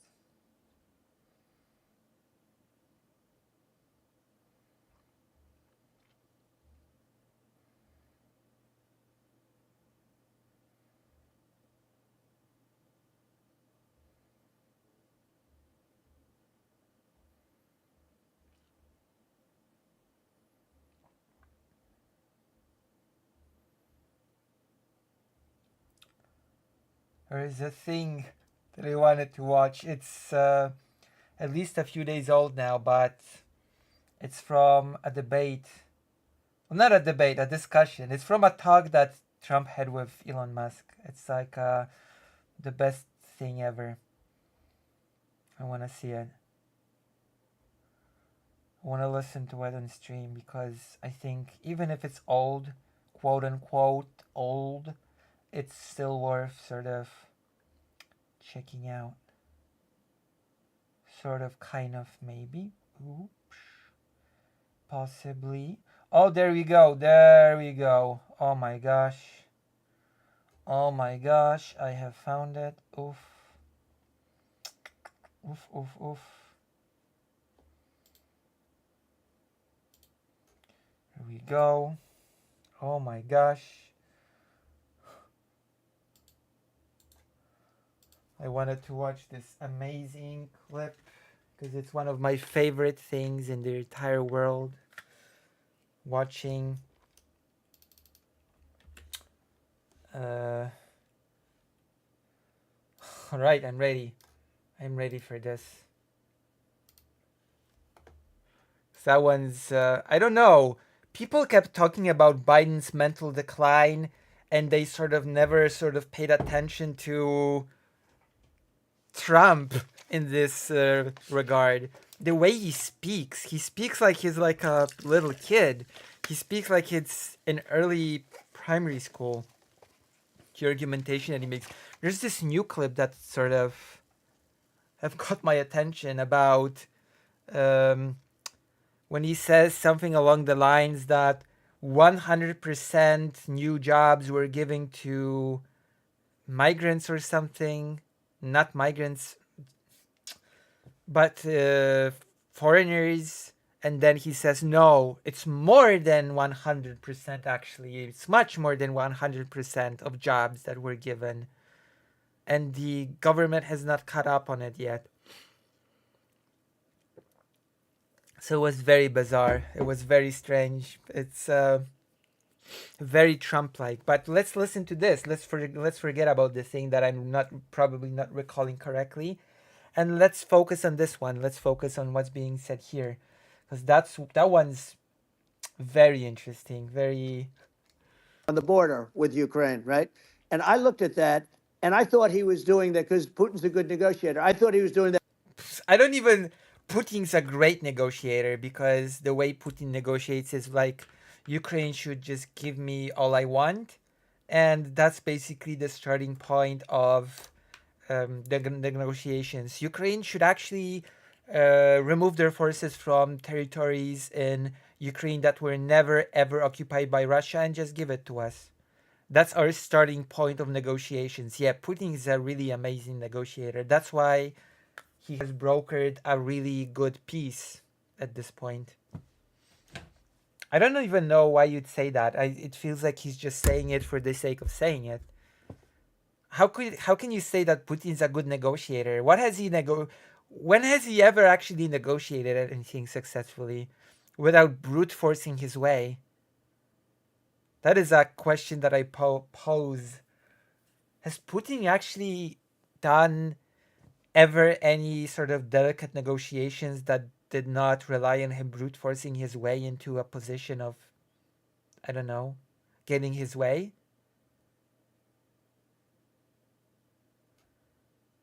That to negotiate. But then Biden started saying such stupid things. For instance, he said that it can be a NATO country. Now, Putin. By it, Trump means Ukraine. So why is it a stupid thing? I don't know why he says that it's a stupid thing to say that Ukraine can be a NATO country. But then again, during Euromaidan, that was not even on the table. In fact, I believe US and Germany are still the main opponents of Ukraine joining NATO. So that's totally... Russia, for as long as there's been NATO, has said we're never going to agree to that. That makes absolutely no sense.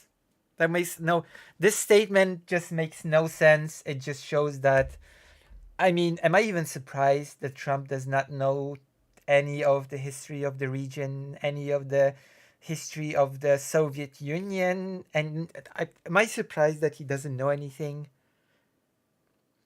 When NATO was sort of created, when NATO was conceived, there was no Ukraine to agree to be made part of NATO. It was part of the Soviet Union. There was Soviet Ukraine. There was no Soviet Union at the time saying, we're never gonna agree to Ukraine becoming part of NATO, because there was no independent Ukraine to become part of NATO. That topic was not even on the table. That was not even a thing that was being discussed at the time. Am I being nitpicky to point this out? That it was physically impossible for the USSR to say from the beginning of NATO, we're never gonna agree for Ukraine to become a part of NATO, because that would have been a nonsensical thing to say at the time. Am I being nitpicky for pointing this out? And we go right up front and say that. And we did things and said things through this president with a low IQ. Very low IQ president. This is projection. I swear to God, this is projection. Like, even though Biden sort of, I don't know, makes mistakes names, sort of makes those bumbles, I genuinely believe that when it comes to intelligence, no, he's calling Biden low IQ.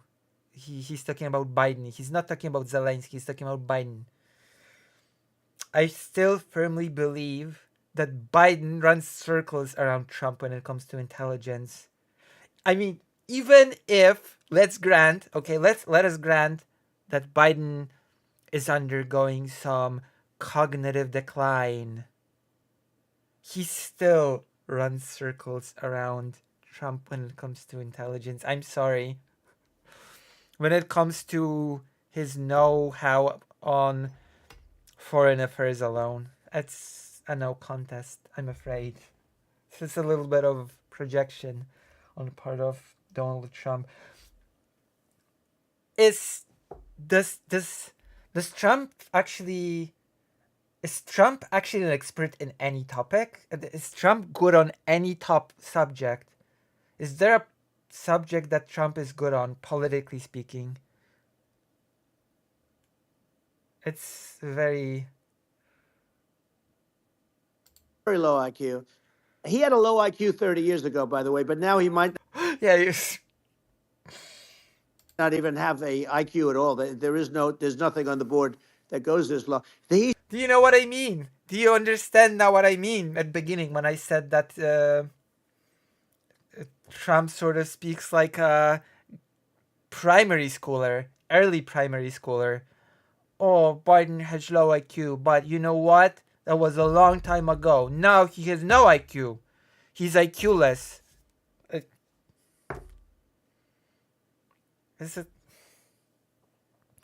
Or the newest 100% jobs were given to those people I don't like. No, actually more than 100% jobs were given.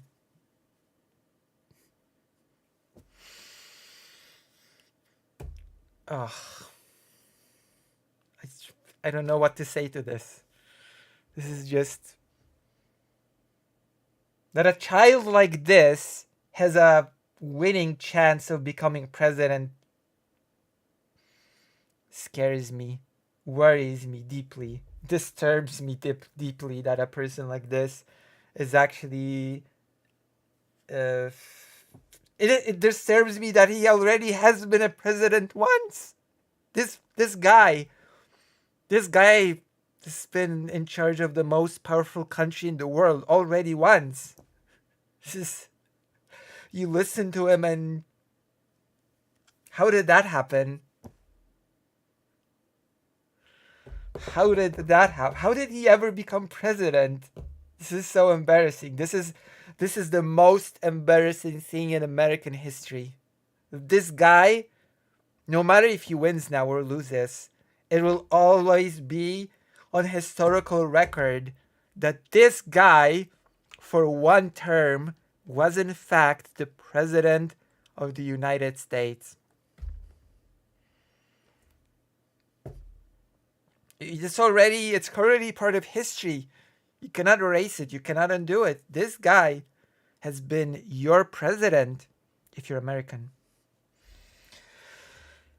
Oh boy. He said things that were so stupid that war had zero chance of happening if I were there. Zero chance. Zero. Of course, you're gonna... No elaboration needed. Zero chance. He was saying everything the opposite. Everything. What the hell does that mean? And Elon Musk is just like, yeah. Another idiot, by the way. One of the richest idiots in the world. He was saying, I swear to God, I know I'm repeating myself, and I know there will be comments, maybe, assuming there will be comments even under this whole thing that will become a segment. I know I'm repeating myself a lot when it comes to this, but he really does sound like a grade schooler, like a primary schooler, or even a kindergartner. He said everything the opposite? What the hell does that mean? What the hell am I supposed to take from he said everything the opposite? This is a presidential candidate. The way he speaks, it's... That war had zero chance of happening if I were there. Zero chance. He was saying everything the opposite. Wait, what the hell does that mean? He was saying everything the opposite. Everything the opposite. There was such a powerful message that Trump had to repeat it. And it's so sad because many more people have been killed in Ukraine than you read about. You don't. Oh yeah, of course, he's pushing the whole thing that he was talking about in his debate with Biden. That a lot, like I think in the debate with Biden, he said that 3 times more people died than is being reported officially. So the amount of, I assume that applies to both sides, right? So there's this casualty rate. I think it includes the wounded as well. And it's estimated at 500,000 for Russian side. So if Trump is correct, is the actual number 1,500,000? That would be pretty devastating for Russia, wouldn't it? Is Trump really saying that? That this the real number is 1,500,000 Russian casualties in this war? That's a bold claim. Don't read about how bloody it is and how disaster. Sure. Hey, look, just in the 2 armies, you lost 500,000 people, and Ukraine's having a hard time. Ukraine, I don't know if you saw. Wait, hold on, wait, hold on. Ukraine's having a hard time. Ukraine, it is and how disaster. Sure. Hey, look, just in the 2 armies, you lost 500,000 people. But but those numbers are sort of reported. And Ukraine's having a hard time. Ukraine, I don't know if you saw. He says he's not saying anything. The article recently, and it's true. You don't hear the true story, but you don't. Well, then why are you using officially reported? But if you think about it, Russia's gone. Russia defeated Germany with us. And they defeated Napoleon. They've been around a long time. They're a big fighting force. Yeah. For fuck's sake. Napoleon? Really? This is... I don't even know what to say. I mean, the Polish-Lithuanian Commonwealth defeated Russia. Occupied Moscow. God. Napoleon. I cannot with this guy. Napoleon. And it's very unfair. And Ukraine... What is unfair? What? What does that mean? It's very unfair. What is very unfair? That the US is supporting Ukraine against Russia that invaded Ukraine? This is so stupid. Again, going back to my preschooler comment. Russia defeated Germany with us, and they defeated Napoleon. They've been around a long time. They're a big fighting force. Yeah. Big fighting force, whatever that means. And it's very unfair. And what is very unfair? Just sit here in bafflement. What is very unfair? That Ukraine is actually fighting back? Is that so unfair? Also, I'm pretty sure Ukraine was already part of the Russian Empire at the time of Napoleon as well. So even Napoleon does not necessarily count as Russia's victory alone, because it already had other countries incorporated into the empire at that point. Ukraine now doesn't have enough men. They're now using young men and very old men to fight. What? I care to elaborate? Very old men? 80-year-old men on the front line? And we're in a very bad position. We're in a very bad position. Why? Why are we in a very bad position? Explain, please. Are we in a very bad position? Who are we? in this scenario exactly. And I'm not going to blame exclusively, but I can tell you I could have stopped that, and a smart president could have stopped that. It wouldn't have happened. But we had a, How? How would you have stopped it? How? Tell me, please. How would you have stopped it? we had a man that actually made it. It made it more prevalent. It was so bad. The words that he was. I mean, you didn't stop it when it was happening during your presidency, did you? Did you stop it during your presidency? It wasn't a full-scale invasion yet, but it was still a conflict, an ongoing conflict in Ukraine. You never did anything to stop it. You never stopped it. So what makes you confident? If you couldn't stop a smaller conflict, what makes you so sure you could have stopped a bigger one? Why didn't you stop a smaller conflict? It should have been easier for you.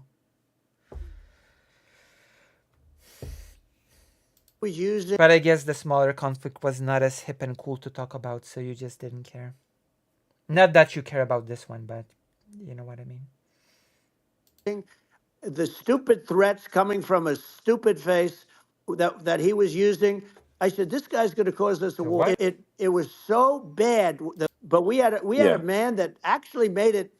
It made it more prevalent. It was so bad. The words that he was using, the stupid threats coming from a stupid face. Again, early primary school level of discourse. Stupid face, stupid words coming out of that stupid face. That's that he was using. I said, this guy's going to cause us a war. He's going to cause us. And let me tell you, it can lead to World War III. That can lead to World War III. The Middle East can lead to. We have numerous places that could end up in a World War III right now for no reason whatsoever. I think you're right. You think you're right. You basically said nothing, but you're right. I think on the border. I don't think Elon Musk thinks. So there we go. We listened to it. Oh, I might as well show you who was here present. Marjorie Taylor Greene. Amazing. That was amazing, wasn't it? I wanted to show you this clip. I mean, at this point everyone has seen it, but I just wanted to sort of a bit go through it and enjoy it. I wanted to enjoy it on stream. I think it's fair. I think it's fair that I wanted to enjoy this little piece of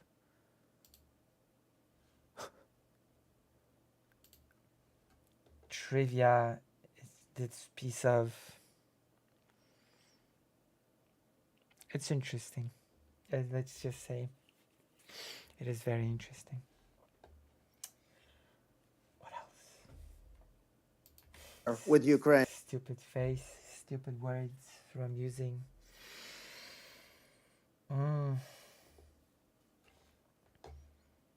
Stupid words coming out of his stupid face.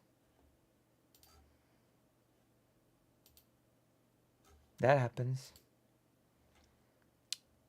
That happens. Oh! Okay. Another topic about Poland, because Poland is the king of Poland. And there apparently has been a very interesting development. There is a lot of interesting development around Kaliningrad, because as we know,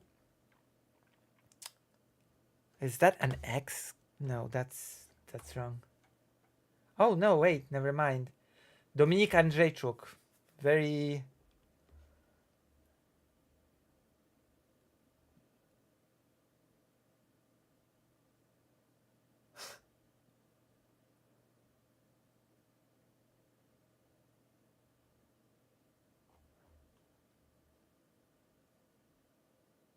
This is very interesting. It's in the... Okay, I'm gonna look it up.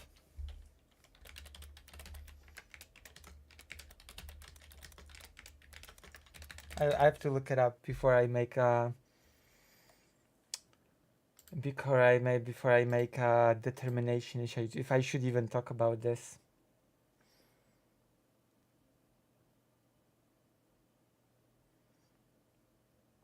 Very interesting.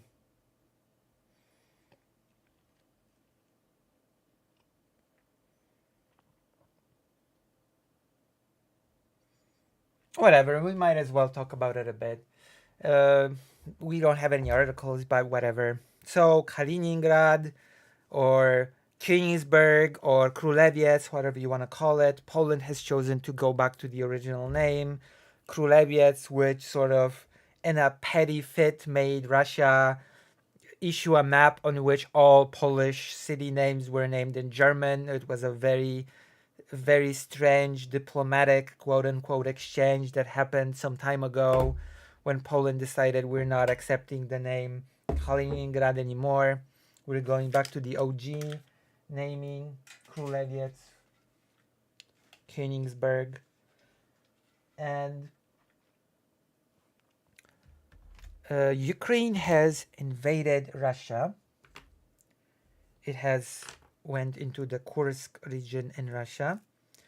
And Russia has been left with a dilemma because the main forces of Russia are being engaged in the Donetsk region, which unfortunately Ukraine is still not doing very well in the Donetsk region. It's still a very tough situation. As far as I know, a significant amount of troops has not been called back from the Donetsk region. But soldiers, units have been called back from Kaliningrad, from that little place that is separate from Russia and that borders Poland. Troops have been called back from there in order to go to Kursk and hopefully fight against the invading Ukrainian forces. And in the meantime, the development has been that, let's actually take a look.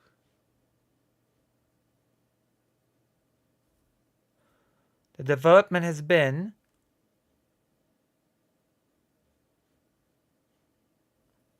that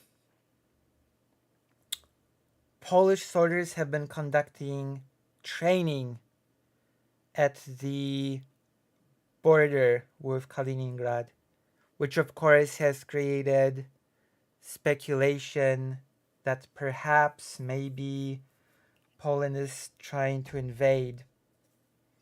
Poland is planning to invade Kaliningrad and make it its own, which I would not complain about, which I would not be against, and let's just say, I don't know. I feel like Poland should have sent troops to Ukraine a long time ago. Let me be very... I feel like a country like Poland could send troops without it becoming a big NATO thing, right? I feel like a country is sort of, technically speaking, able to assist another country on its own without involving the entire alliance, because if Poland would go in, then it would not count as being attacked, so it would not trigger the defensive article,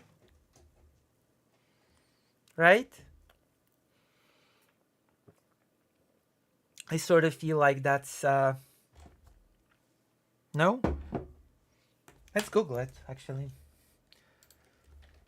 Would Poland sending troops trigger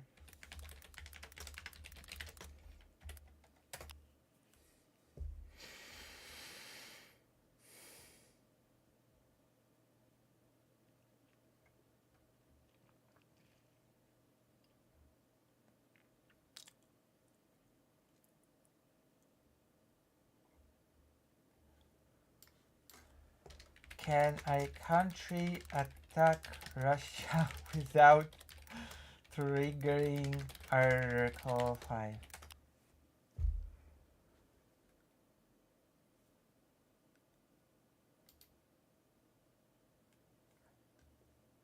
What do you think about having become a neutral state that would replace the state of Israel for European Jewish people in response to the... You mean right after the Holocaust?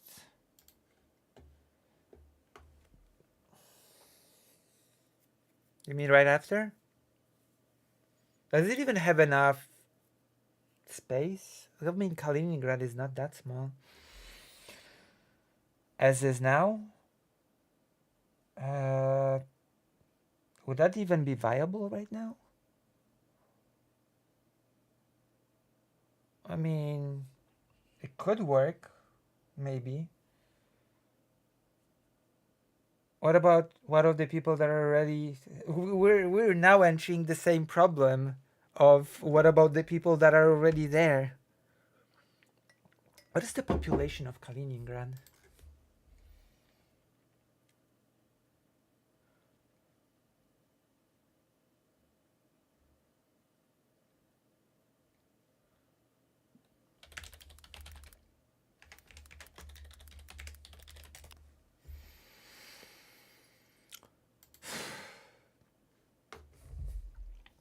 How many people?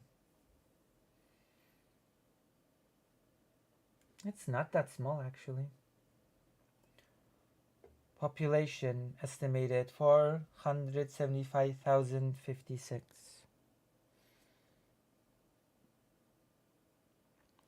The Soviet expelled all of the Baltic Germans that lived in Kenya. Well, it used to be East Prussia. Which, of course, those Prussians were the Teutonic Knights that killed the original Prussians, that were the Baltic people. But then again, it's of course all Poland's fault, because Poland was like, we're sort of having problems dealing with these people, so could you maybe come in and help us out? And they did come and help out via, and then Poland was like, okay, you can go now. And the Teutonic Knights were like, oh no, we're not, oh no, we're here to stay. So that's basically what happened. So in a way, you could say that Poland has created the entire problem, historically speaking.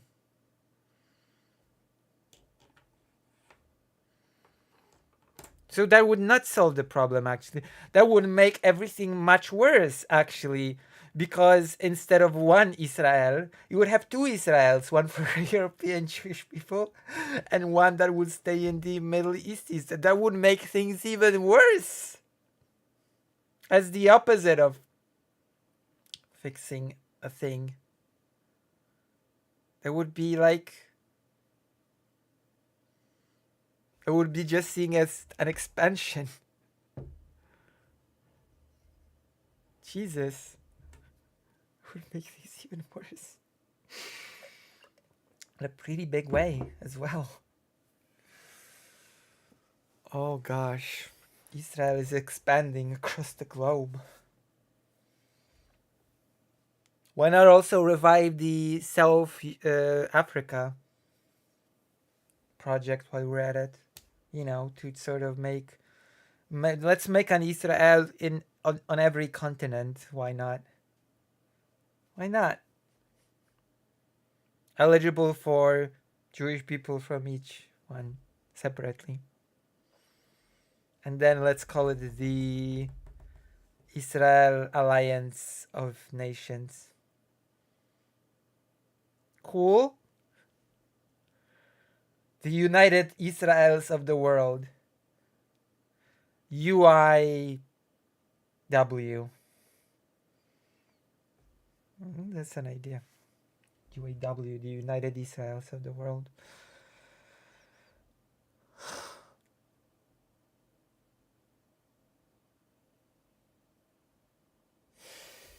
Damn. Okay, I'm going to go to the toilet. Again.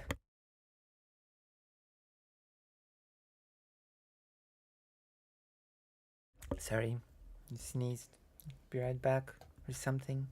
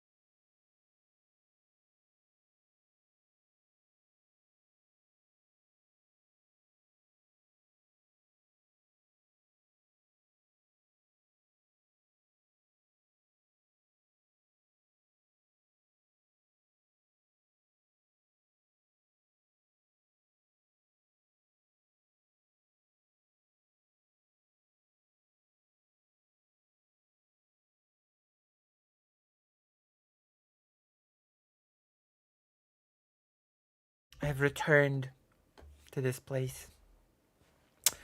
I have returned to this place of streaming. Oh, wait. Oh, gosh. I think... Oh, yes. Okay.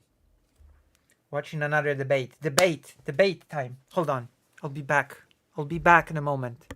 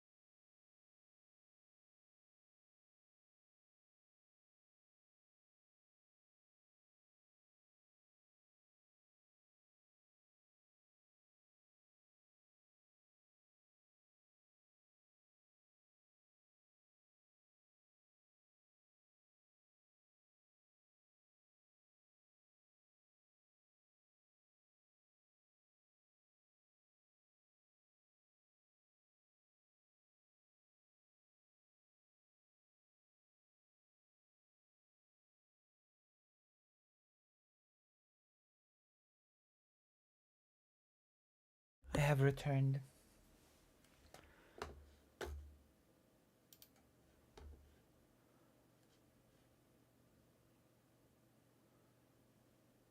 Cozy. Well, no, I'm just cold. It's not cozy. It's just the opposite of being super cold.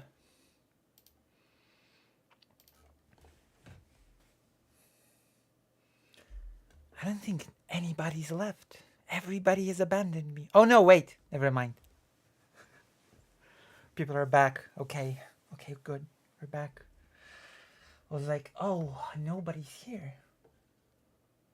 Debate. Its title is a debate.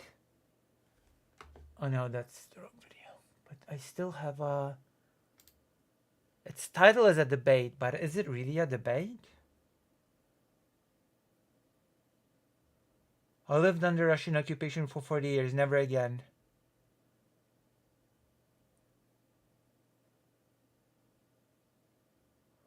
Oh, it's a discussion panel. It's not a debate. But its title is a debate.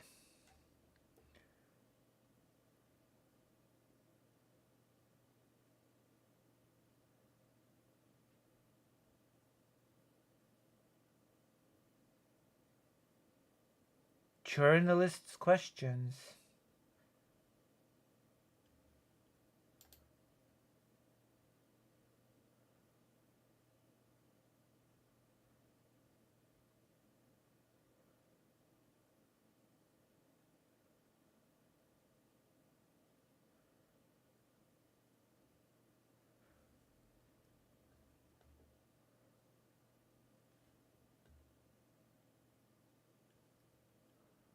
Yes, I do know that. I do know about that.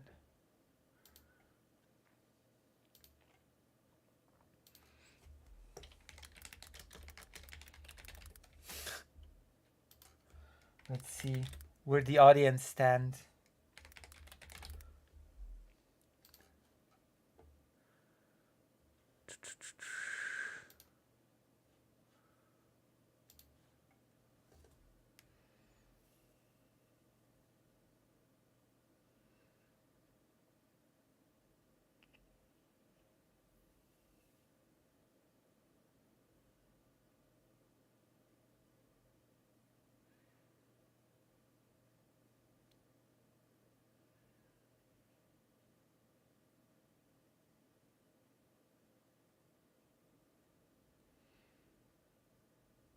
$11 votes.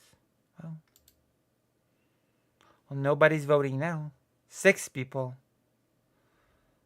Um,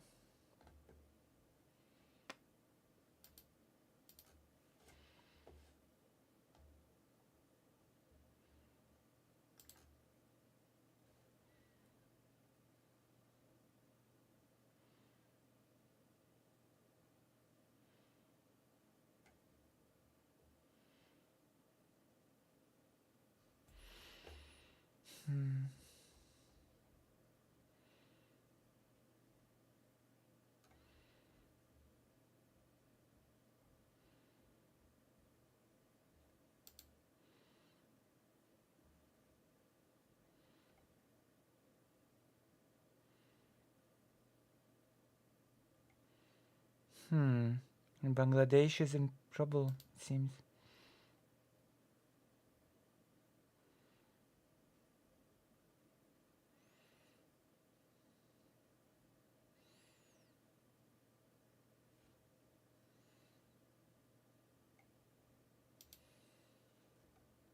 Sleep? Okay. Okay then. Good night. It's been nice, and I'll see you today. Good night. Good night.